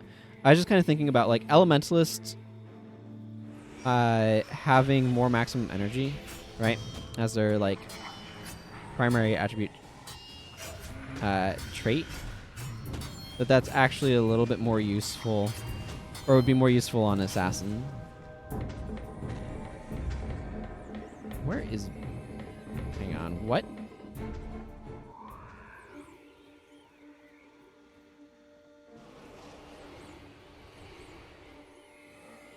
Wait. Okay, you know what, whatever. Oh, I see. Blim got stuck on a Spirit of Blood song back here. Because, like, Assassin wants to be able to, like, Shadow Step into somebody and then drop a bunch of attacks. Like, boom, boom, boom. Attacks. Attacks dropped. In that pattern, I guess, for lack of a better word, is, like, benefits from having a bigger energy pool. Basically what I'm saying is there's good cause for Assassins to want to use Radiant Insignia like I'm using. Interesting that I'm getting the energy benefit from Edification out here.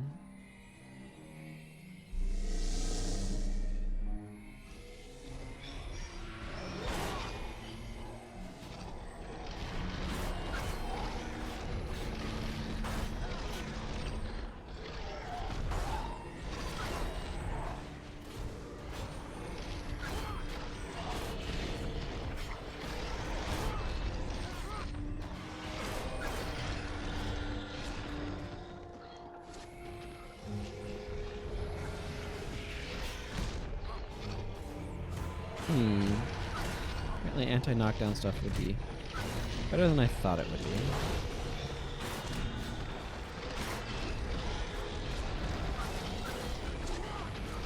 But yeah, Assassin Energy Management is very, very interesting. And overall works pretty well.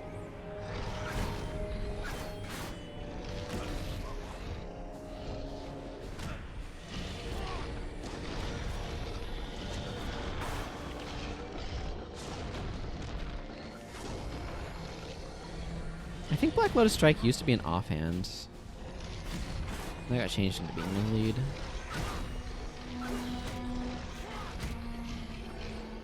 I like how it's both a reference to the magic card and makes sense within the broader scheme of naming that assassin attacks have. It's black because it uses a hex, and it's a lotus because it gives you energy. So Black Lotus works that way, but it also is like, it feels kind of like a reference to the magic card.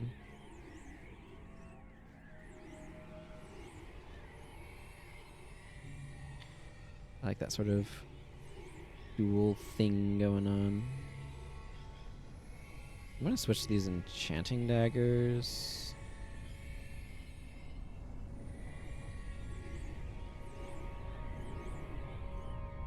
Ugh, excuse me. A little bit of a yawn.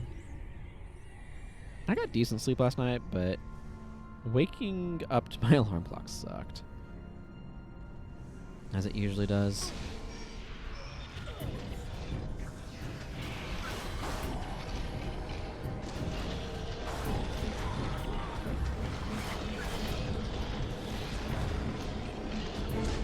Golem runestones are actually something I'm really happy to see drop.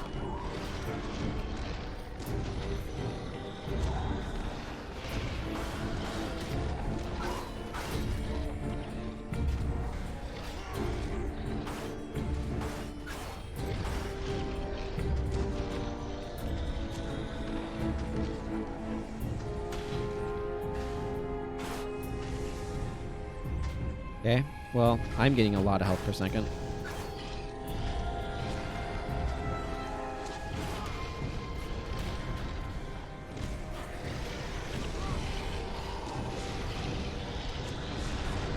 Oh, you know what? I bet the reason why this works is because this is what the target has to have, not what you have to have. That Golden Phoenix Strike has on it as its a requirement.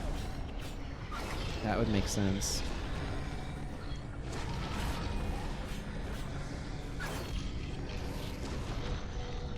Yeah, that would make sense.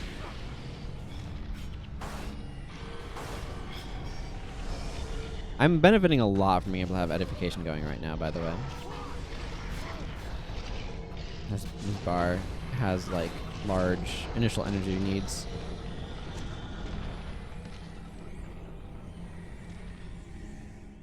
Wave of the Assassin also helps a lot with energy just by giving you a substantially higher crit chance. You certainly don't take a hint, Blim. Get away. Don't touch anything. Good old Ula.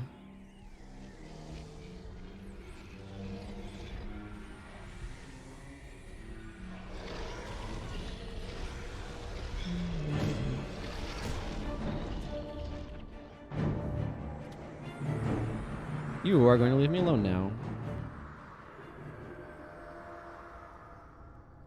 That's what my my thing says. Hey, Shade. Thank you very much for the host. Hope you're doing well. Hope your stream went well. Hello and welcome to everybody watching from Shade's channel. Oh man. Smiter's Boon. Moobot gets a little excited about some stuff. Needs to better detect when raids are happening and not yell about them. Hello, welcome everybody. I really appreciate that. Hope you all are doing well. Hey Adrena, I recognize your name. I need to get this worker golem working. Come on.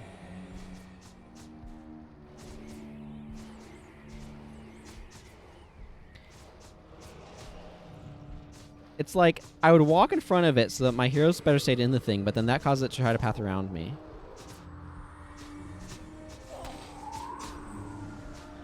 That's really annoying. I would raid more if I had a better setup for figuring out who to raid, but I do not currently.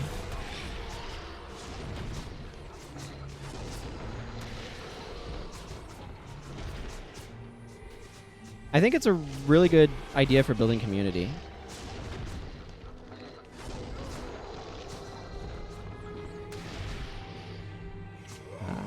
Like I said, the reason why I don't is just because I don't have a good way of, like, looking into who to go raid. Otherwise, I absolutely would. It's good for the person you're raiding because it adds viewers to them, and it's good for you because it promotes you because you're raiding their channel. So it's like, it's beneficial to both people.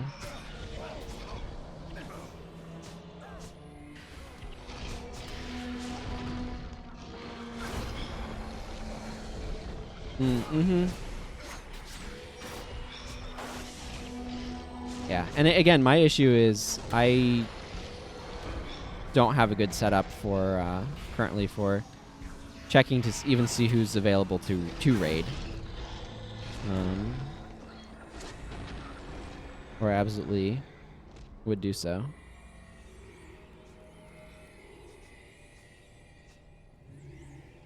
By the way, for those who are looking at my hero bars and wondering what's going on here, I am playing with a limited pool of skills, as determined by this skill booster league that I'm doing. I actually have a flip phone, so I can't look on it at anything on it but like texts and phone calls. But this program does a lot of different stuff and lets me... Right now I'm doing a booster league where it's like, here's this many copies of these skills that you get, and I've been playing this character since... this booster league has been going since Nightfall. So it's fairly developed, but...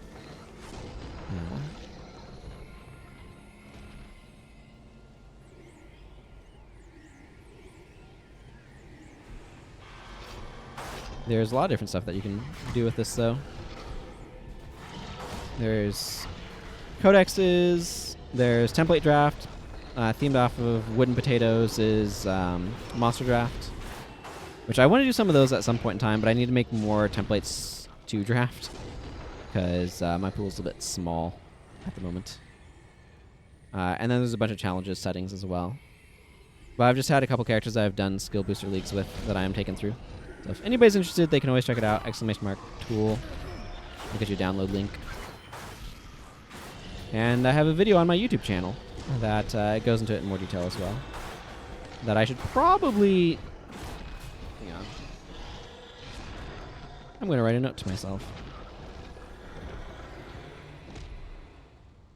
Add a link to BW tool in Moobot command. Because that's a good idea I hadn't thought of until just this moment. So we're going to add it. Oh, yeah, I need to grab these worker golems. Hang on.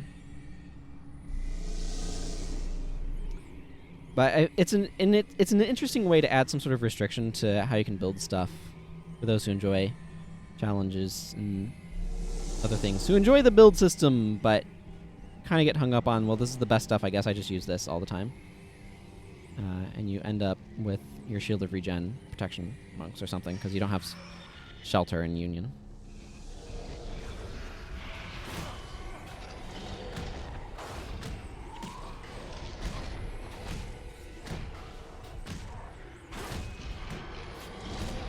How did my enchantment get it removed so quickly? Whatever.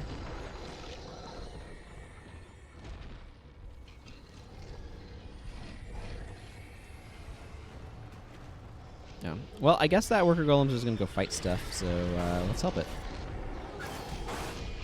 Ooh, more granite. I need granite for my elementalist who wants a destroyer weapon. But I'm happy to find more of that.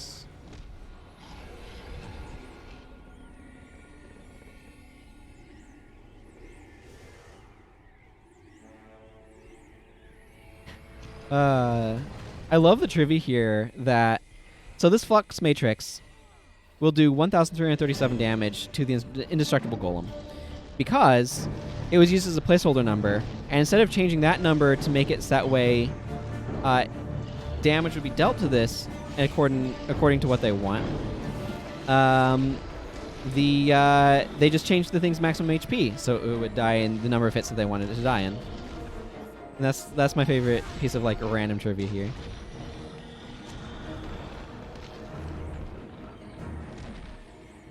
I mean, that's my only piece of random trivia there, but I like that piece of trivia. I find it quite amusing.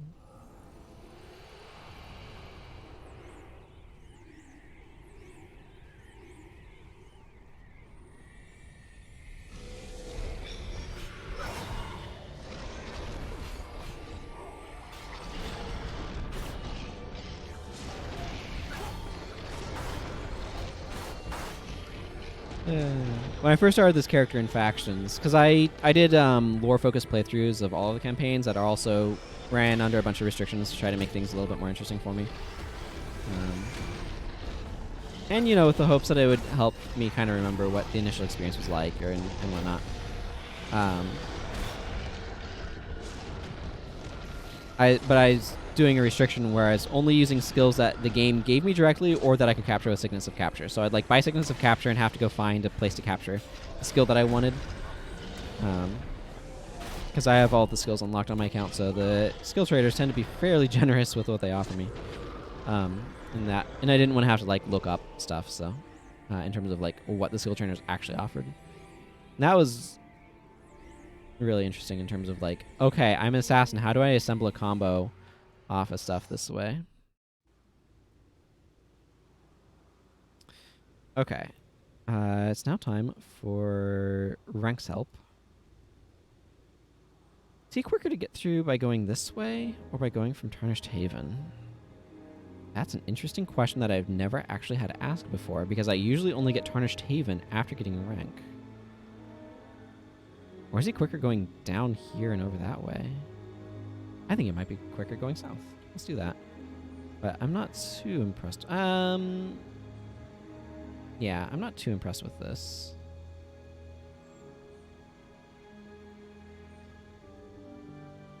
Yeah. Yeah, we're gonna change stuff up a little bit. Because what I really want to do, what I really want to do that's absolutely ridiculous is like this Fox Fangs, Trampling, Falling Spider,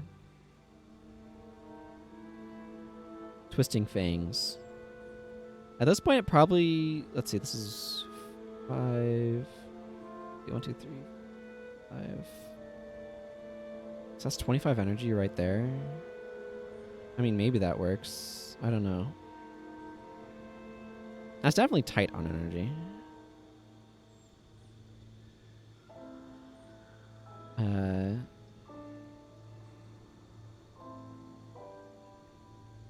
So maybe I throw in... Let's see, what can I do for my elite that would make my energy work better? Why is there not an elite that does that? I mean, there is. I guess I just bring Way of the Assassin again for a higher critical strike chance. More than that one gives. Or I can bring Shadow Theft. That gets me up to higher critical strikes. You know what? Yeah, let's just go double Shadow Step. I feel like it. Okay, where am I? I am going south.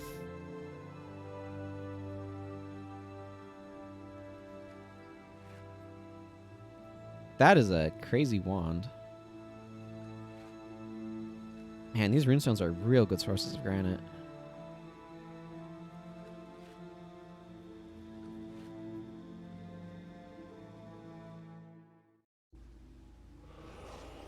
Okay, let's go say hi to Rank, I guess. Oh, great. Another I definitely want some way of being able to get through the nonsense that the destroyers use to block you on the rangers' lightning reflexes. Or yes.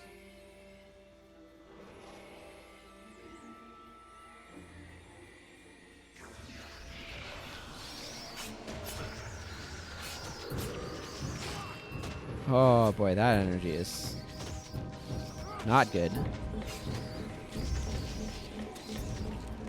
Okay, that needs to be... there needs to be some energy management in this chain. I mean... Yeah. Yeah, there needs to be some energy management in this chain. Yeah, you need to get up to 18, I think? So I'm like 1 short. Okay. Good to know.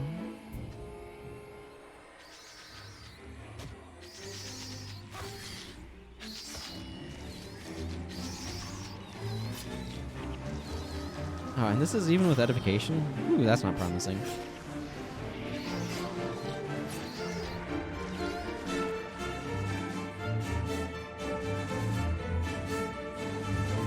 Yeah, 5, 10, 15, 20, 25,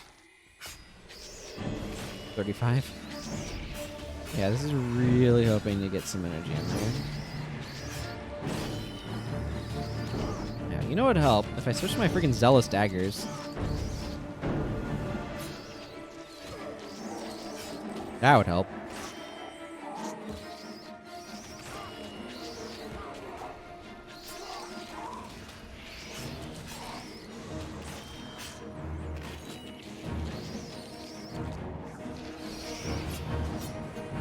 Okay, sure. We can just skip straight to that part.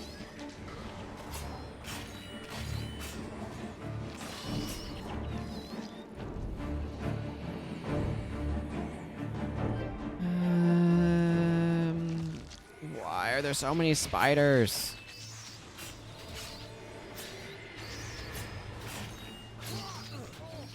There's the Life Weaver.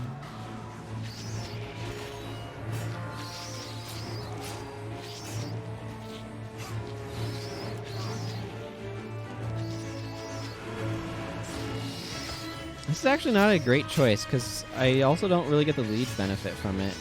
I mean, I kind of do. But I need this for the cripple, so... to make Trampling Ox knock down.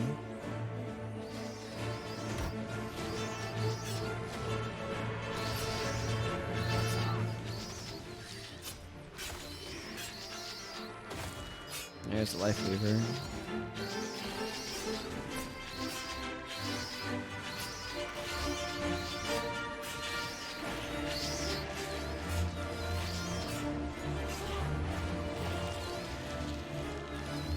Okay, well, whatever.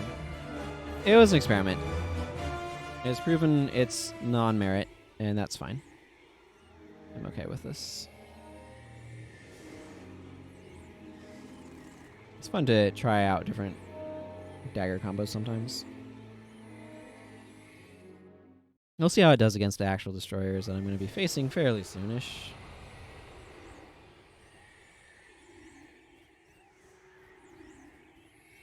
Yeah. So I don't want to take that direction again because I don't like dealing with that many spiders. They're really annoying. It might be the most direct route going that way and then down here, but that wouldn't make it the one I want to do.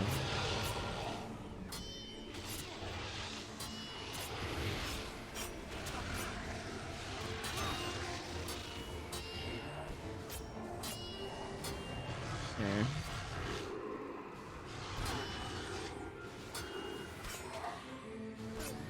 Whatever, just take the damage.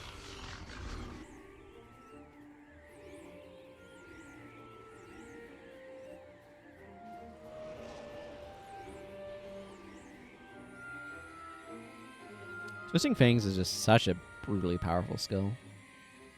There's Paiwat the Swift.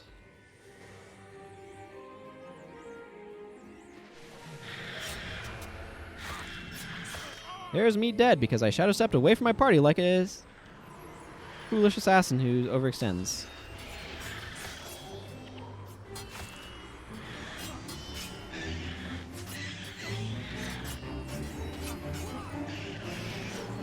Yup.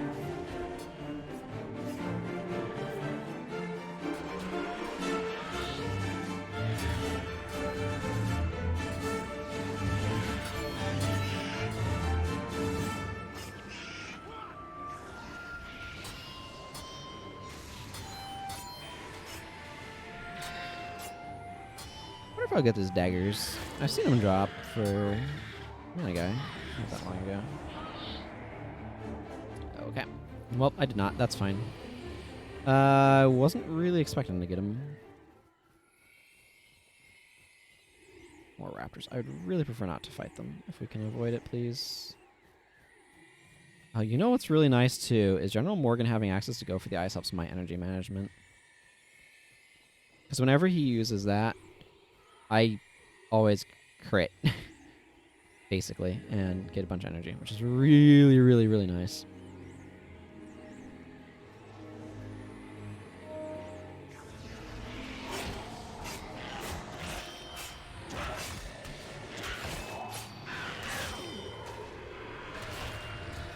Well, it certainly gave that guy a bad day, but...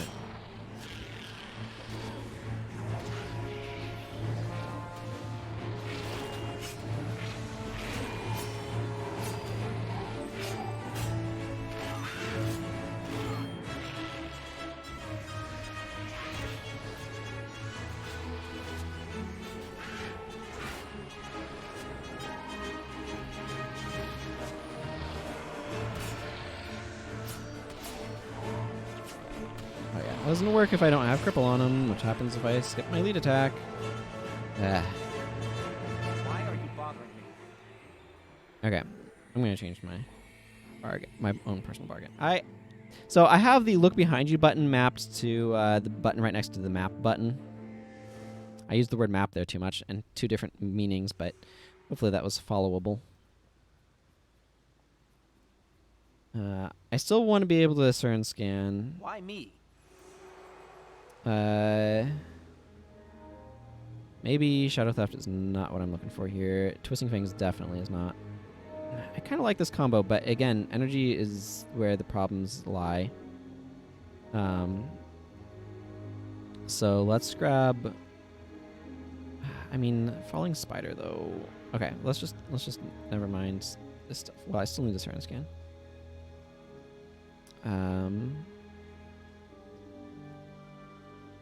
Okay, where's... Wild Strike's not the worst of ideas, but... Okay. Let's just do normal stuff up to Death Blossom. But let's also include Black Lotus Strike and Critical Strike for energy. Maybe. And maybe I still use Shadow Theft.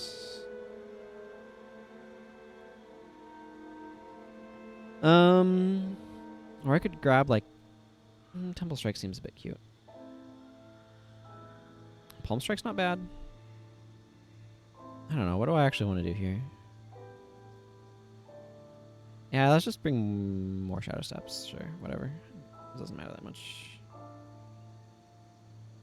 The advantage of this is that I can then like jump to that, but also get poison. That's the idea. Yes, Golem Project. They're going to argue about capacitors and things. And I am going to grab my Delver title. Because this is particularly good for assassins. Yes. Maybe.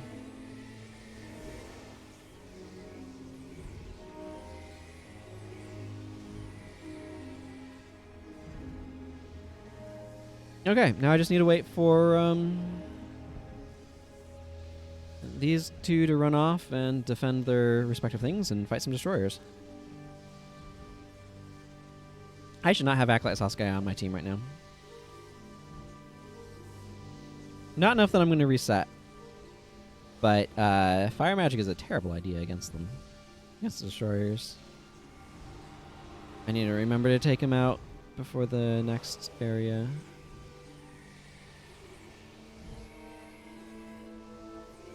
Maybe in favor of a Necromancer.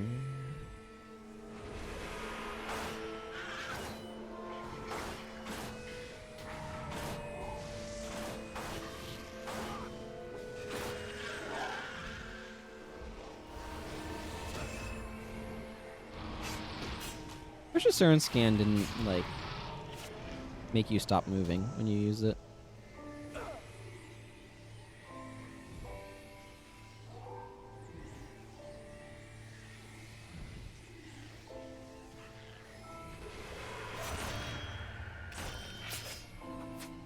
How did I... Whatever, I can do that now for energy.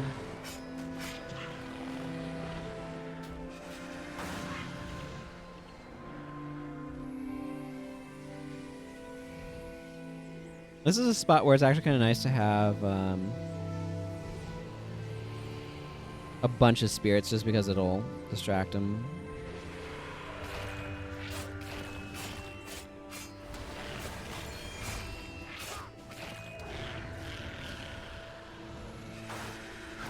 It's quite useful.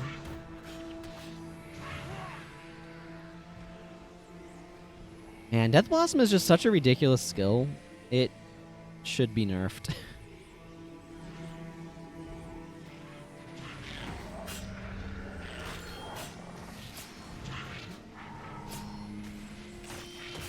Like, by rights, it should not be as strong as it is.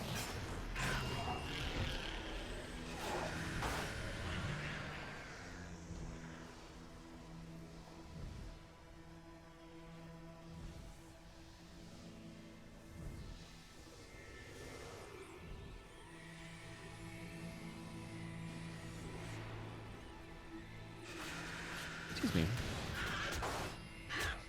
I like how often I'm getting, like, a Hex is getting on these guys, so I can just go straight into Black Spider. It's really nice.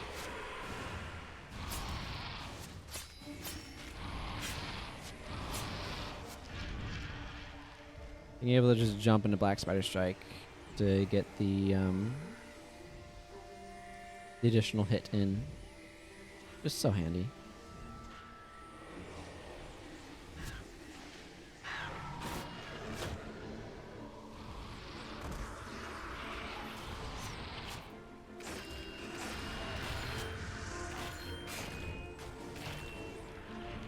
Go. Almost done with this. Just gotta wait for this golem kiln temperature to get the rest of the way up.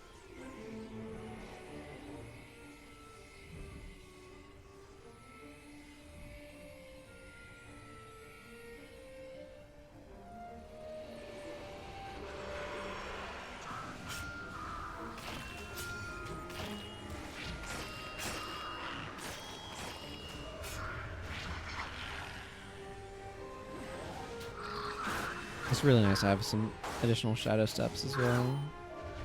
Battlefield mobility really helps a lot. I still really wish Shadow Walk hadn't been killed. Here's Shadow Walk, Shadow Step to target foe for 15 seconds, nothing happens, your attack skills are disabled for a second, and your stances enchantments are disabled for 10 seconds. When the stance ends, you return to your original location. Those, like, middle sentences, your attack skills are disabled for a second, and your stances and enchantments are disabled for 10 seconds, used to not be there. And being able to, like, use it to Shadow Step in and then cancel stance to pop out as soon as you're ready, it was so cool. And it was nerfed for PvP reasons as far as I'm aware, and I really wish they'd split it and left us in PvE the cool version of that skill.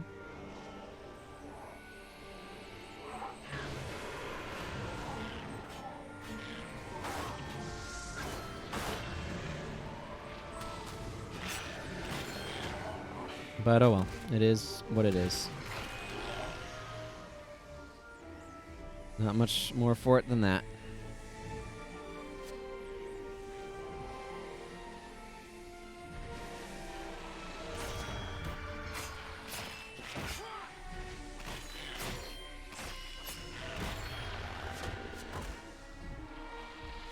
But yeah, the assassin, like, fundamental playstyle of, like, having a combo that you cycle between.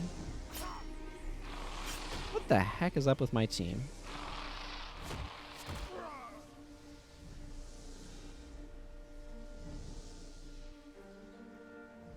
They're all body blocked on Gad? What? What sort of malarkey is this?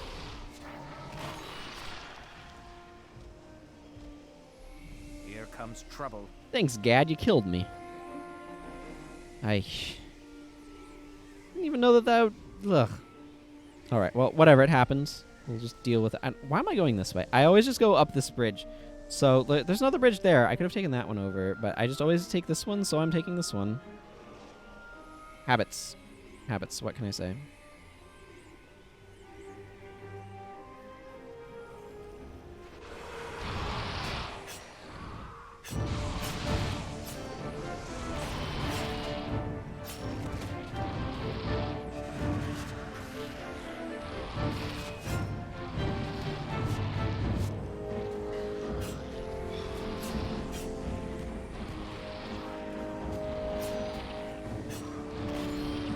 Okay, give me another one of these.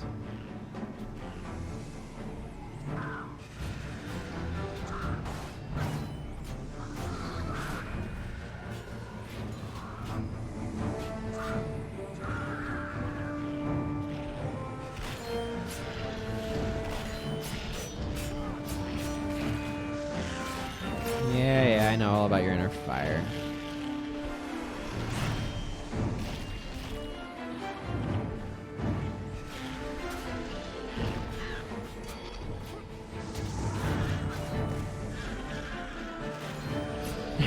Gad's a traitor. Yeah, something like that.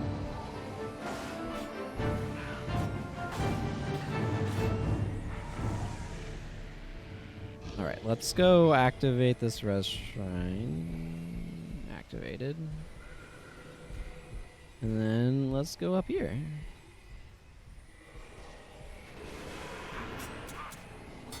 And then immediately get wrecked because this thing deals like a couple hundred damage in melee. Also, ow. I think ow is an appropriate descriptor there.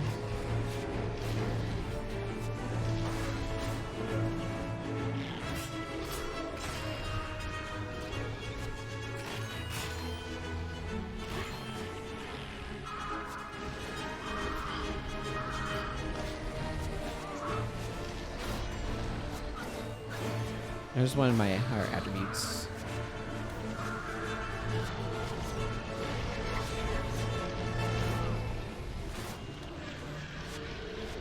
Oh, that's what's going on. We're being attacked from behind.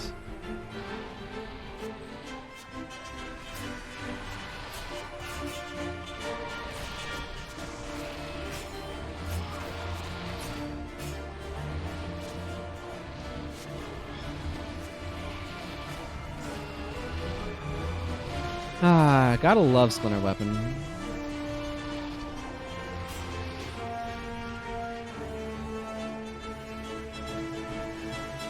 Okay, what we actually need to do here is kill these two bringers of destruction, so everything else is just kind of a distraction.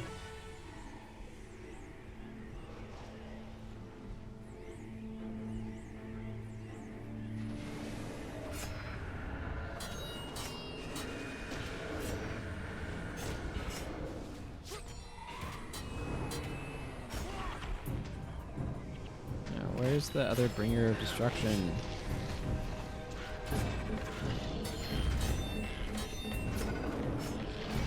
There it goes. What we also don't like about heroes is they don't try to find a way around something when they get stuck. Yeah, that's exactly it. Like, melee heroes would be a lot better if they didn't get body blocked. But the fact that they get body blocked kind of makes them not very good.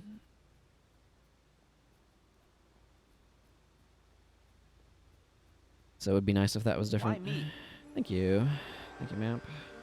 Okay, let's go back to the Eye of the North. Go drop off this. I still don't know why the Eye of the North is not labeled as a capital building. I mean, but the thing is, if they could figure out how to path around stuff and not get body blocked, then so could all of the enemy AI, presumably. Which would really mess with a lot of people.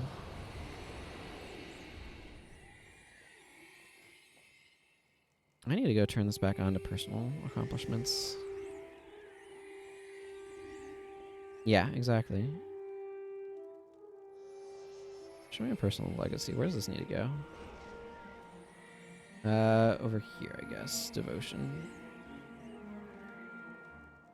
Okay, cool. So what I'm doing in Eye of the North is whenever I fill in one of these, I go to my good old Eye of the North expansion. I put in 25 skills, and I add 25 skills from this because I don't want them sorted by rarity or anything. So that just gave me a bunch of new stuff, it looks like. Holy Spear. Oh, some of this I hadn't sorted from previously. Okay. Oh, Masochism is a really important pickup for Necromancer minion masters. Slippery Ground is potentially usable. Crippling Victory is nice. A lot of this stuff is not terribly exciting, but Maiming Spear is okay. Good old standard sword. I'm going to stick this back down to 1 just for future purposes. Make sure I have that saved. I don't know if you're hearing some of the computer dinging noises, but... okay, and then we can go peer deeply into the scrying pool. To activate this... and then let's go do... Over here in Olafstead, let's go ahead and do Raven's Point. For this one, I still need to be able to break through there. shenaniganry. I don't know what I want to do. I actually really liked the knockdown focused builds.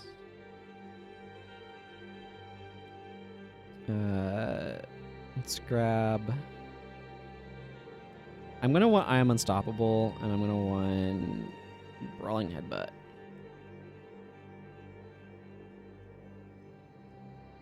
And I liked Falling Spider and Lotus.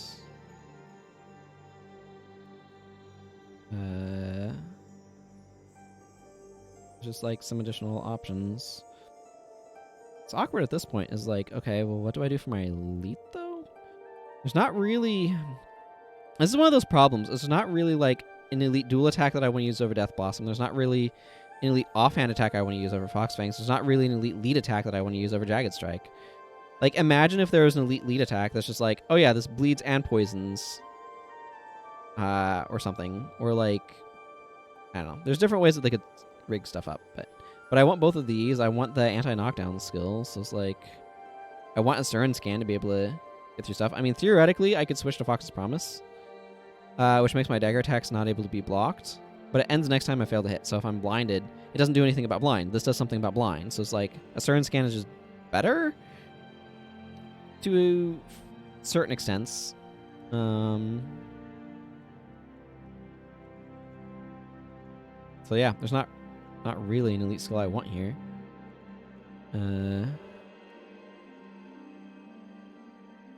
So I'm just gonna roll with this, because yeah, that's just kind of where I'm at. It's like I wouldn't even want something like Shove over that, so just awkward. But who needs elite skills, I guess. Assassins, that's the thing, is like assassins just don't need any particular elite skill. That's why I typically don't salvage axes, because they seem to give me wood more often than not. Fiery Scythe Snath is potentially useful. And this wand. Oh, it's highly salvageable. I'll take 99 ingots.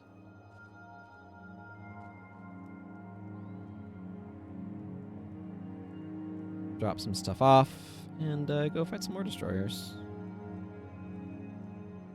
Okay, merchants. Hello, Galman. Never anger a Norn.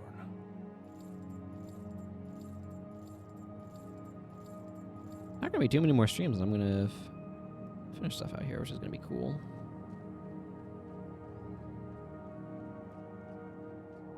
I could go a really different direction. Low blow. If target foe is knocked down, they take an additional 38 damage and suffer from cracked armor. Yeah, this one's not bad. I could totally see a combo that tries to land low blow. Earbite's also not bad if you aren't using adrenaline to primarily attack. I need to talk to Olaf.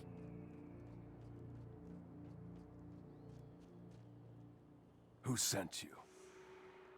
Go do this. Then I can turn in a Gate Too Far and the Elusive Golemancer. Maybe do the Cipher of Cormyr. We'll see where we're at time-wise. When I finish this particular mission. I really don't have any use for Raven Blessing.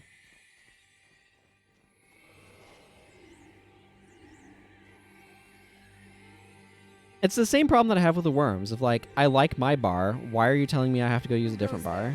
Like a standard like bar that I don't get to make any choices on. That's the antithesis of what I like about this game. So I really do not like the totems. I do not like the Wurms at this point. Again, both of those things were really cool when they first came out, but at this point in time, I don't like them. And that's just kind of that.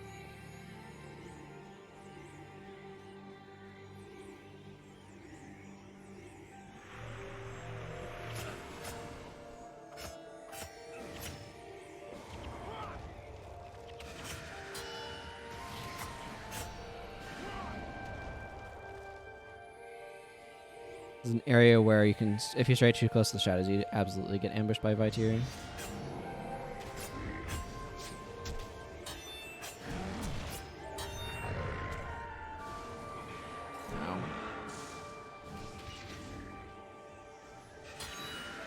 Yeah, Ursenway was... It was like, okay, this is the most efficient thing you can do. Also, it is terrible. It is boring and unexciting. Nick's collecting elemental dust right now. I already got all of mine, but... So that way people know. So I don't like the Norn missions that are trying to box you into using them.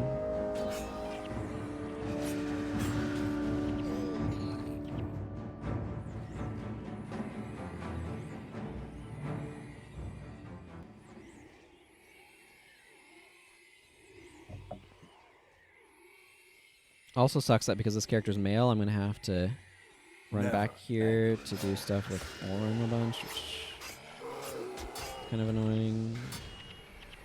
Are you hunting something? He's not impressed. Okay, let's go beat up some Norn, so that way they will respect us or something.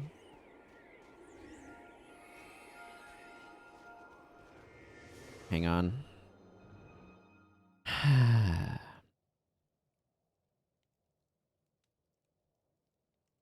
Forgot about Acolyte Sasuke.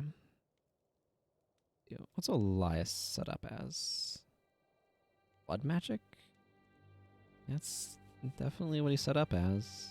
Don't really need him that way, though. And Master? What are you doing? Death magic. Master of Whispers is... Oh, Master of Whispers is not Spectors or anything. He just happens to have a death magic rune sitting somewhere. Okay. Let's set Master of Whispers up. Wait, there's a rune trader here, isn't there? Yeah, there is. Okay. I don't need to go somewhere else then. I don't want to go into a 3-level dungeon full of destroyers with an elementalist who's highly ineffectual against them. So, I'm just going to not do that. Never anger a Norn. Okay, so Master of Whispers just has a random thing. Did I get him? Okay, literally nothing. I probably just had a death magic minor death magic rune drop. These used to be specific boots, so I like to put them in boots.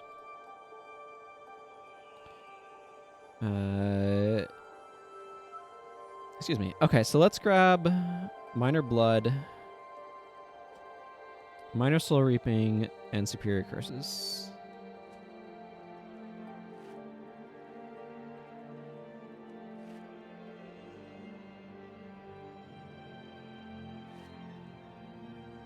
Cool.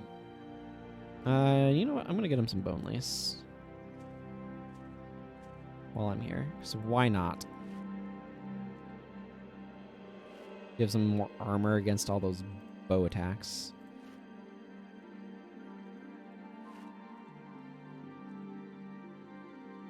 Okay. And now I can set him up skills-wise. So I don't know what's going on here. It's not what I want him to be doing. Let's see. A little bit of condition removal doesn't hurt, but destroyers don't tend to do a lot of conditions, so I'm not too worried about that. Let's close this because I don't need that open. All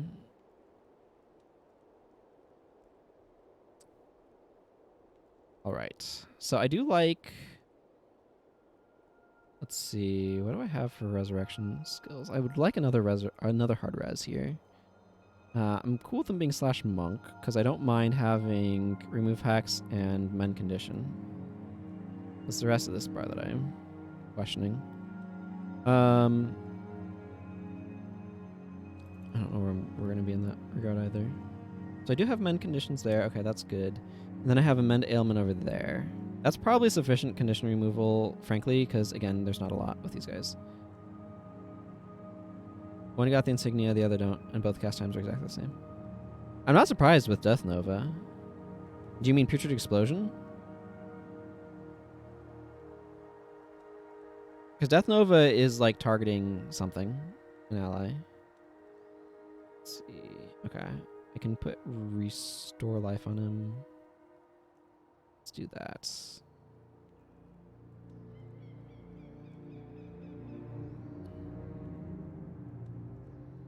All right.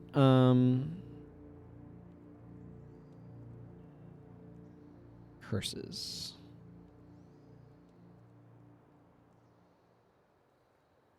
So first off, what do I want for an elite here? Spiteful Spirit's nice. I don't necessarily need.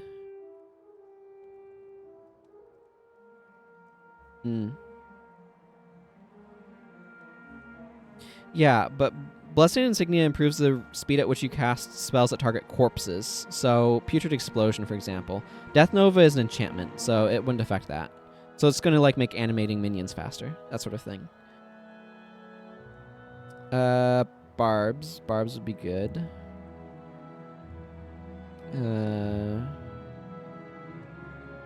So I feel like I want lots of curses. Enfeebling Blood, and do I have Weakened Armor? I typically would expect myself to, but okay, I do. Weakened Armor, Enfeebling Blood.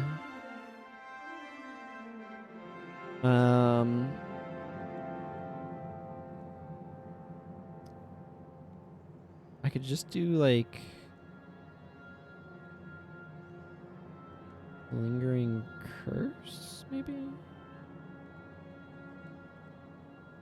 Suffering?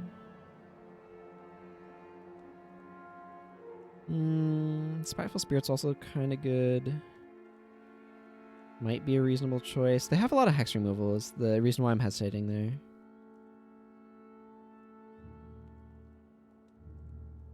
Let's see. I have Blood Ritual?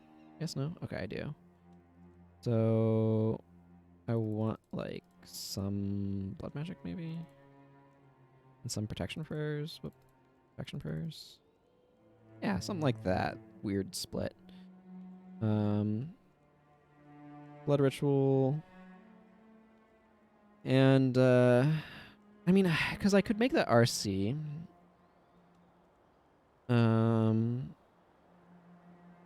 Or I could do like, they don't really use a lot of enchantments. Maybe I want other stuff though. Or I could go Spiteful Spirit. Spiteful Spirit's just, it adds some decent damage. This adds damage. What am I trying to do here? I think the idea was that I would just run this guy as the RC. Maybe I just make this guy RC just because, but I'm not going to worry about that right now. Okay, let's just give him Corrupt Enchantment for now. I can change things around later. When I want him to do something different.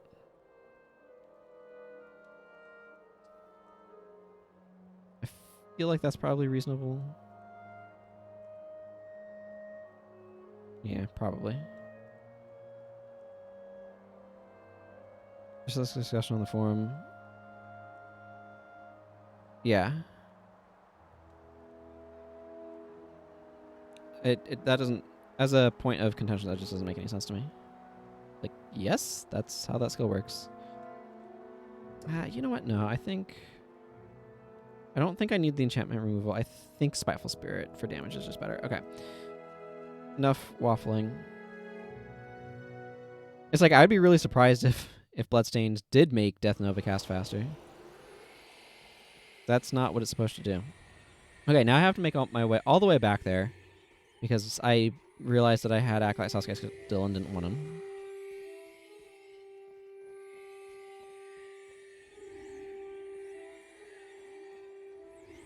Oh well. Who goes there? It is what it is. I wonder if I'd be happier. I don't know. Asuran Scan just like solves so many problems though. I'm not gonna worry about it.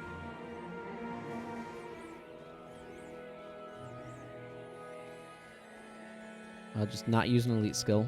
It'll be fine.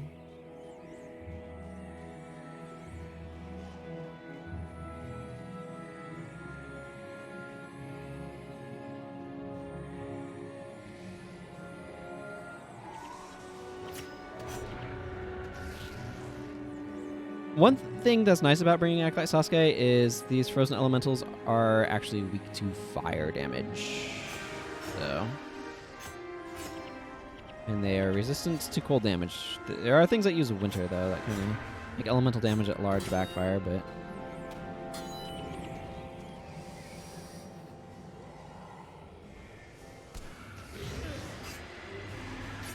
Rage Smash is so good.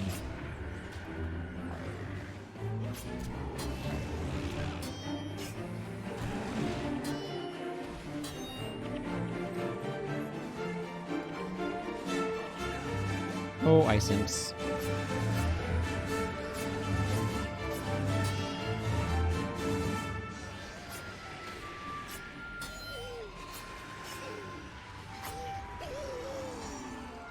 There we go.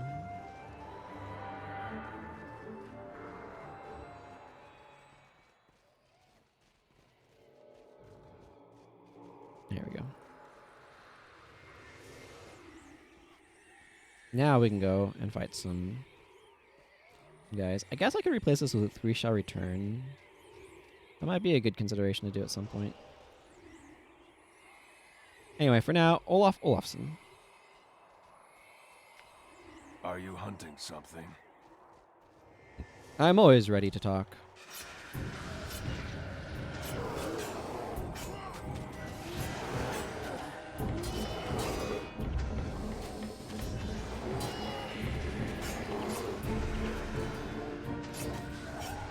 Norn, I come bearing news. And a message of being hit by Dwarven Headbutt. Or Brawling Headbutt.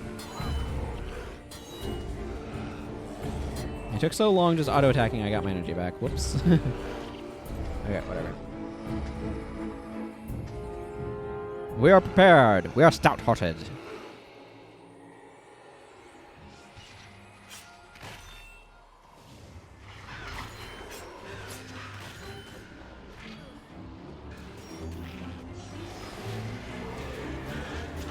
Yeah, man, it would make such a difference if the AI realizes being body blocked and, like, did something about it.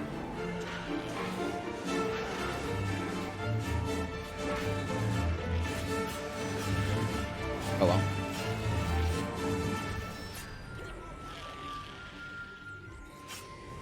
Man, there's so many things that could be cool to have in this game. I'm not going to ramble. Like, I still really would love some sort of, like, Guildhall defense thing. Kind of like the... Was it the Epic Quest for Epic Loot? There's some game that focused on, like, setting up a dungeon. And then once you'd, like, set up the dungeon, other players would come in and attack that dungeon and try to get loot and stuff. And doing that with guild halls would be, for PvE players, would be so cool. It'd be great, and I'd love it. And it's just not going to be a thing. Because this game doesn't receive active development anymore. Much to my sorrow.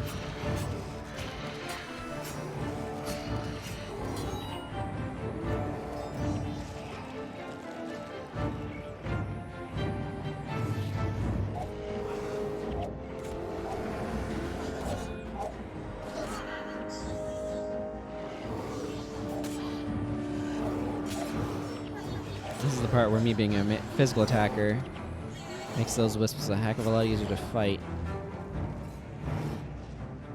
Because they're not going around being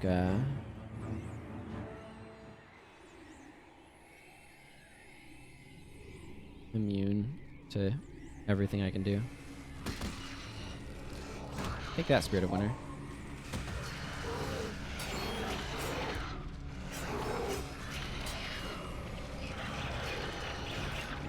Yeah, these guys.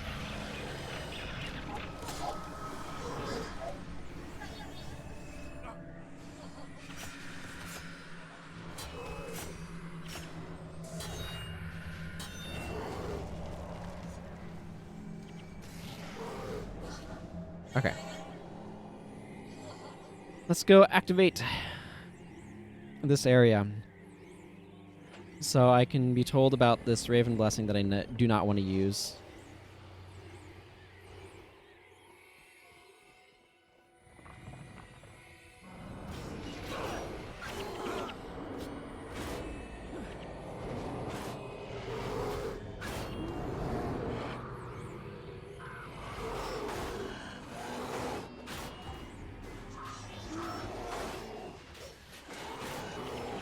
Oh, man. Assassin really enjoys the benefits of Stout-Hearted. Actually, the Elementalist spamming Ice Spear likes it too. What is this? Draknar's or Thunderhead Keep?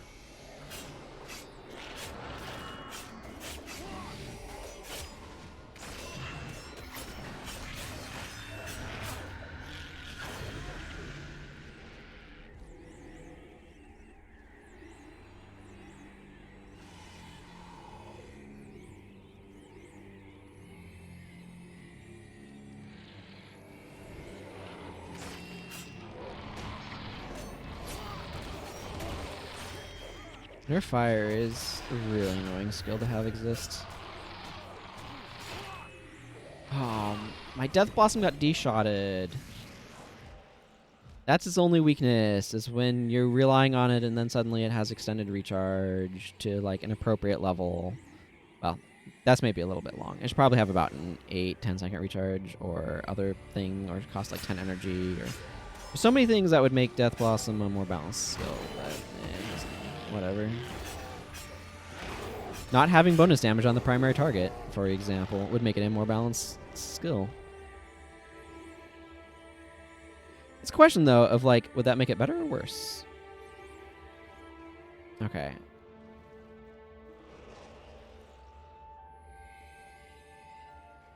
Whatever, let's just leave. I don't want it. It's terrible and doesn't help me. You found that post in the form again. It's about putting Death Nova on a Necro or a Keystone Signet Mesmer. Oh, it's probably checking with fast casting. I know people have talked about putting Death Nova on fast casting Mesmers, just in order to be able to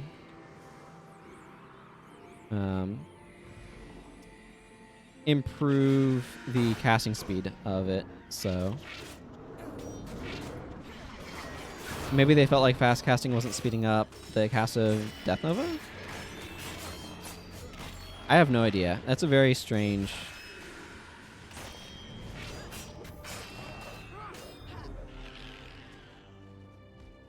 thing. I'd be curious to know what was being tested for there.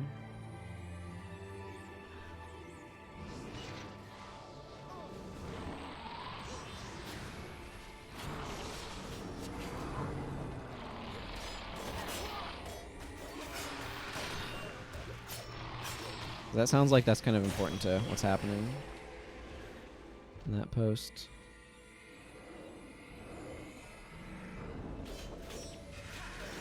You're far enough away from it, the tremors won't get you. I don't know that I'm that distant. Oh man. Got my I Am Unstoppable up just as the tremors are hitting.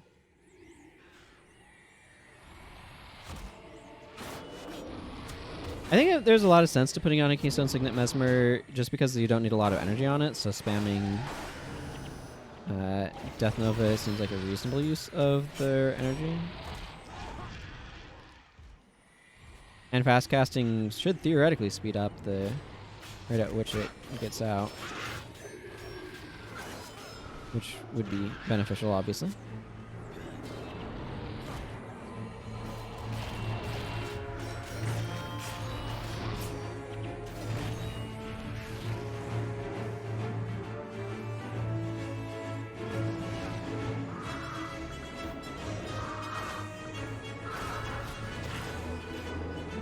This is one of those spots where it's just like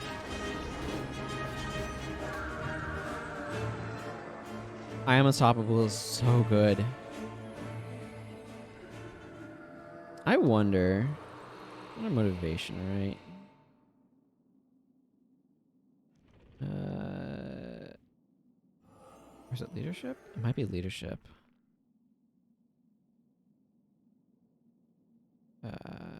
Enduring Harmony. Chance and shouts last 50% longer on target non-spirit ally. I wonder how well they use those, because making I Am Unstoppable last 50% longer sounds real clutch.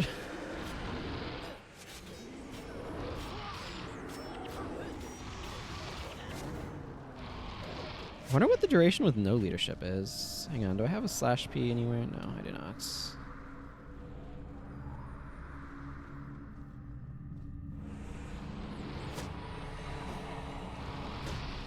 Well, that's vaguely inconvenient. Really about it.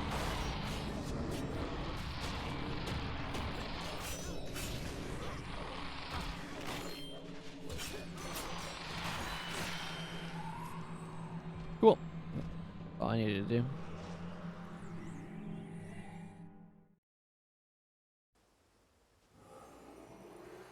Oh, if I have Enduring Harmony over here, hang on 1 second. Do I... Leadership. Enduring Harmony. 10 seconds. Yeah, you could totally use it on yourself. What I'm thinking is using Enduring Harmony to make I Am Unstoppable have 100% uptime. I don't know how often that's worth doing, but it seems like something you could do. If I walk over here, how many enemies can I avoid?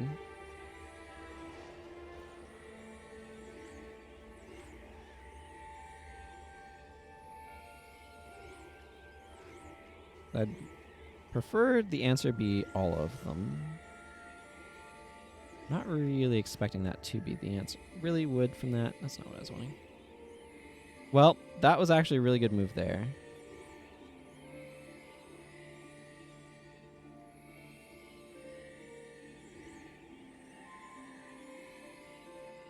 Okay, we're gonna fight some Vite here.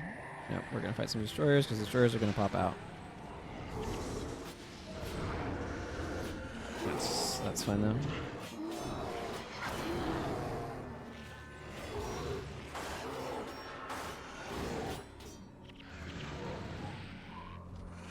Yeah, here's destroyer flash. Right now, this is not directing me because it wants me to receive the Olaf blessing from what's his face, and I just do not care. So this is a pretty quick floor.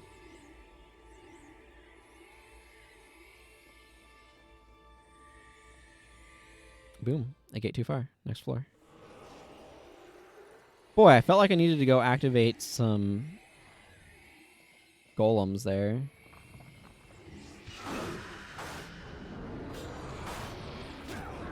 Oh, yeah, you know what? I'm not going to be able to knock down a Asuran Gate at the end of this.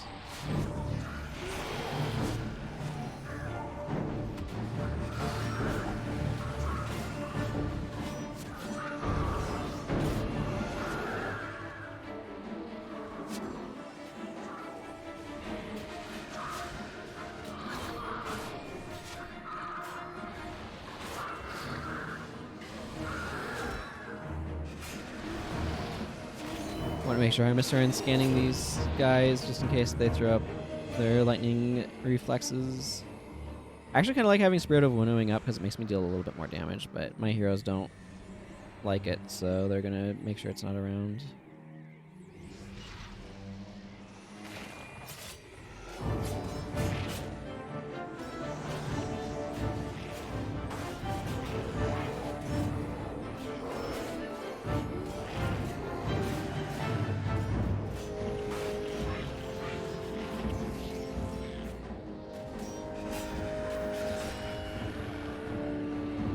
Excellent.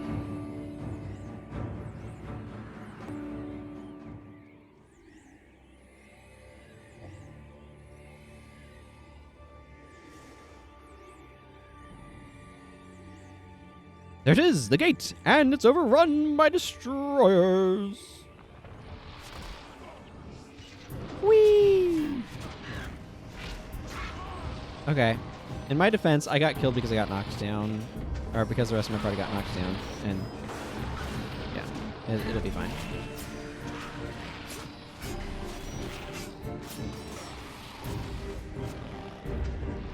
It'll be fine.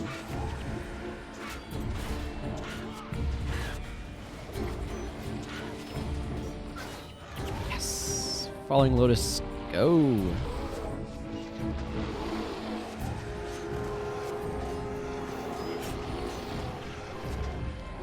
Falling Lotus is great. I like it.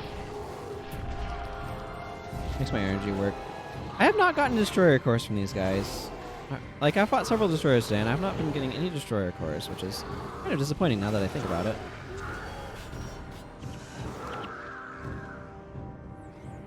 Okay, you know what? I don't want this Destroyer of Thoughts hanging out over here.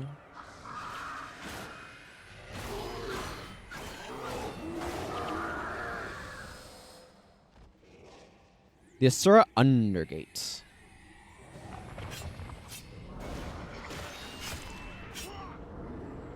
No. I wanted to... Oh, whatever.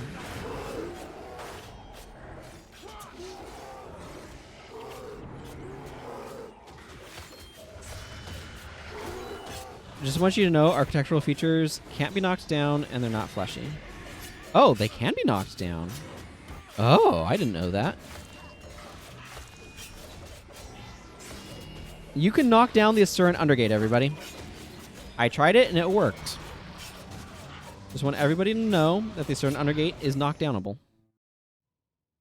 Okay, and he's going to send out a call, but I haven't done Blood Washes Blood yet, so that call's not going to go answered. That's fine. I still need to go talk to Eagle Fireteller. I still need to do the Cipher of Cormyr. Narbor Bay. Get Pain Inverter. It's probably a good idea to go do that. Right. So let's make it my main quest on my quest log. Oh. I need to actually click on the Great Temple of Balthazar, or I don't get to go there. I just double click on the boat and nothing happens. Much to my unfortunate surprise.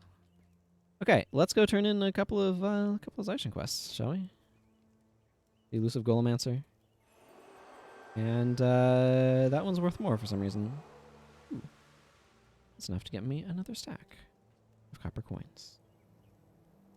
As we all know, there's 5 silver coins. How I like to bank them. Okay, anything else? I feel like that's most of what's going on here. So I'm just going to go back to... yeah, you can knock down a gate. Yeah, I wasn't expecting it either. I was totally expecting it to not work, right? But nope. I don't know what it looks like when it's knocked down, but apparently it can. Oh, this is an interesting question. Is it quicker? Because this character's like got some quests to do. Okay, yeah, let's just drop him off down this way in Vlox's Falls, so I can remember that that's what I'm wanting him to do next time. So yeah, that's gonna go ahead and wrap stuff up for today's stream. Yeah, I know, right? I do love my brawling head, but anyway, that's gonna go ahead and wrap stuff up for today's stream. The next stream will be on Tuesday. Let me think. I'm going to be taking a week off around Christmas, so I want to make sure I'm giving accurate information. Okay, so I'll be streaming next week on the 15th, 16th, and 19th, and then I'll be taking the 22nd, 23rd, and 26th off for Christmas time and the holiday there. And then I'll be back after that. So I will be back. The next stream is on Tuesday of this coming week, and I'll be playing Path to Exile as I do on Tuesdays and Wednesdays. And then, of course, it'll be Guild Wars again on the following Saturday. And just trying to split between Eye of the North on this guy and Nightfall on the Elementalist. So that's the current plan of operation, and hopefully you'll join me. You can follow the channel to get notified when I go live. Schedules down below, of course. Twitch is doing stuff to make those schedules like notify you that, hey, the stream's coming up. It's going to be starting soon. I don't know anything about how that's going, but thank you all for watching. I might as well plug my Discord again because that's something I should do. And I also make a notification when I'm about to go live there as well. So until next time, everyone, thank you very much for watching. Take care, and goodbye.